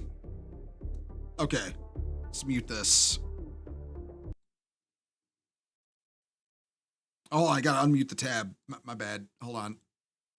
Oh, the blessings of beyond this side are upon us. So, as I was saying, the guys back home in the Warhammer community team have launched a new YouTube channel, which is official Warhammer 40,000. The reason for this is we figured Warhammer 40,000 fans might like all of their Warhammer 40,000 videos, whether that's painting or lore or like previews like we're going to show you tonight, all in one place. So if you haven't already, go and give it a subscribe. Let's get those numbers up. And let's make sure there's one place you can go for all of your. You know, it'd be really cool though. How about getting rid of Warhammer Plus because it sucks. The betrayal is real, boys. So, what's going to happen over the next 90 minutes or so is we're going to show you all these previews we talked about. There's going to be some great videos, some fantastic reveals. We'll get overexcited. We'll talk for slightly too long, and then. Can y'all hear that? Okay. Can y'all hear that okay? Stayed in the room with us and had this wonderful experience. They're going to go away with something super cool. More on that later. Are we about ready to kick this off? We're ready to see some cool stuff. Beautiful. So, the first thing we're going to do is a tiny bit of a retrospective. We know this guy and we love him, and he returned to the Warhammer 40,000 universe. You've all seen Commissar Yarrick, right? I still think he should have stayed dead. It would have been more poignant that way. Any moment now, he'll appear massively on your screen, but I have a feeling the tech priests are currently applying unguents and blessed oil. All right, technical difficulties on a 40K reveal stream. Otherwise, you have to wrestle over it. Man, that's never happened before. Nobody needs to see that.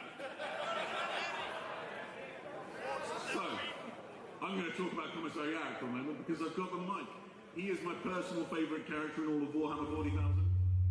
Oh, now that means... No, still one mic. So... okay, they're just having sound issues, as you do. The epic defense of the Imperium, it really sort of did something to my little wannabe Imperial heart. And so it's been really cool to see... You thought he died? He's apparently coming back. Something that we're going to show you in a little more detail as the rest of this preview runs on. Eddie, were you around when Yarrick first debuted? I played a game and sent in my results from White Dwarf. Or was this for the Armageddon? Yeah, for the 2000 Third War campaign. Yeah, the Third War for Armageddon. You had a little form at the back of White Dwarf, and you sent in the results. Yeah, I remember when Codex Armageddon came out. In here, old enough and long in the tooth enough that they participated in the Armageddon Global Yeah, I participated in that. I don't remember that shit. God, those determine the outcome of the campaigns, you know, the players do were so, those were so fucking bad. Like fun, but an awful idea. They never worked right. They never had the outcome people wanted, and GW would just get mad at it. Do this preview by the medium of interpretive dance. Nice. I've dispatched my finest Eddie to bring news of the technology. While we fill, I suppose I could just start reading off the list of all the cool stuff we're going to talk to you about, right? It runs for 2 whole pages, guys. This is no joke. Otherwise, it's going to come down to Warhammer trivia. Right? Nobody needs Warhammer. You might need Warhammer trivia. You know what? I'm glad they're the ones who have to handle the awkward lack of shit to do instead of me, and I'm just watching. I couldn't possibly tell you a joke live on air. This would go badly for everybody. What I can do is, hello, sir. You have your hand up. It's very polite. Go on, then. Sorry? Oh! Question. I'm not answering. Oh, right. Well, oh, that's a stabbing question. Behind that. And in 15 minutes, we'll tell you about it. The guy in the crowd asked him, how did you retcon Yarick to be back? Because, you know, he fucking died. He's in fact not dead. It could Bro just came out swinging. I respect it.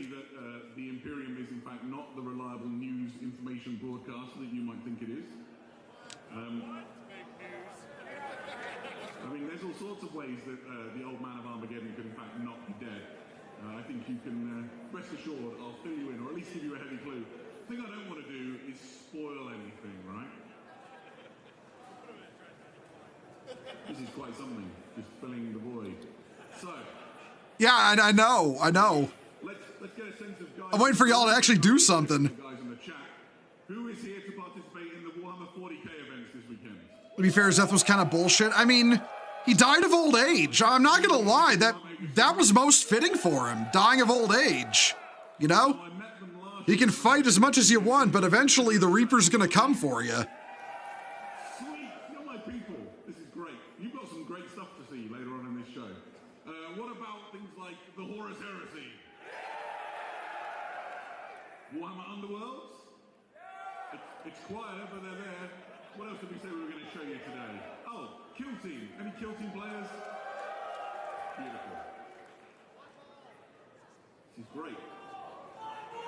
Oh, sorry. I beg your... Yeah, we're off to a very standard reveal stream here, full of, you know, technical difficulties and failure.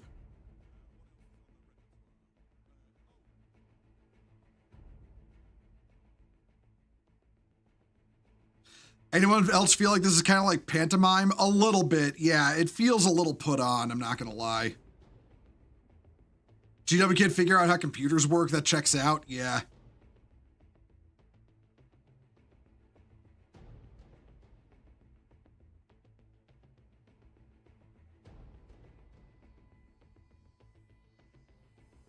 Someone mentions Blood Bowl and the stream goes black. Man, rip Bandit.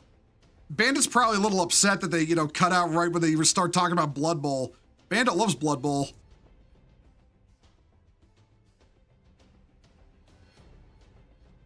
One moment, everyone. I'm going to check the alternative source.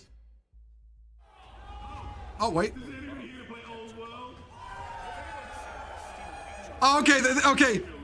They're playing the cutscene, but they still got the meeting audio going on over it.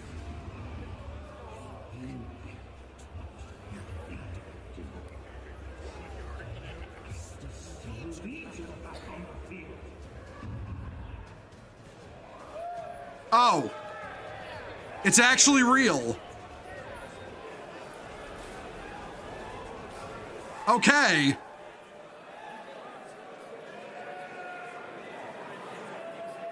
It's back to me, which means we might be live, so I'm going to talk about it. Okay. Are there any authentic Steel Legion collectors in the room? See, this just begs the question. Who the fuck was writing the article and got told Steel Legion were almost extinct? Who the fuck wrote that? Don't get me wrong, I'm happy they're not squatted, but fuck me, dude. Fuck me. Get some fucking quality control of your fucking article writers. And then the folding stock. These are the details I love that make the Steel Legion one of my preferred Imperial Guard regiments. So I'll have you know, Games Workshop, I haven't forgiven you yet. I haven't forgiven you for that. Oh, more technical difficulties. Okay. Okay, listen, I'm gonna be the grognard on main here. One, if they knew they were going to squat steel, who told the Warhammer community guide to say the Steel Legion are basically extinct? Who the fuck authorized that, knowing they were working on Steel Legion? This is what I mean when I say there's no quality assurance or communication at Games Workshop as a company. Because very clearly they're working on Steel Legion, but they were told Steel Legion are basically gone. You know, that's why it's nothing but Cadians and Krieg on Armageddon. Like, fuck me. This company doesn't know what it's doing. I'm glad the Steel Legion aren't wiped out, okay? Reinforcements. Oh, hello, Hat Team Epic. How you doing? Thank you for the raid. Welcome, Raiders. For those who don't know who I am Marshall Beaumont, completely copyright-free Space Crusader and Templar. We're trying to watch the 40K reveals right now, but they keep having technical difficulties. Well, let me get you a shout out there, Hat, real quick.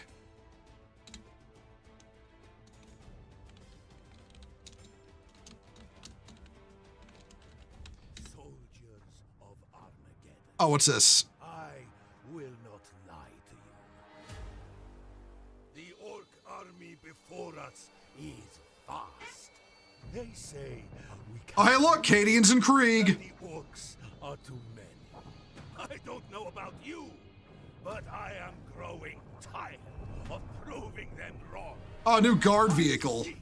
Huh? Steel in your eyes, the fire in your souls. I tell you now, we. Oh, this is the Armageddon supplement. Like, yeah. Oh, wait, these are the new orcs.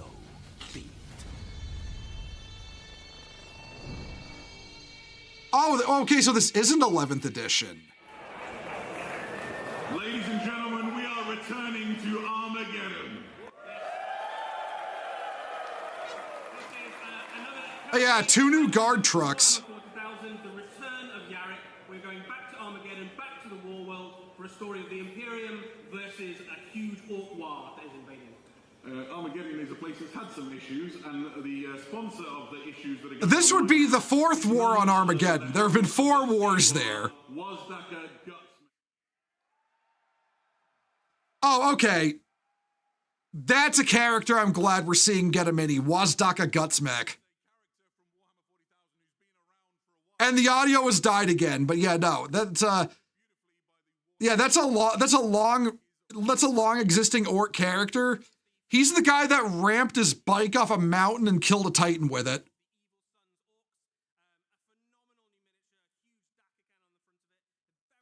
Okay, that's a good addition. I'll give him that. Wazdaka Gutsmech getting a mini, I'm okay with that.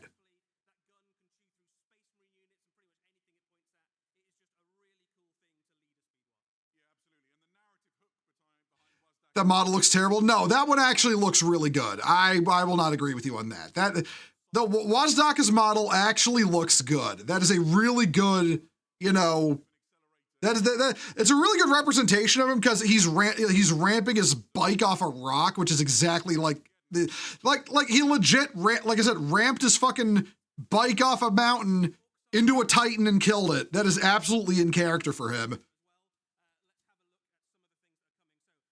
Okay, the Hippogriff AFV, armored fighting vehicle. Okay, I fuck with this. That's a good looking vehicle. By the way, I want to point out, I do not have the stream muted. Our audio was just dead. The audio from them describing it is just dead. I can't hear it either. That's not me, that's them. But no, this thing looks cool. The Hippogriff AF armored fighting vehicle.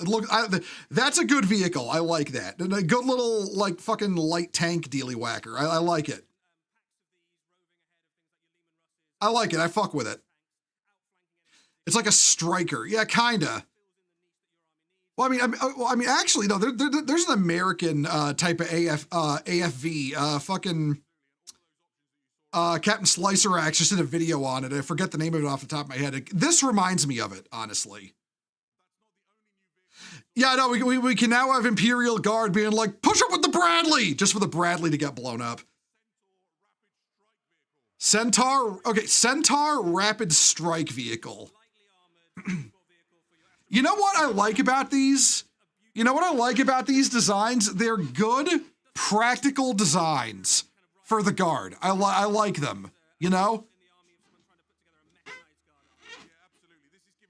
I get the feeling they're releasing this on the anticipation of the Steel Legion coming out, because the Steel Legion are very much an armored, you know, they're an armored Guard regiment. So, you know, lots of armor to supplement them. You know, they release that now, and then they release the Steel Legion later. Okay. So far, they're doing good. I can't forgive that female Custodes crap, and I never will. Still not buying Games Workshop products. But these reveals haven't been so bad so far. The new Guard vehicles, 2 new Guard vehicles, Wazdaka Gutsmech. It's not bad. Okay, just a heads up, there's going to be an ad break in a little under 3 minutes. I have no control over this. I've been delaying it as long as I can, and I can't stop the stream on their end, so I'm not going to be able to stop the one on my end.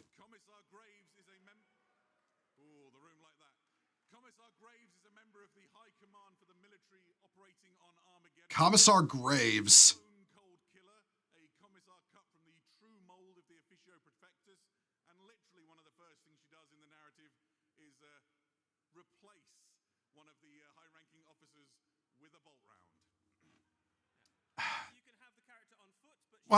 Well, hey, guys, guess what? New Commissar character, and guess what? It's a woman.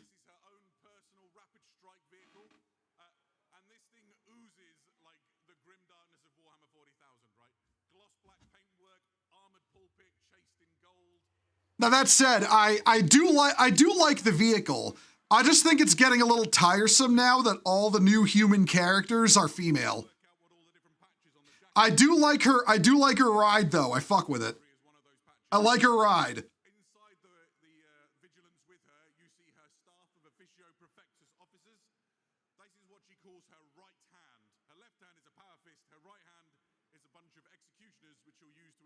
So she's a character in a vehicle. Okay, and then you can take her out of the vehicle too.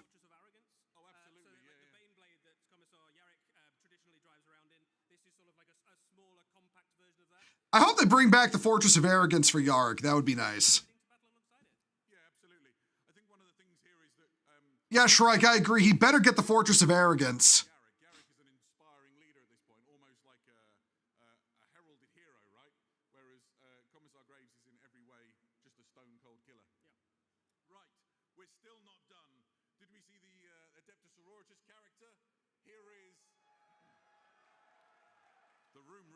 Intransia Frey, Dogmata Superior.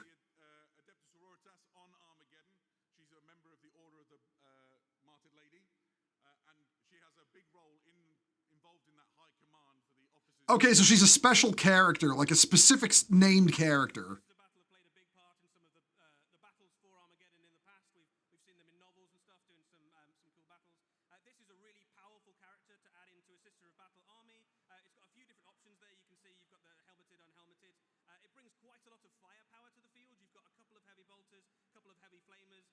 It's still, I'm still not a big fan of how filed down it looks.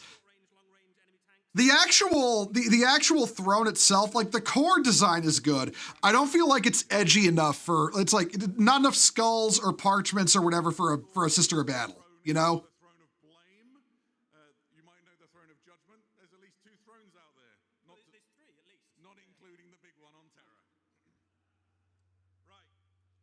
Next up is, this is a contender for the strangest model in the preview. May we introduce you to Inquisitor Croyle. Who is Inquisitor Croyle, Eddie? So Inquisitor Croyle is a member of the Ordo Xenos, and he's effectively a big game hunter. Okay. Okay. I like this. I like this guy. This is an Ordo Xenos Inquisitor riding some kind of alien mount. With that very strange looking alien rifle, he is mounted on the weirdest looking horse shrimp thing. Yeah, I mean, it looks even... I like this. I like this design. That looks good. I like this guy. Head options for the mount, a couple of head options for the character. In game terms, he's very useful. He is a lone op, fast-moving sniper character, so you can imagine him being very useful for all sorts of things, right? The rifle has got a particularly fun rule where once you've managed to hit an enemy unit with it, the damage on it goes up and up and up across the game. Yeah, fantastic.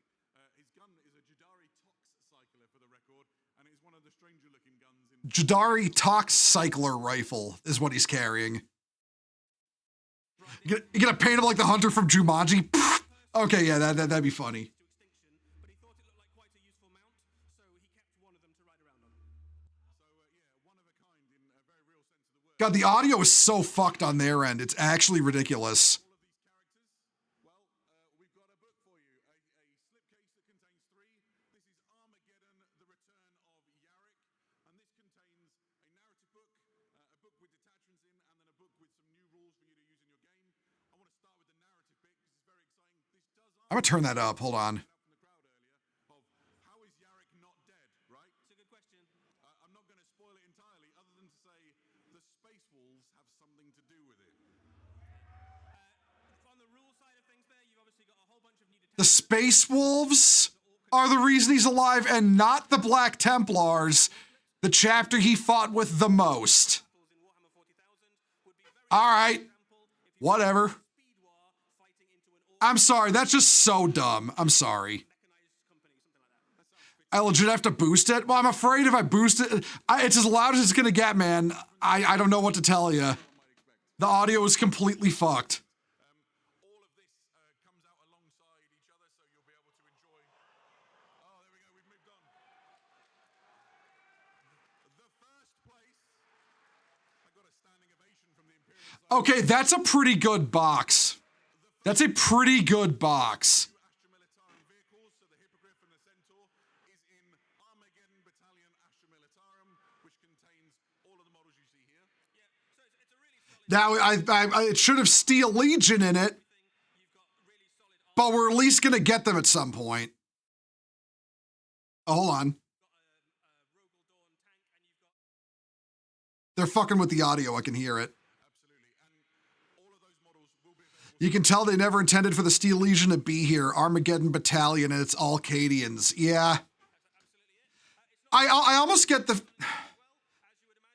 Like, I'm at a point where I really don't know if they only announced Steel Legion because people got upset or what. perennially useful and solid unit. You've got a Death Killer War Trike in there as well, and you've got a Rucker Truck Squig Buggy Orc Battalion. that's effectively designed to... They 100% did that. I believe it. If you're deciding that you want I'm guessing a fire got lit under their ass by all the angry Imperium fans. If you're looking to keep in Transia Fray, the Dogmata Superior Company, there's a new battalion for the Adeptus Sororitas coming. This is like an infantry ground and pound army in a very real sense, with quite a sort of a disciplinarian theme to it. You've got the Repentia, you've got novitiates, and they're backed up by paladin warsuits. Yeah, it's just a really solid I feel like it's kind of a stanky sister box. I'm not gonna lie. Adeptus Sororitas. You've got all the stuff that's really good at chopping people up. Of course, there's also Rogaldorn. Well, I don't mind the Rogaldorn battle tank though. I think it's cool. She's also very It's just the Sherman Firefly meme, but applied to a fucking Imperium tank. into an Adeptus Sororitas army. Yeah, absolutely. Yeah, I don't know how I feel about this Adeptus Sororitas battalion. There is, I promise. It might be okay. Here we go. So, when your world You- is overrun by Xenos, what You have to be fucking my ass right now. Battalion Death Watch. Yeah, so Battalion Death Watch is the new Death Watch plastic miniature. They remembered the Death Watch exist. 100%. This is absolutely damage control right now if they got a Death Watch box. This is absolutely fucking damage control. There is no way Games Workshop does a fucking Death Watch box unless they're doing damage control, okay? We're going to show you something a little bit different. Somewhere in the room we have some friends from our friends at Weather Workshop, and they've got an amazing new thing that we're going to show you right now. I don't mind the Primaris Death Watch. I think they look cool. Once he was known as Calistarius. Now, after conquering the Black Rage, he is reborn. It's a Mephiston statue from Weta. On the stairs of the Arx Angelicum, we present to you the chief librarian of the Blood Angels, the Lord of Death, Mephiston.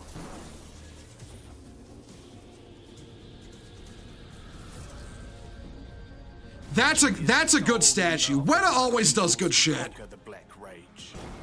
Yet beneath that control lies a force capable of devastating wrath.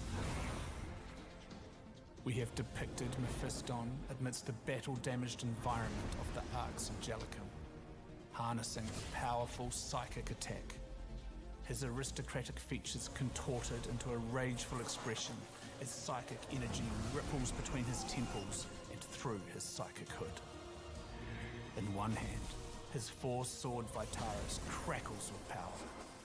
In the other, psychic energy gathers, poised to manifest the Emperor's wrath. Mephiston's resplendent artificer armor, richly adorned with Blood Angels icons. Yeah, this is a good statue. This looks damn good. By our sculptors. Oh no, it's not a model. It's a giant-ass statue that costs like $2,000. With every surface and texture carefully realized. Huh? To bring depth, oh, okay. Contrast, and gravity. The stream farted for a minute. Defining portrait of the Lord of Death. He is a figure of awe within the Blood Angels chapter. Make him a figure of awe upon your shelf. Yeah, Weta's released a couple of those models and they've all been good. Like, really good.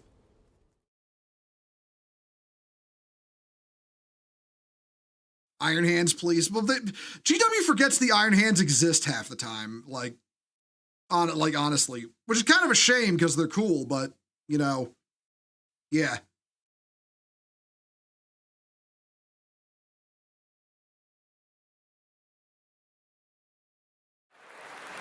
All right, there it is. Throughout the rest of this weekend, week and weekend, that statue you saw in the video is here.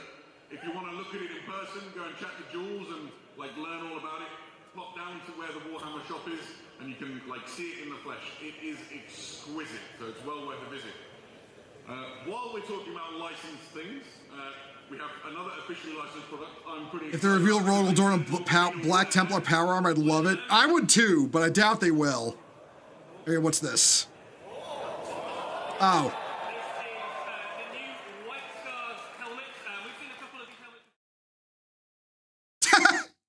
The audio, I love how the audio just fucking dies whenever they flip off of them. That is so fucking funny.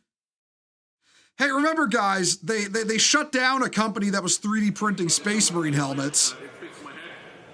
If anybody's wondered, my head is colossal. It's ridiculously big. And there's room in there. It's not on its biggest setting, so a lot of people were like, oh, will it fit? Definitely, unless you have a even larger than a Starty-sized bonce, you'll be fine. It fits even Gene in hand. There we go. You can check these things out. I wonder if my massive noggin could fit in that thing. On the Warhammer Community website. Make sure you go and have a look when we're done with the preview. And they remember White Scars exist? Yeah, real. I think so, yeah. So essentially, if you really like one of these things, you can get your order in straight away, both the Mephiston and the helmet. Just so they can 3D print the helms themselves? Exactly. We have other exciting news, which is still in the Dark Millennium, and this relates to something coming very soon to Warhammer Plus. Oh boy, Warhammer Plus. Sigma Command, this is Flight Commander Kai. Welcome to Sigmar Nova.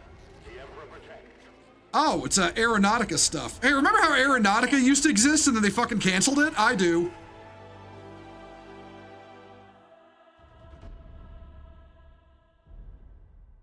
You know, GW, more people would watch this if you didn't trap it on Warhammer Plus.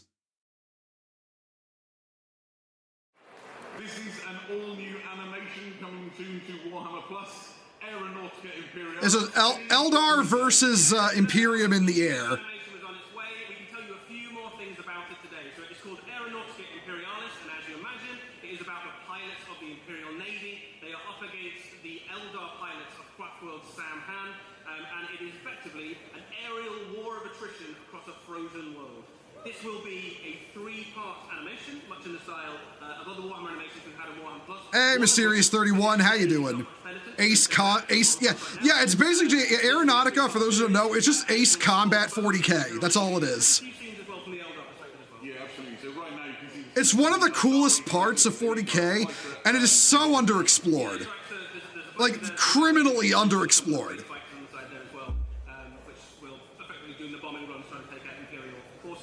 And then on the other side, you have Imperial Thunderbolt pilots for the most part. There's quite a high attrition rate, I would say. They just put all their stuff on the YouTube channel. They should. To attack any of the characters. This is Kai. She is one of the Imperial pilots, piloting those Thunderbolts into the sorties against the Eldar planes. fantastic. And then one of the things, so I've watched the first episode. I really enjoyed it. I'm one of those people that grew up watching sort of those. These trailers and releases are slapdash. They kind of are, a little bit. And this hits all of the right buttons for me. There's a dogfight in the first episode, which is breathtaking. And you get to meet this guy for the first time as part of it, who's one of the Eldari. Yeah, so this is the kind of lead pilot, I suppose, of the Eldari forces. This is Idrinet, and the Eldar scenes in OG Forge World Aeronautica game with the maneuver cards was so fun. I never owned any of those myself, but I did play using someone else's models way back when. It was fun, yeah. Never normally see, right? The animations that appear on Warhammer Plus let us delve into corners of the sort of Warhammer universes which are unexplored up to now. Yeah, and that is coming in May this year, so only a few weeks. Yeah, so if you want to watch it, make sure you've got a Warhammer Plus subscription, and then it'll be on the Warhammer TV platform. Perfect. Oh, we are nowhere near done yet. We're still staying in the Warhammer 40,000 universe, but we're going to go and take a look at Kill Team for a minute now. All right. What are they giving us in Kill Team? The toughest thrown down grunts on the Eastern Fringe. Oh, is this more Cadians? I think it's more Cadians. Before. They're tough. But they drop if you know where to shoot them. We thought we were ready. We were wrong.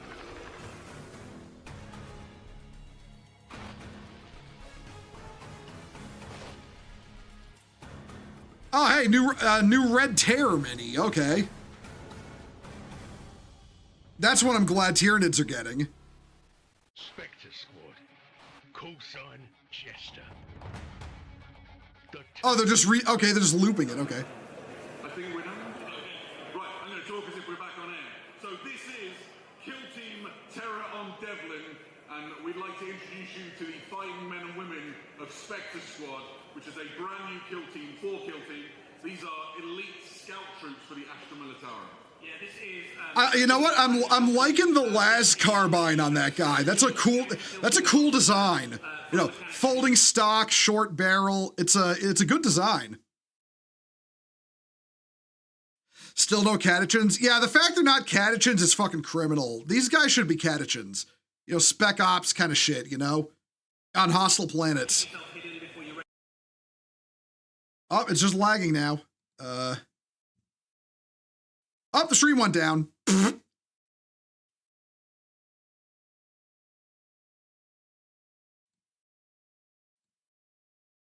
Fucking rip.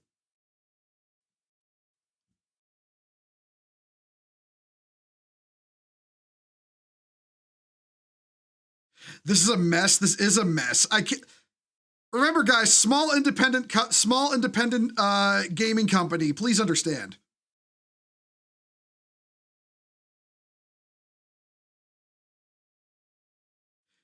They might fix the audio. I don't believe they'll fix the audio. That would take effort. Give me a moment while I check YouTube. Maybe YouTube is still up.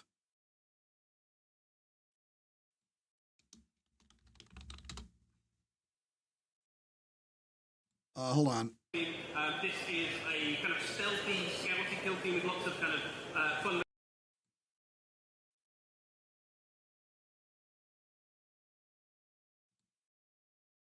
Oh, I think the stream is just dead all around, you know? Yep, it's dead all around. It's also dead on YouTube. What a fucking joke. You're back with a pot roast. What do you miss? New Red Terror mini, fucking Spec Ops squad for Imperial Guard. Oh, wait, we're back. Okay. No audio, though. This is the worst. There's somehow. Oh, hold on. Oh, okay, guys, we can now confirm the M60 machine gun still exists in 40K. But no, man, no. This is somehow worse than that one where the audio was just fucking up all the time. This is actually a fucking just a pathetically done stream, like with all the fucking error, you know, technical errors. I will say though, I'm liking the minis for this guard squad though.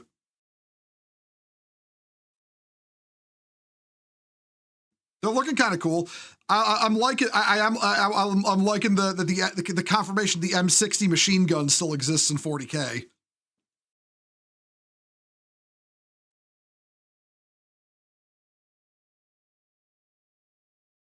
Utterly scuffed Adepticon. Yeah, it is. It is. The scuff is off the charts at this point. Like they can't get the audio and the presentation to work at the same time. Show Commissar with the 1911. We already know the 1911 still exists in 40K. We know that already. So some of the earliest examples of a stub pistol was a picture of a 1911. Remember, everyone, 9mm kills the body. 45 ACP kills the soul. You don't want him to come back as a demon prince.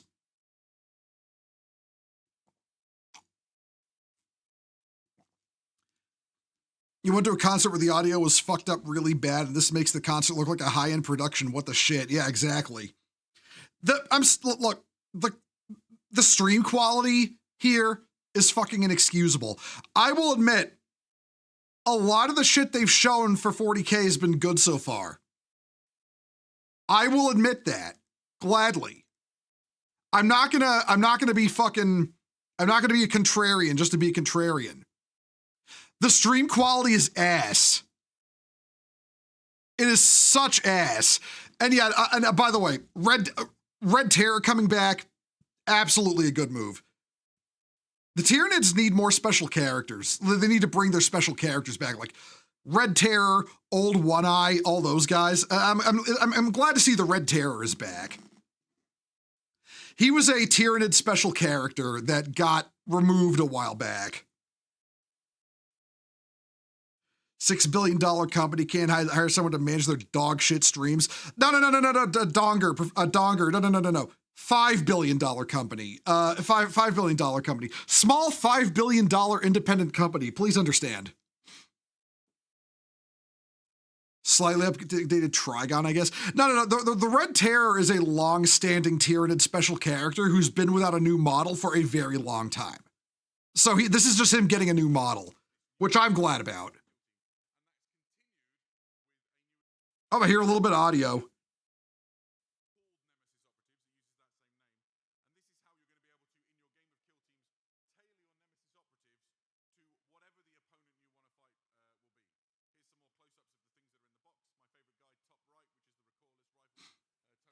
I will say though, despite being Cadians, I do like those guard models. They do look good. Despite being yet more Cadians, you know?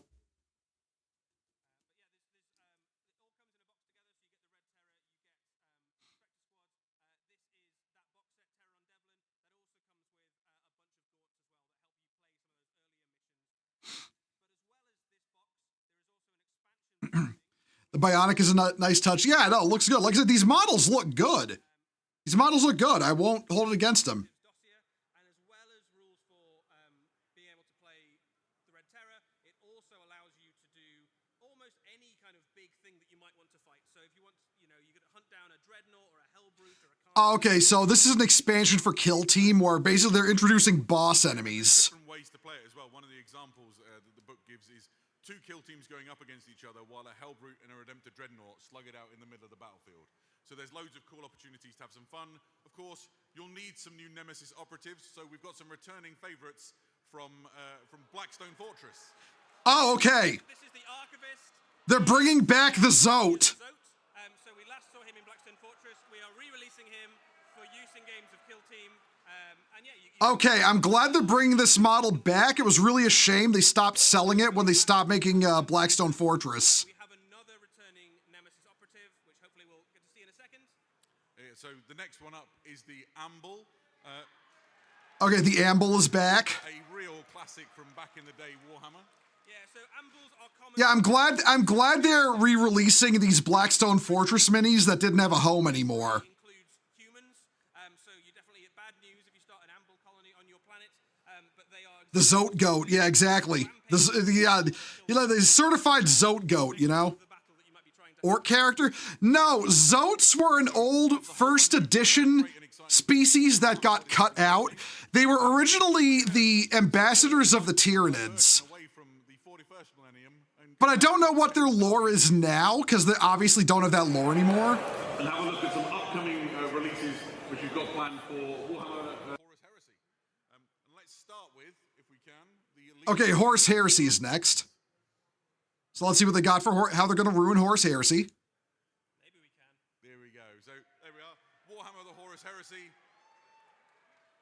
And this is a new variant coming soon to the classic Spartan tank. This is the Spartan Prometheus. Spartan Prometheus. This is basically the tank if you really, really like heavy bolters. We basically put as many heavy bolters as it's possible to put on Spartan. I'm a little upset they call it the Prometheus, but it doesn't have flamers. The kit will include not just the heavy bolter mounts that you can see there, but it also includes laser destroyers, which is one of my favorite ways of blowing up enemy tanks. Here you can see some details. Audio still sucks. You know, audio is still scuffed.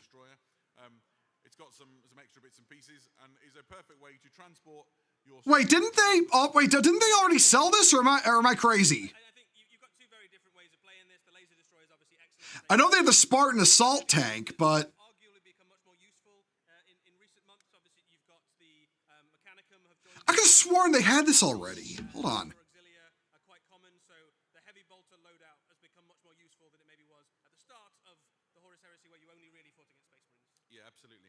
Of course, Hold on. The only thing that's coming for the Horus Heresy, there's also reinforcements due for the Solar Auxilia. Oh, okay, they're bringing back new minis for the Charnite Ogrins. Okay, basically cybernetically augmented Ogrins. Like the brawlers and brutes of the Solar Auxilia. If you have a Solar Auxiliary army, you will know that mostly on the battlefields of the Age of Darkness. There we go. You are outclassed basically by Space Marines and Custodies and Demons and all sorts of stuff. So if the enemy reaches your lines, you need a counterpunch. The Ogren section provides that. These are brutal brawler melee units that can run in. Okay, the Spartan assault tank is different. Okay, my bad. I was getting them confused. Yeah, absolutely. And this isn't the only thing for the Solar Auxilia. They're also getting some additional fire support. Here we can see one of the close-ups. They've got a variety of weapons, but they've also got some heavier weapons coming to bolster the Solar Auxilia. Rapid fire support batteries. Rapier fire support battery. Okay. Tackle enemies you can't see, right? So right now on the screen, there we go. So this is the shooting down variant. It's the classic mole mortar. You can see that guy's clutching The mole mortars. I remember they brought those back for Votan recently.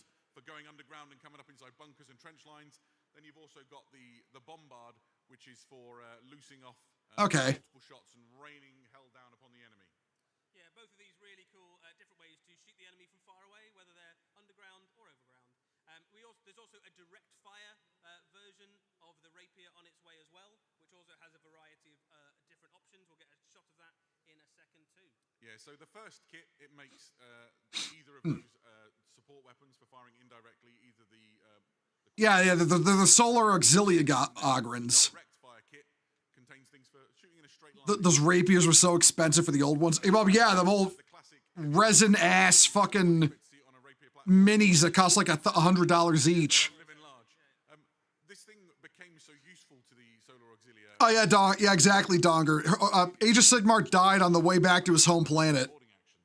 And so there's a fun fact. If you look at the caterpillar tracks on these things, there's like rubberized nubs running between them. That's so that it doesn't skid around on the deck plating of hulls of enemy ships. So this kit, as we said, it makes a quad heavy bolter. It also has other options. There's a multi-laser. This is the laser destroyer. So you've got a variety of weapons with which you can equip your Okay, that's a pretty good kit. Lots of options in it. however you see fit.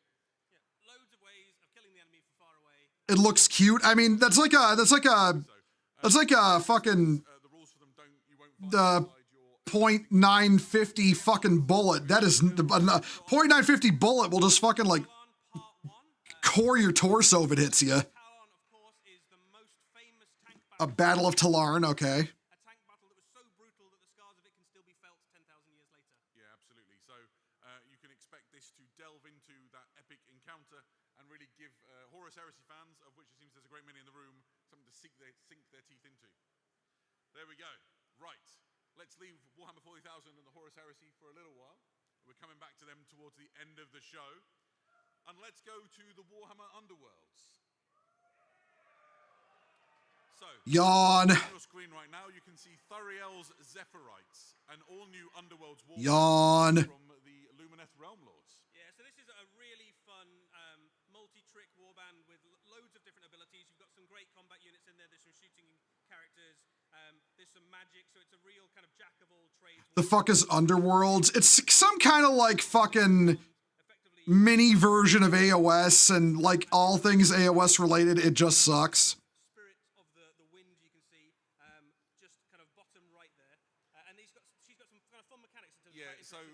So Thuriel is the leader of the warband, kind of like a wind mage, as it were, and Zool is the familiar that you see next to her, kind of like a fox, dog, cat thing. So there you can see him on the screen. There's an interesting mechanic with this warband. Yeah, these are the weird fucking cow elves, mountain cow elves. I fucking hate Age of Sigmar so much. Zool, when you place it down, it's like a marker, and essentially its proximity gives buffs to the models that are attacking it. Yeah, it's effectively like the eye of the hurricane wherever it goes. Absolutely. And then the units around it get buffs based on... This really would have been a good time for regular Warhammer to take over now that D&D, with how D&D is doing. Yeah, poorly. And it continues this lovely trend that Warhammer Underworlds has had of showing like awesome familiars and creatures and stuff as well. I think everybody likes it when the warbands have a pet. Yeah, absolutely. This is my favorite model in it. This is an Ara. It's just that classic sort of ranger archetype, and really reminds me of maybe Shadow Warriors from the world that was. There's definitely a Shadow Warrior vibe about some of these. Yeah, absolutely. So these models will be coming soon to Warhammer Underworlds, and maybe change up the meta that we see in the Underworlds tournament scene. That'd be really nice. Very good. We're going to depart now from Warhammer Underworlds and go to a place very near and dear to my heart as a staunch fan of Middle-earth. Let's go and let's look at some things coming out for the... Was that really everything for fucking AOS? That's hilarious. Oh god, they're still pushing War of the Rohirrim. Nobody fucking watched that movie. Just let it go. The animated film that we saw at the cinema a few years ago, I loved it, and it's great to see these guys making it onto the tabletop. You loved it? Bro, you didn't watch it. I guarantee you didn't see it. Hey, Zindan, how you doing? We're doing fine, just watching the reveals. The 40K stuff was admittedly really good. I will agree to that. If you look at the right-hand side of the screen, this guy is a very... Yeah, no, Donger, the 40K, the Lord of the Rings tabletop war game, that's GW. It was a movie. Yeah, it was a movie, and it was really bad, and nobody watched it.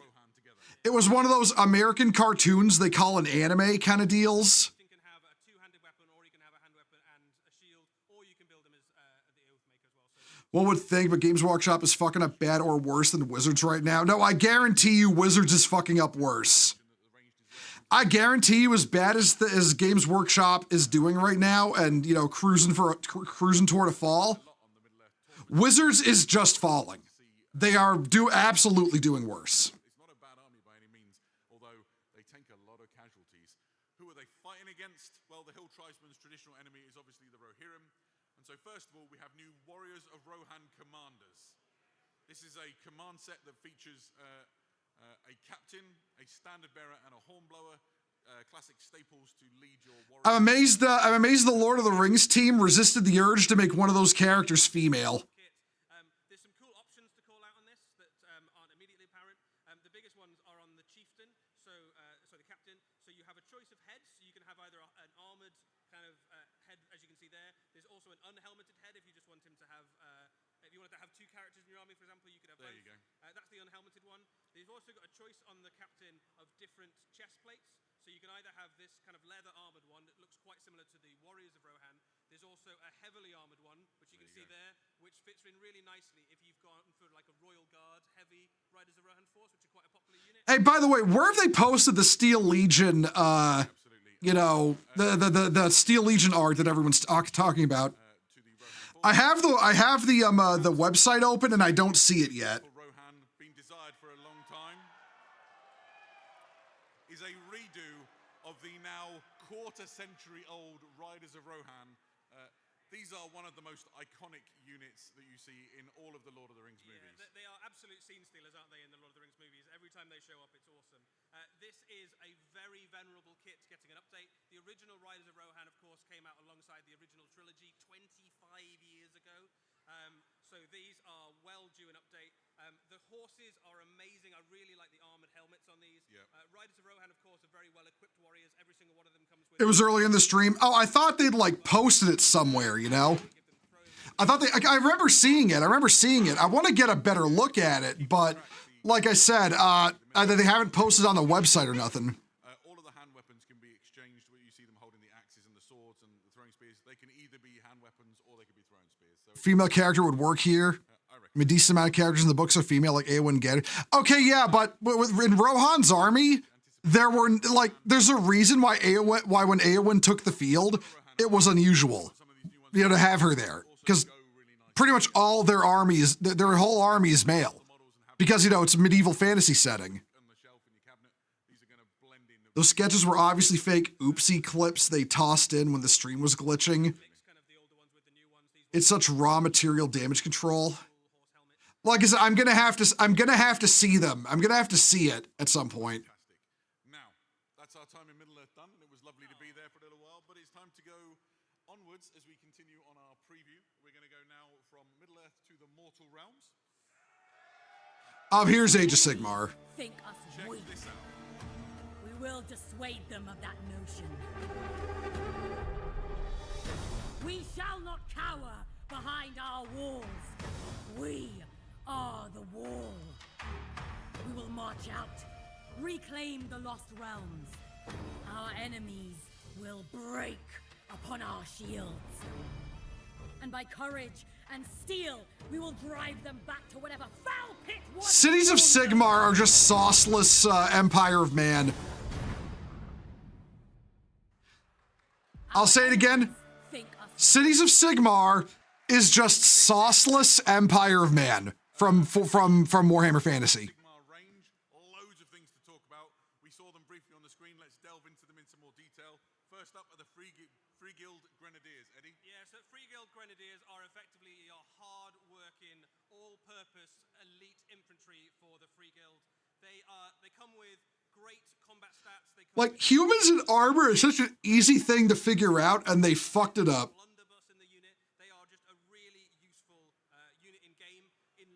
It's really funny seeing some of the online right of Warhammer fans trying to say Age of Sigmar is the real good game when Age of Sigmar is literally just woke bullshit from top to bottom. And then train them to be the Grenadiers. These are the breachers.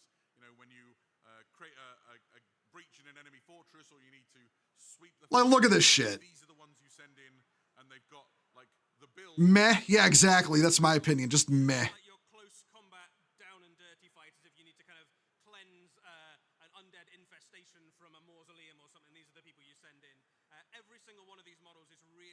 Just address the rumors and say AOS is not dead if it isn't. Well, of course they're not going to address the rumors. Of course they're not going to address it.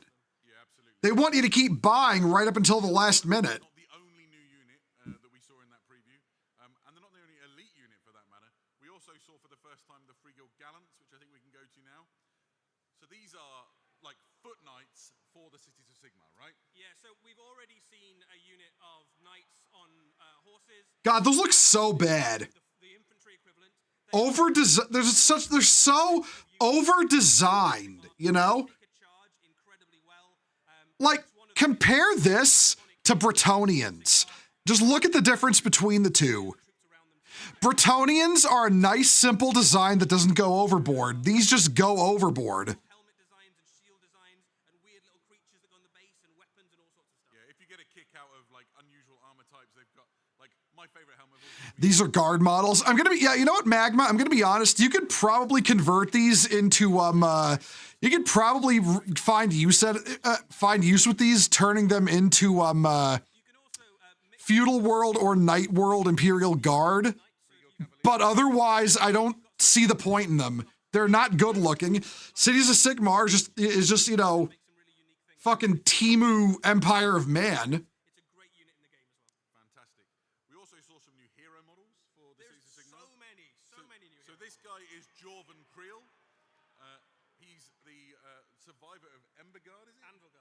Oh, hey, a male character. Kind of like a ranger archetype, right? Yeah, so he is a survivor. What do you know? They remembered male characters exist. So he has blood vengeance basically against the daughters of Cain. But right now he is engaged in driving back the Skaven infestations of the mortal realms in the realm of... Okay, he looks kind of cool. His design works because it's simple, you know? It doesn't go overboard. It tries to be what it needs to be and is nothing more than that, and that's why it works. Forge priest, a classic take on that warrior priest archetype from the world that was. Sigmar is like a smith god, and here he is, his priest with an enormous hammer. Yeah, so I mean, Okay, again, this design works because it's nice and simple and cuts to the fucking point. It doesn't do that thing Age of Sigmar does where it has a good design under 36 layers of bullshit. It's actually a decent looking model. And the thing with Age of Sigmar, to me, is that all the good looking models are the ones that wouldn't look out of place in Warhammer Fantasy.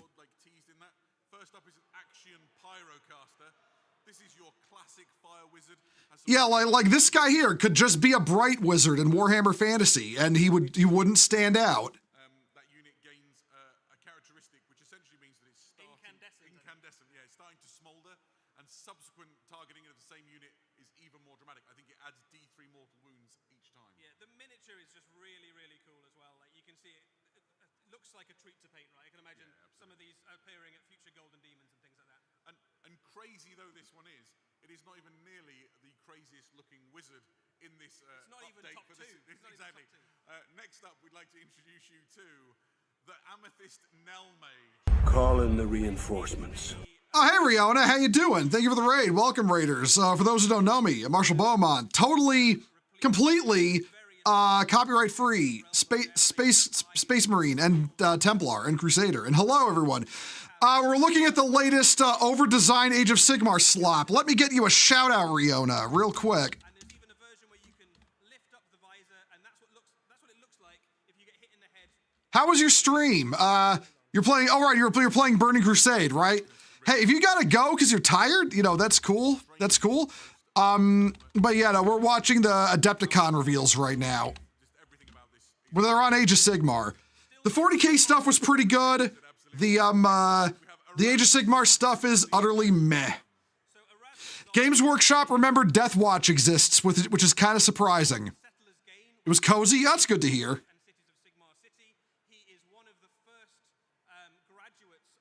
Okay, now, these last two minis, I want to point out, they're doing the thing I talked about with other minis. The Amethyst Mage and this guy are just over-designed. They have so many details they don't need that the model designer should not have put on. And that's a constant problem with Age of Sigmar. Yeah, Yeah, so that is a heliomorph. If you've ever seen one of them before, then you're a better person than I am. It's called Glyphwing, and it is the uncanny combination of a ram, a griff, and it has a snake. Like, there's so many places where the designers were so preoccupied with whether or not they could that they never stopped to think that they should. Looks like those weird home elf fantasy figurines you see in stores. It kinda. Now, we also saw in this the Gate Gargants, which are fantastic new kit for the Cities of Sigmar. There's a way that the Cities of Sigmar fight, right? They advance like a moving castle as the Dawnbringer Crusades go out into the mortal realms. Yeah, that's exactly right. Okay. So these are kinda okay. They're a little over-designed where they don't need to be, but you know what the main problem is? They should have just given them shields instead of trying to do the pair with a door thing. They shouldn't have done the door thing. They should have just had shields, you know? Fun, bonkers unit for the Mortal Realms. They fight very well as well. Those are Gargant-level stat lines in combat. And on the back By the way, I'm sorry for the people watching if the audio is too quiet. That is not on me. That is on the stream. The audio in the stream on their end is scuffed. That's not me. I can't control that. As well as these, a new kit which is known as Dawners Triumph. This is kind of like a floating. Dark, yeah. It's like the Dark Souls double shield move. Yeah. Across the mortal realms and launch their crusade, and it's. They should have just been normal shields, like two big Gargant dudes with fucking shields. They didn't need the door thing. Just the shields alone would have been fine. You know, fighting in a pair. Those are the coins that you see sprinkled across the bottom of that memorial there. Those are basically the coins of the warriors who've given their lives for the crusade. And I want to point out, by the way, this would look good if it wasn't floating. It should be just embedded in the ground, you know? The floating rock is a completely unnecessary detail.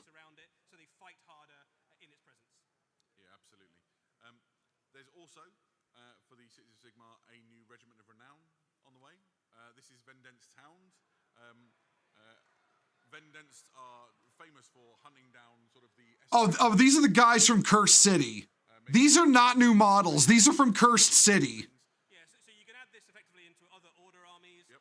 So if you're going up against demons, undead, enemy wizards, that sort of thing, these guys have the tools to take it down, to track their enemy, bring them to heel, and then put a stake through their heart. Yeah, and they're accompanied into battle by the units of the Wildercore Hunters. So the perfect accompaniment to scout out the enemy, to locate them, and maybe sort of keep them in place with the missile fire. That's a lot of stuff for the Cities of Sigmar, right? We are not done yet. Do you want to see some more? Not really. Age of Sigmar sucks, but go off. Let's show you the next video. Aye, we persist in an age of monsters. And there are foes that faith and valor alone cannot best. For such enemies, Sigmar again provides. Take heart, warriors of the God King. Fuck. You fight. Come on. Behemoths. Come on. Come the fuck on. And flame. We will drive back the enemies of Sigmar. With such engines of war at our side, how can mere monsters stand against us? Come the fuck on. What a stupid fucking model. Here we have, the crowd has gone wild in the room. Here we have a fantastic new centerpiece model for the Cities of Sigmar armies. These are the Cog Forts, and right now on your screen, you have the Cog Forts. I love this model so much. It is such a cool addition. I think Cities of Sigmar have basically been waiting for this kit since it was hinted at in some of the early battle tomes of the edition. It is finally here in glorious plastic, and it is well worth waiting for. There's so much to talk about in this kit. Yeah, we've seen this hinted at in some of the artwork and stories, and even in the background, like one of the scenes in an animation. There's so many places they could have just not gone to make it look good, and they didn't. Equipped with two massive cannons. It's got point defense guns. It's worse than the Stompa. No, I like the Orc Stompa. I think it looks good. This is just a mess. This thing is just a fucking mess. The Cogfort, right? So the gun on the back is called a Godbreaker cannon. It is very, very good at killing almost anything. One of the cool things about it is that when you shoot it, you get to choose a different type of ammunition each time you fire. So if you're shooting at something that's got a ward... The Orc Stompa at least makes sense. Yeah, Donger, exactly. You expect an Orc vehicle to look like a mess, all right? It's like the whole thing with the Orcs and their tech. Absolutely. And it's not the only Cogfort that this kit makes. We also have the option of the Conqueror Cogfort. This is a different proposition entirely. They somehow made it look worse. Torture cannon. It is an enormous flamethrower. Yeah, it does a ridiculous amount of damage. It kicks out 66 shots when it fires. Howl's Timu Castle. Yeah, basically, Ramen. The other thing that's got in its belly, instead of a cannon, you effectively have a drawbridge and sally port. You can transport a unit inside the Cogfort and then charge out of the front of it. Okay, so it's a transport, but like, okay. But it's still dumb. Enemy with your gallants or your grenadiers or something like that and kill anything that's left. Yeah, absolutely. Let's look at some of the details of these kits. So here you can see some of the things we've talked about. The first one would be in the top right-hand corner of the screen, you can see now what the interior looks like if you lift off that roof. Yeah, so there's so much detail in this kit. Okay, well, at least we know where they get the ammo, but still. You can see the different types of ammunition stacked. Gated defenses while the driver's just sitting there in the open for all ranged fire in the area. Yeah, exactly. The driver is literally exposed. You can just snipe him. Roll it out of the kit, so you can imagine the troops charging down the front there into the enemy line. Yeah, absolutely. My favorite detail you'll actually see on the very left of the screen, and this is the Dwarden forged furnace that powers the entire Cogfort. And there's an interesting clue to a piece of story about it. You can see sandbags hanging on the side. This is the most valuable and important part. These are forged by the Ironworld Arsenal. That's true. And if everything's going wrong, they'll launch a hot air balloon device out of the top, power it by the furnace, detach it from the Cogfort and fly it away, because that's the bit you have to save. Yeah, the engine basically of the Cogfort is the valuable part. That's what the enemy's trying to get to. There's some other cool stuff that we can tell you about Cogforts as well, if we can jump to the next slide. So this is, the first thing is, you might like to include a Cogfort in your Cities of Sigmar army, but what if you just really like the Cogforts? That's a great question, Adam. You can have an army of renown that is entirely made up of Cogforts. It is... So it's just lame-looking Imperial Knights. Gotcha. And effectively, it does a few things. So first of all, it gives you a bunch of extra rules if you really just like Cogforts and you want to just have lots of them. The other thing that it does... Some Korean MMO-looking ass design. Yeah, exactly. I'd half expect this to be like, you know, something you fight at the end of a dungeon in a fucking Korean grinding MMO.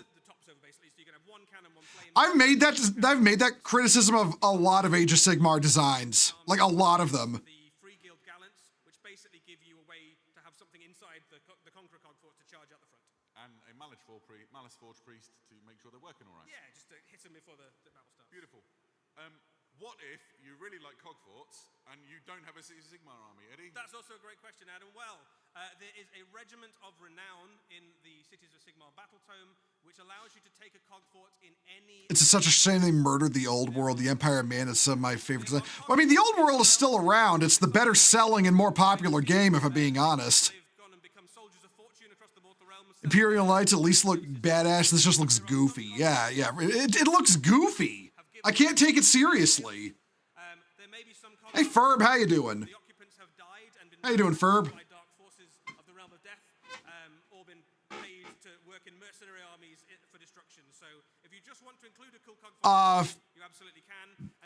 A 1,500 paid currency mountain shadow breath of golden winds now on mobile. Yeah, Riona, exactly. Exactly, you nailed it. This really is an incredible centerpiece thing for your Cities of Sigmar army. The rules for it would be better in Warmahordes. It kind of would, honestly. I feel like it fits Warmahordes better than Age of Sigmar. You getting your mallet? I wish I had my fucking mallet.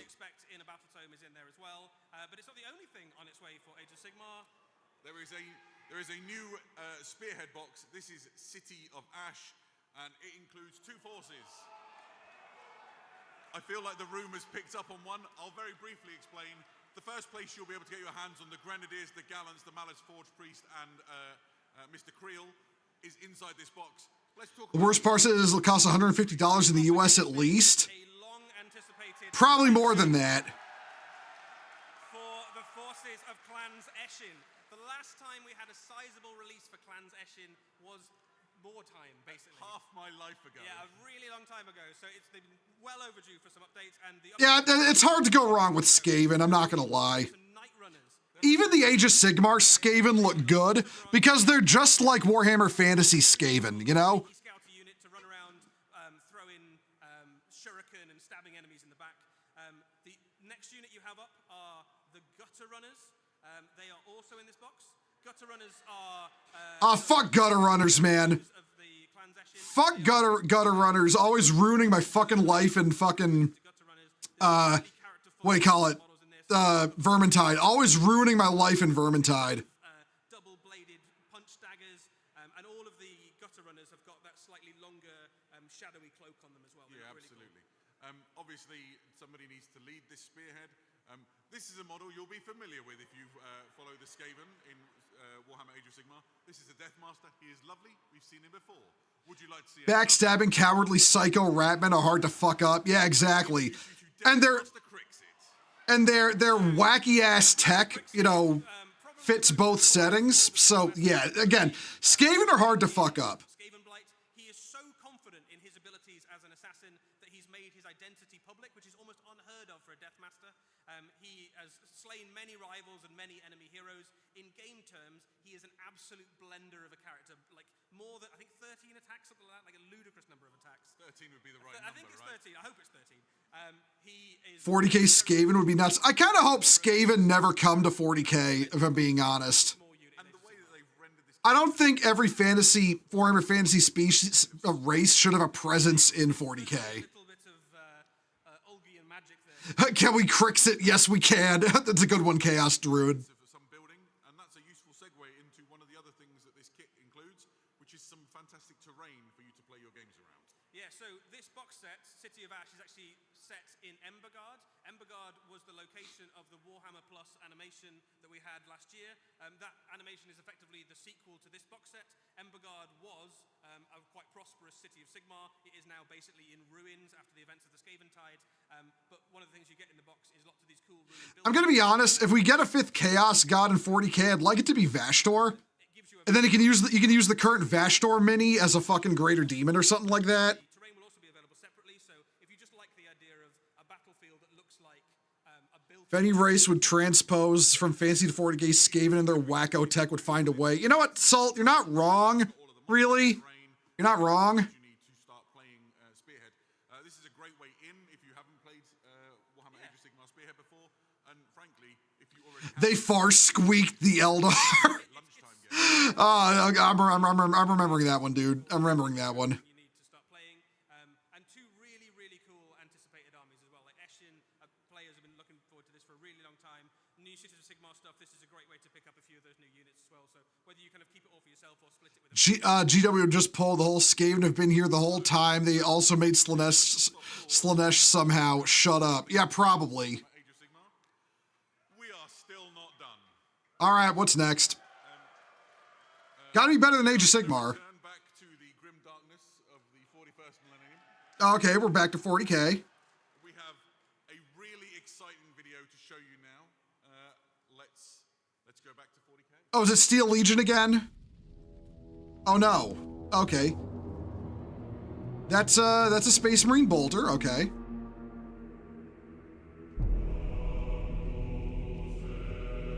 That's a dead Marine. Armageddon, the war world. Its soil. Oh, this is 11th edition. By the blood and sweat. This is 11th edition.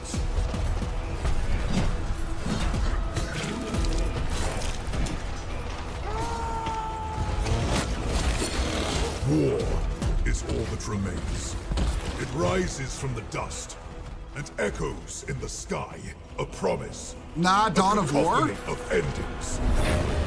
Are you sure? I get the feeling this is gonna be 11th edition.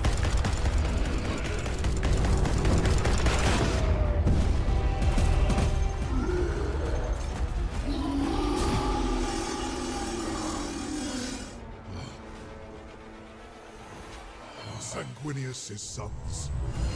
Angels of death. We belong here.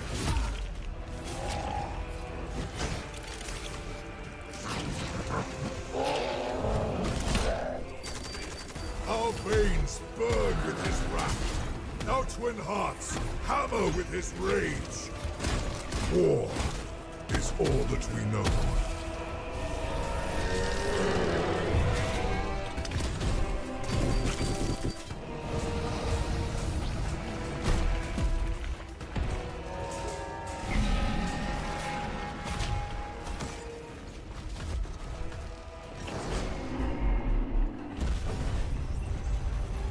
This world must hold. There can be no retreat. There can be no mercy. There can be no peace. There is only war.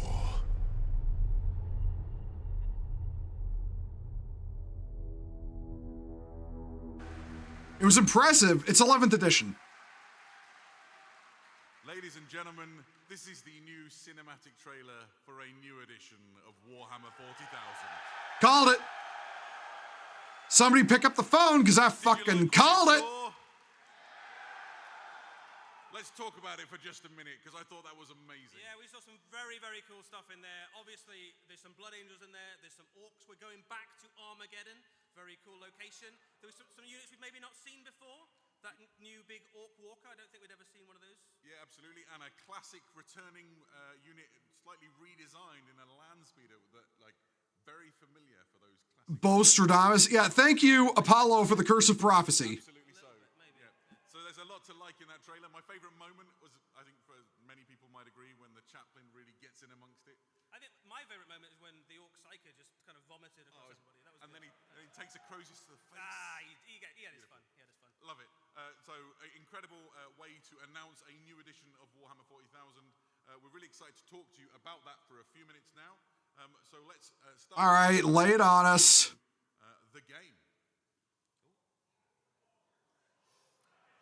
First up, it's new Warhammer 40,000. Let's talk about the game. Eddie, what can you tell us? Yeah, so a new edition of Warhammer 40,000 obviously means a new core engine to drive this edition. That means loads of changes to all sorts of aspects of the game. We're going to talk about some of those in a little bit. We're going to give you an idea about some of the things that might be changing and what it means for you in your game. But it means so much more than just the rules. It also means new cool stuff about the lore and the universe. You got a little bit of a hint of it there. We are going back to Armageddon, which is obviously one of the most important and pivotal and, I guess, coolest locations. It's just such an iconic setting for Warhammer 40,000, and we've set it up really in an... Oh, hey, look, Krieg and no Steel Legion. We're going to continue telling stories here and in other exciting places of the galaxy. We've got a bit of a sense of what might be happening in that cinematic as well. We are setting up in the return of Yarrick what happens before the events of this new edition. Effectively, you have the Imperial forces, the human forces of Armageddon are bracing for this enormous wave of Orcs that is bearing down on them. Wazdacker is in the lead of that, but Ghazghkull and his legions are not far behind. They signal for help, and the help comes in the form of an enormous new Space Marine crusade, which is composed of all sorts of different chapters. The Blood Angels are obviously there, but you also have lots of other ones. The Ultramarines. So we saw Ultramarines in the video, yeah, right? Ultramarines are there as well as things like Black Templars, the Salamanders. Okay, Black Templars are going to be there. Good. So it's a classic Space Marine crusade force returning. It's a good old-fashioned Space Marine crusade. Once again to the war world. Yeah, and if you know anything about Orcs, you know that the chance of a fight being bigger just brings more of them in. This is Ghazghkull's third run at it now. So the war that's going to hit this world is like nothing we've ever seen before. Absolutely, yeah. Right, so in addition to talking about the setting, we should show you what the launch box looks like.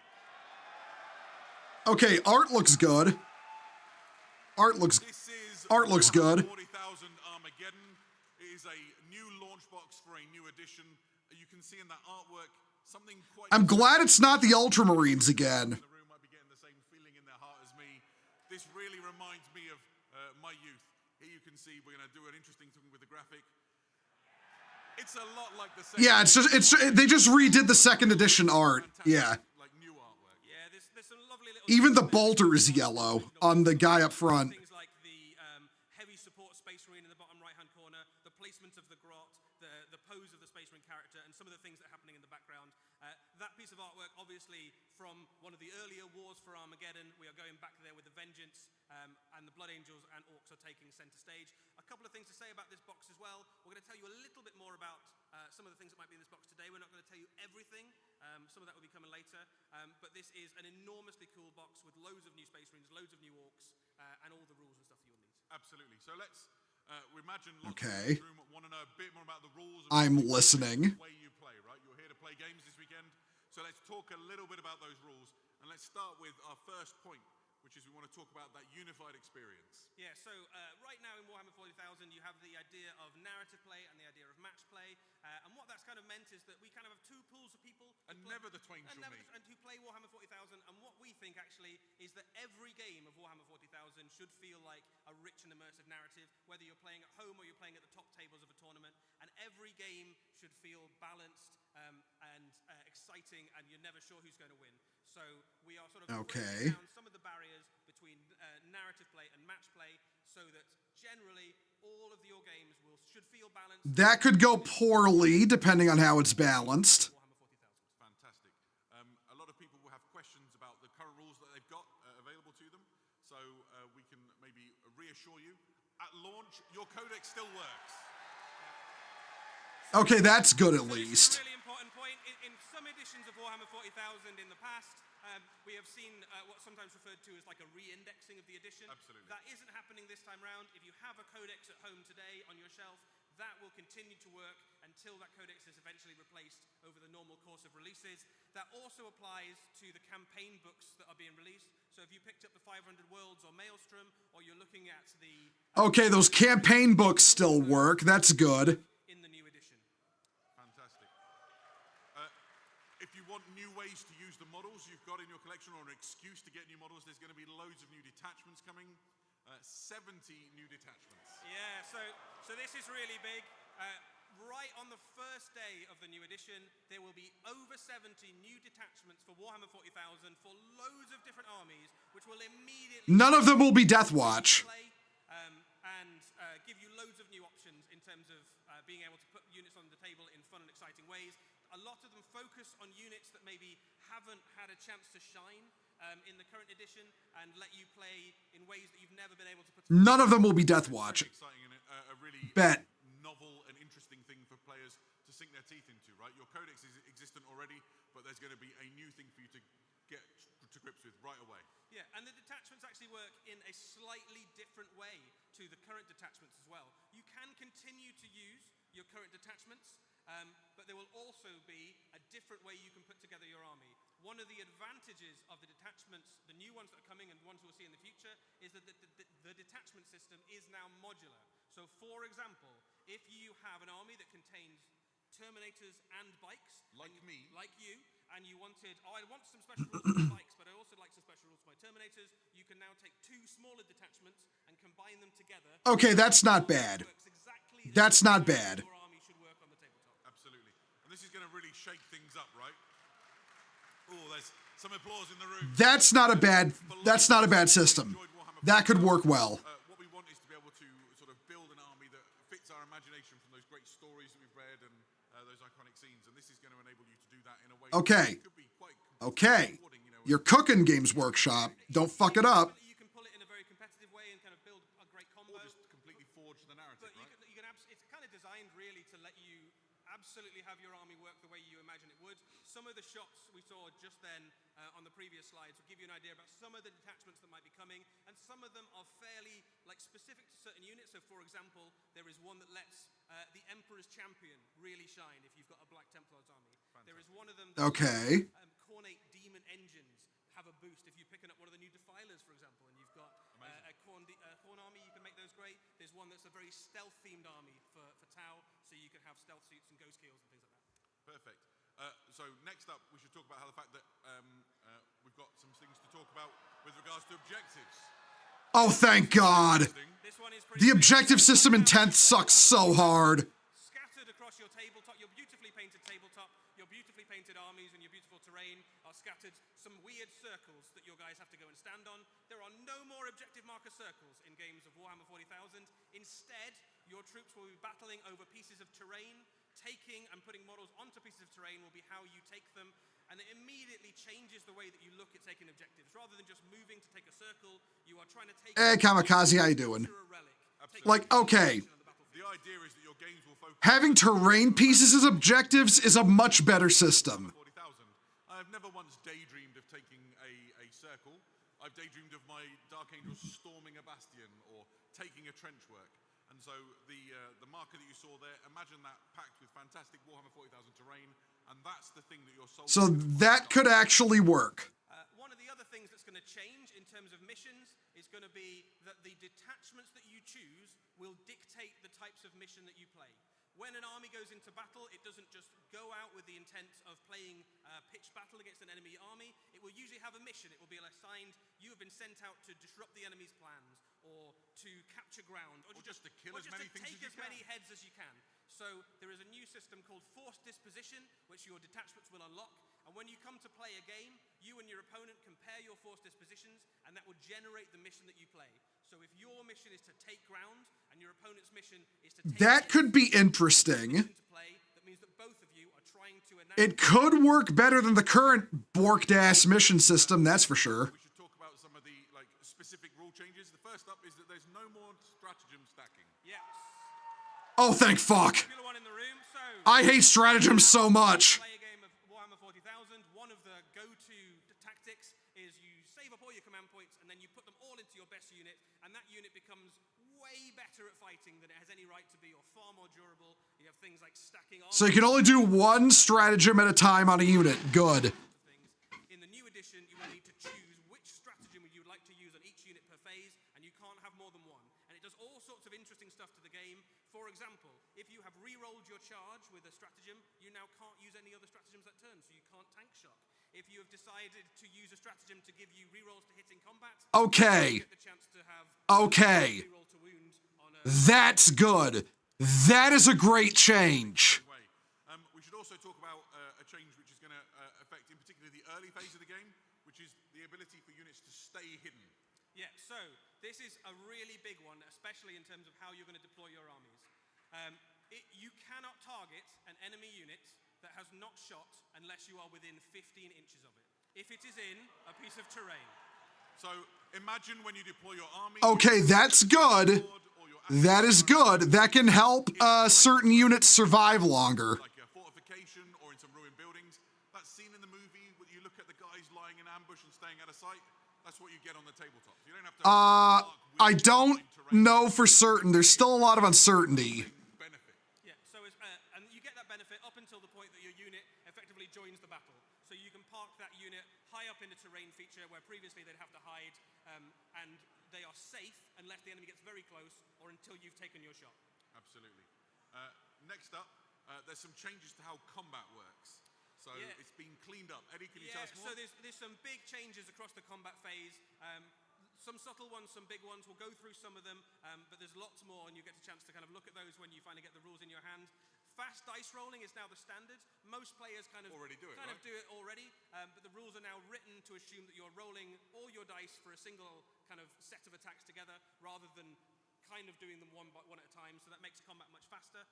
Combat activation has changed. The biggest change there is that in your turn, your strikes first units now go before your opponent. And in game terms, that means... Ooh, there's some cheers for that one. In game terms, that means if you've charged into an enemy army and they've got strikes first, at least one of your units will get to go before they go. That's quite... Okay, that fights first. Shit. Together. Oh. So you do all of your pile-ins for everything in your army, and then you do all of the combats, and then you do all of the consolidates. And what that means is that the pile-in move becomes much more about getting lots of your units into close combat and less about trying to kind of grab extra inches towards getting objectives. Yeah, absolutely. Okay, that helps with melee. Near to my heart, because I like those risky... The fights first thing is also good. Pay off your guys standing around doing nothing. So it's different now. They should just do alternating activation already. You pick your targets after you have rolled your dice. So that does some Okay, you rolled a charge and then pick your target. That's really good for melee-focused armies. Charge against the unit you were aiming for, and there's a closer unit, you can now charge them instead. So you generally end up with less units standing around and kind of having failed the charge and not doing anything. It also means that occasionally you might get a unit into that big, long 12-inch charge that you wouldn't previously have tried, but you can now get in. Basically, this is a rule that just encourages you to get stuck into close. Okay, so that's a really good buff for melee armies. More charges more often. More charges more often. Perfect. I'm not at all biased in this regard, says the Black Templar player. Steel Legion Army, they drive around in chimeras. This one's quite exciting for me. Tell us about combat disembark. There is now a rule where if your transport is in combat with an enemy unit, you can just get out straight into combat. Okay, that's also good. Yeah, it's not always the best idea because your unit will be battle shocked and might take casualties, but it makes it very difficult to completely lock down a force that's trying to drive forward with combat units. Okay, that's a good change. That's a good. They're cooking. We should talk about the leaders and the impact they have in. They're cooking. I admit it. Essentially, your leaders are always going to lead. Can you unpack that for us? Yeah. So when you choose a model that can lead a unit, you now assign it when you build your army list. So if you have a chaplain and he's going to lead one of your units of Space Marines, you now write that in your army list rather than choosing before the game. But the thing that happens in-game is that if the unit is killed, the character keeps all the benefits of leading the unit that he would normally have. So your chaplain doesn't become inexplicably worse at combat because the guys next to him have died. And the same is true for all the different characters. So that immediately means... Okay, that's a good change. I like that. ...lost their unit can carry... Yeah, rhinos actually have a reason to be used now. Yeah, absolutely.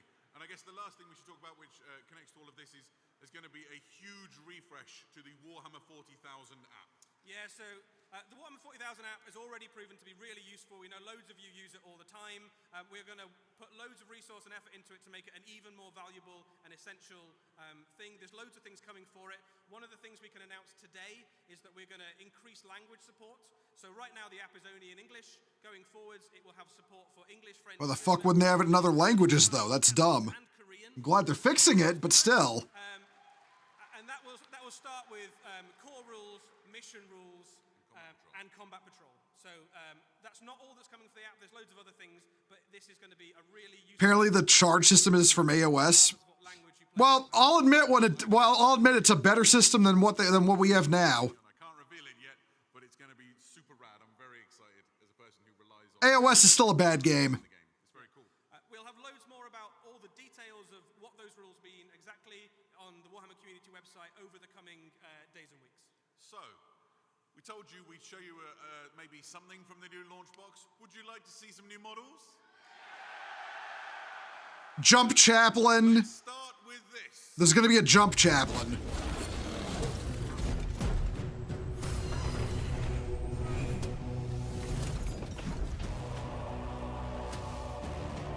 That's just a regular Space Marine.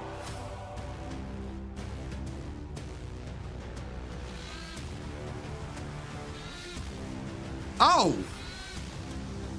Old helm! He's got the old helm on. Okay. He had the classic helm on. So this is the first of the new Space Marine models. We're going to show you him today. Okay, I like this. You see the coming together of old and new in terms of armor types. Yeah, so attrition has taken its toll on the Primaris Marines, and their shiny Tacticus armor that they went out into Crusade with has now had to be supplemented with parts of classic armor pieces. For us, though, that means that we get to use lots of very cool... Okay, I'm happy with this change. It's a good look, right?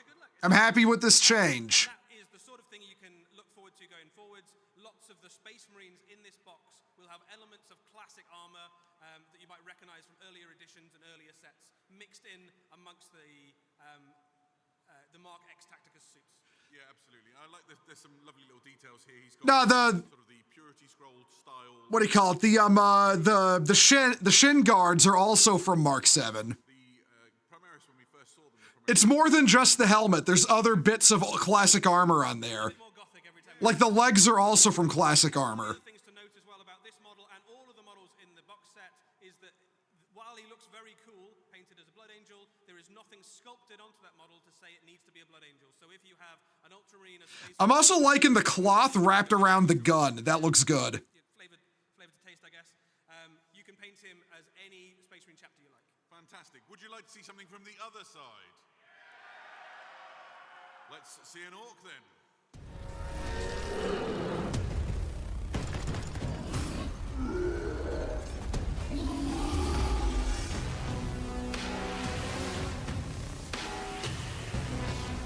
It's a new Orc Boys kit. That's what I'm picking up here.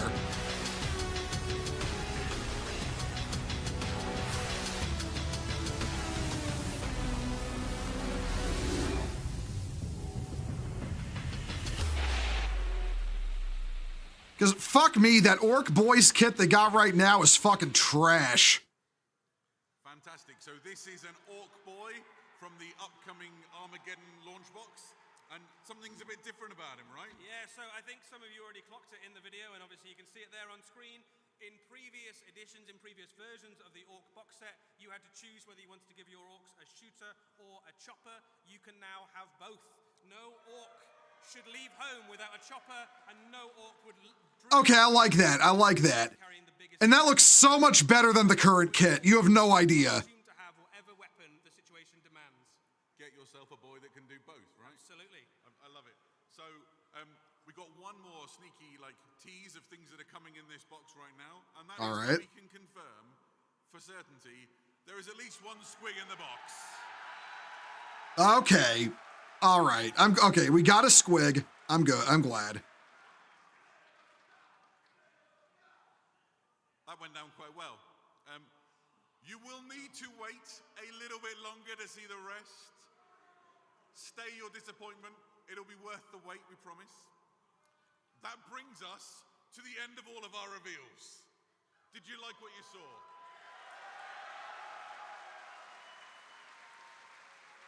I guess what we need to do now is bring this thing home and wrap up this preview. First of all, thank you so much for bearing with us through the technical difficulties.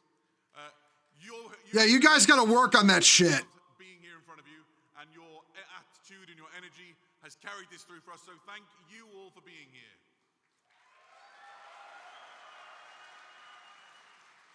We've had so much to show you, it's been really exciting. We've delved into Warhammer 40,000 and Kill Team, Horus Heresy, the Warhammer Plus TV show, all of that great stuff from the licensees, the new Mephiston. Make sure you check him out downstairs if you're here at Adepticon.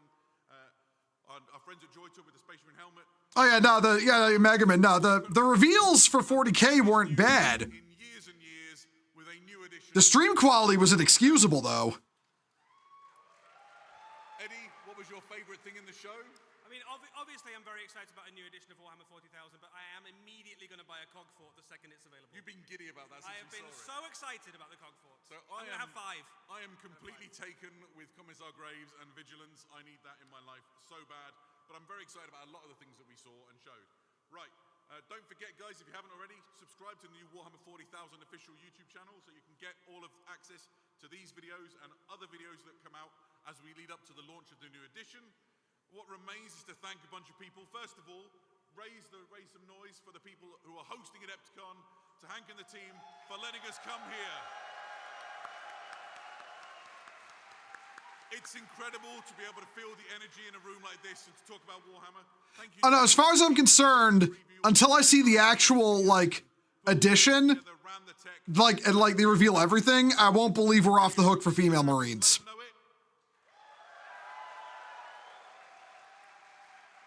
Finally, Eddie and I would like to personally thank all of you for making this such a great preview. We have loved being with you for the last 2 hours.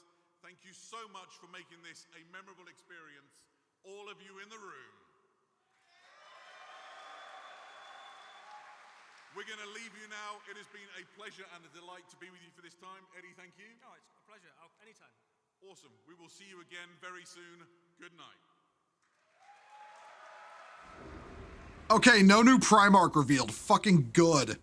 Christ. All right. Let's close that. Let's close that. Okay, you know what? You know what, everyone? You know what?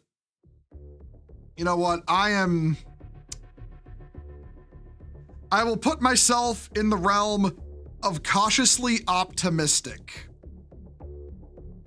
They still need to remove female custodes, though. They gotta get rid of them. Absolute bullshit. They should not exist. But the reveals were good. The reveals for 40K were good. It is funny as fuck, though, how badly they fucked up the reveal of the Steel Legion upcoming, like, with all the technical layers. Word Peter Turbo? Probably not for a while. They use the term Sons of Sanguinius. Okay, fair. I'm watching them. I'm watching them. All right. I'll admit defeat. That was pretty good.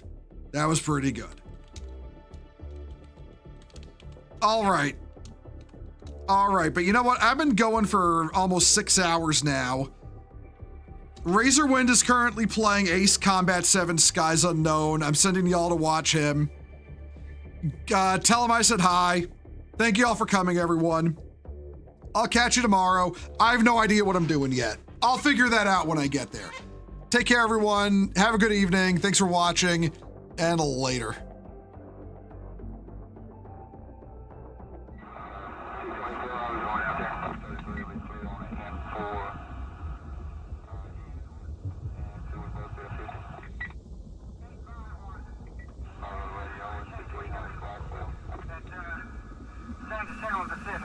Out there, yes, clear.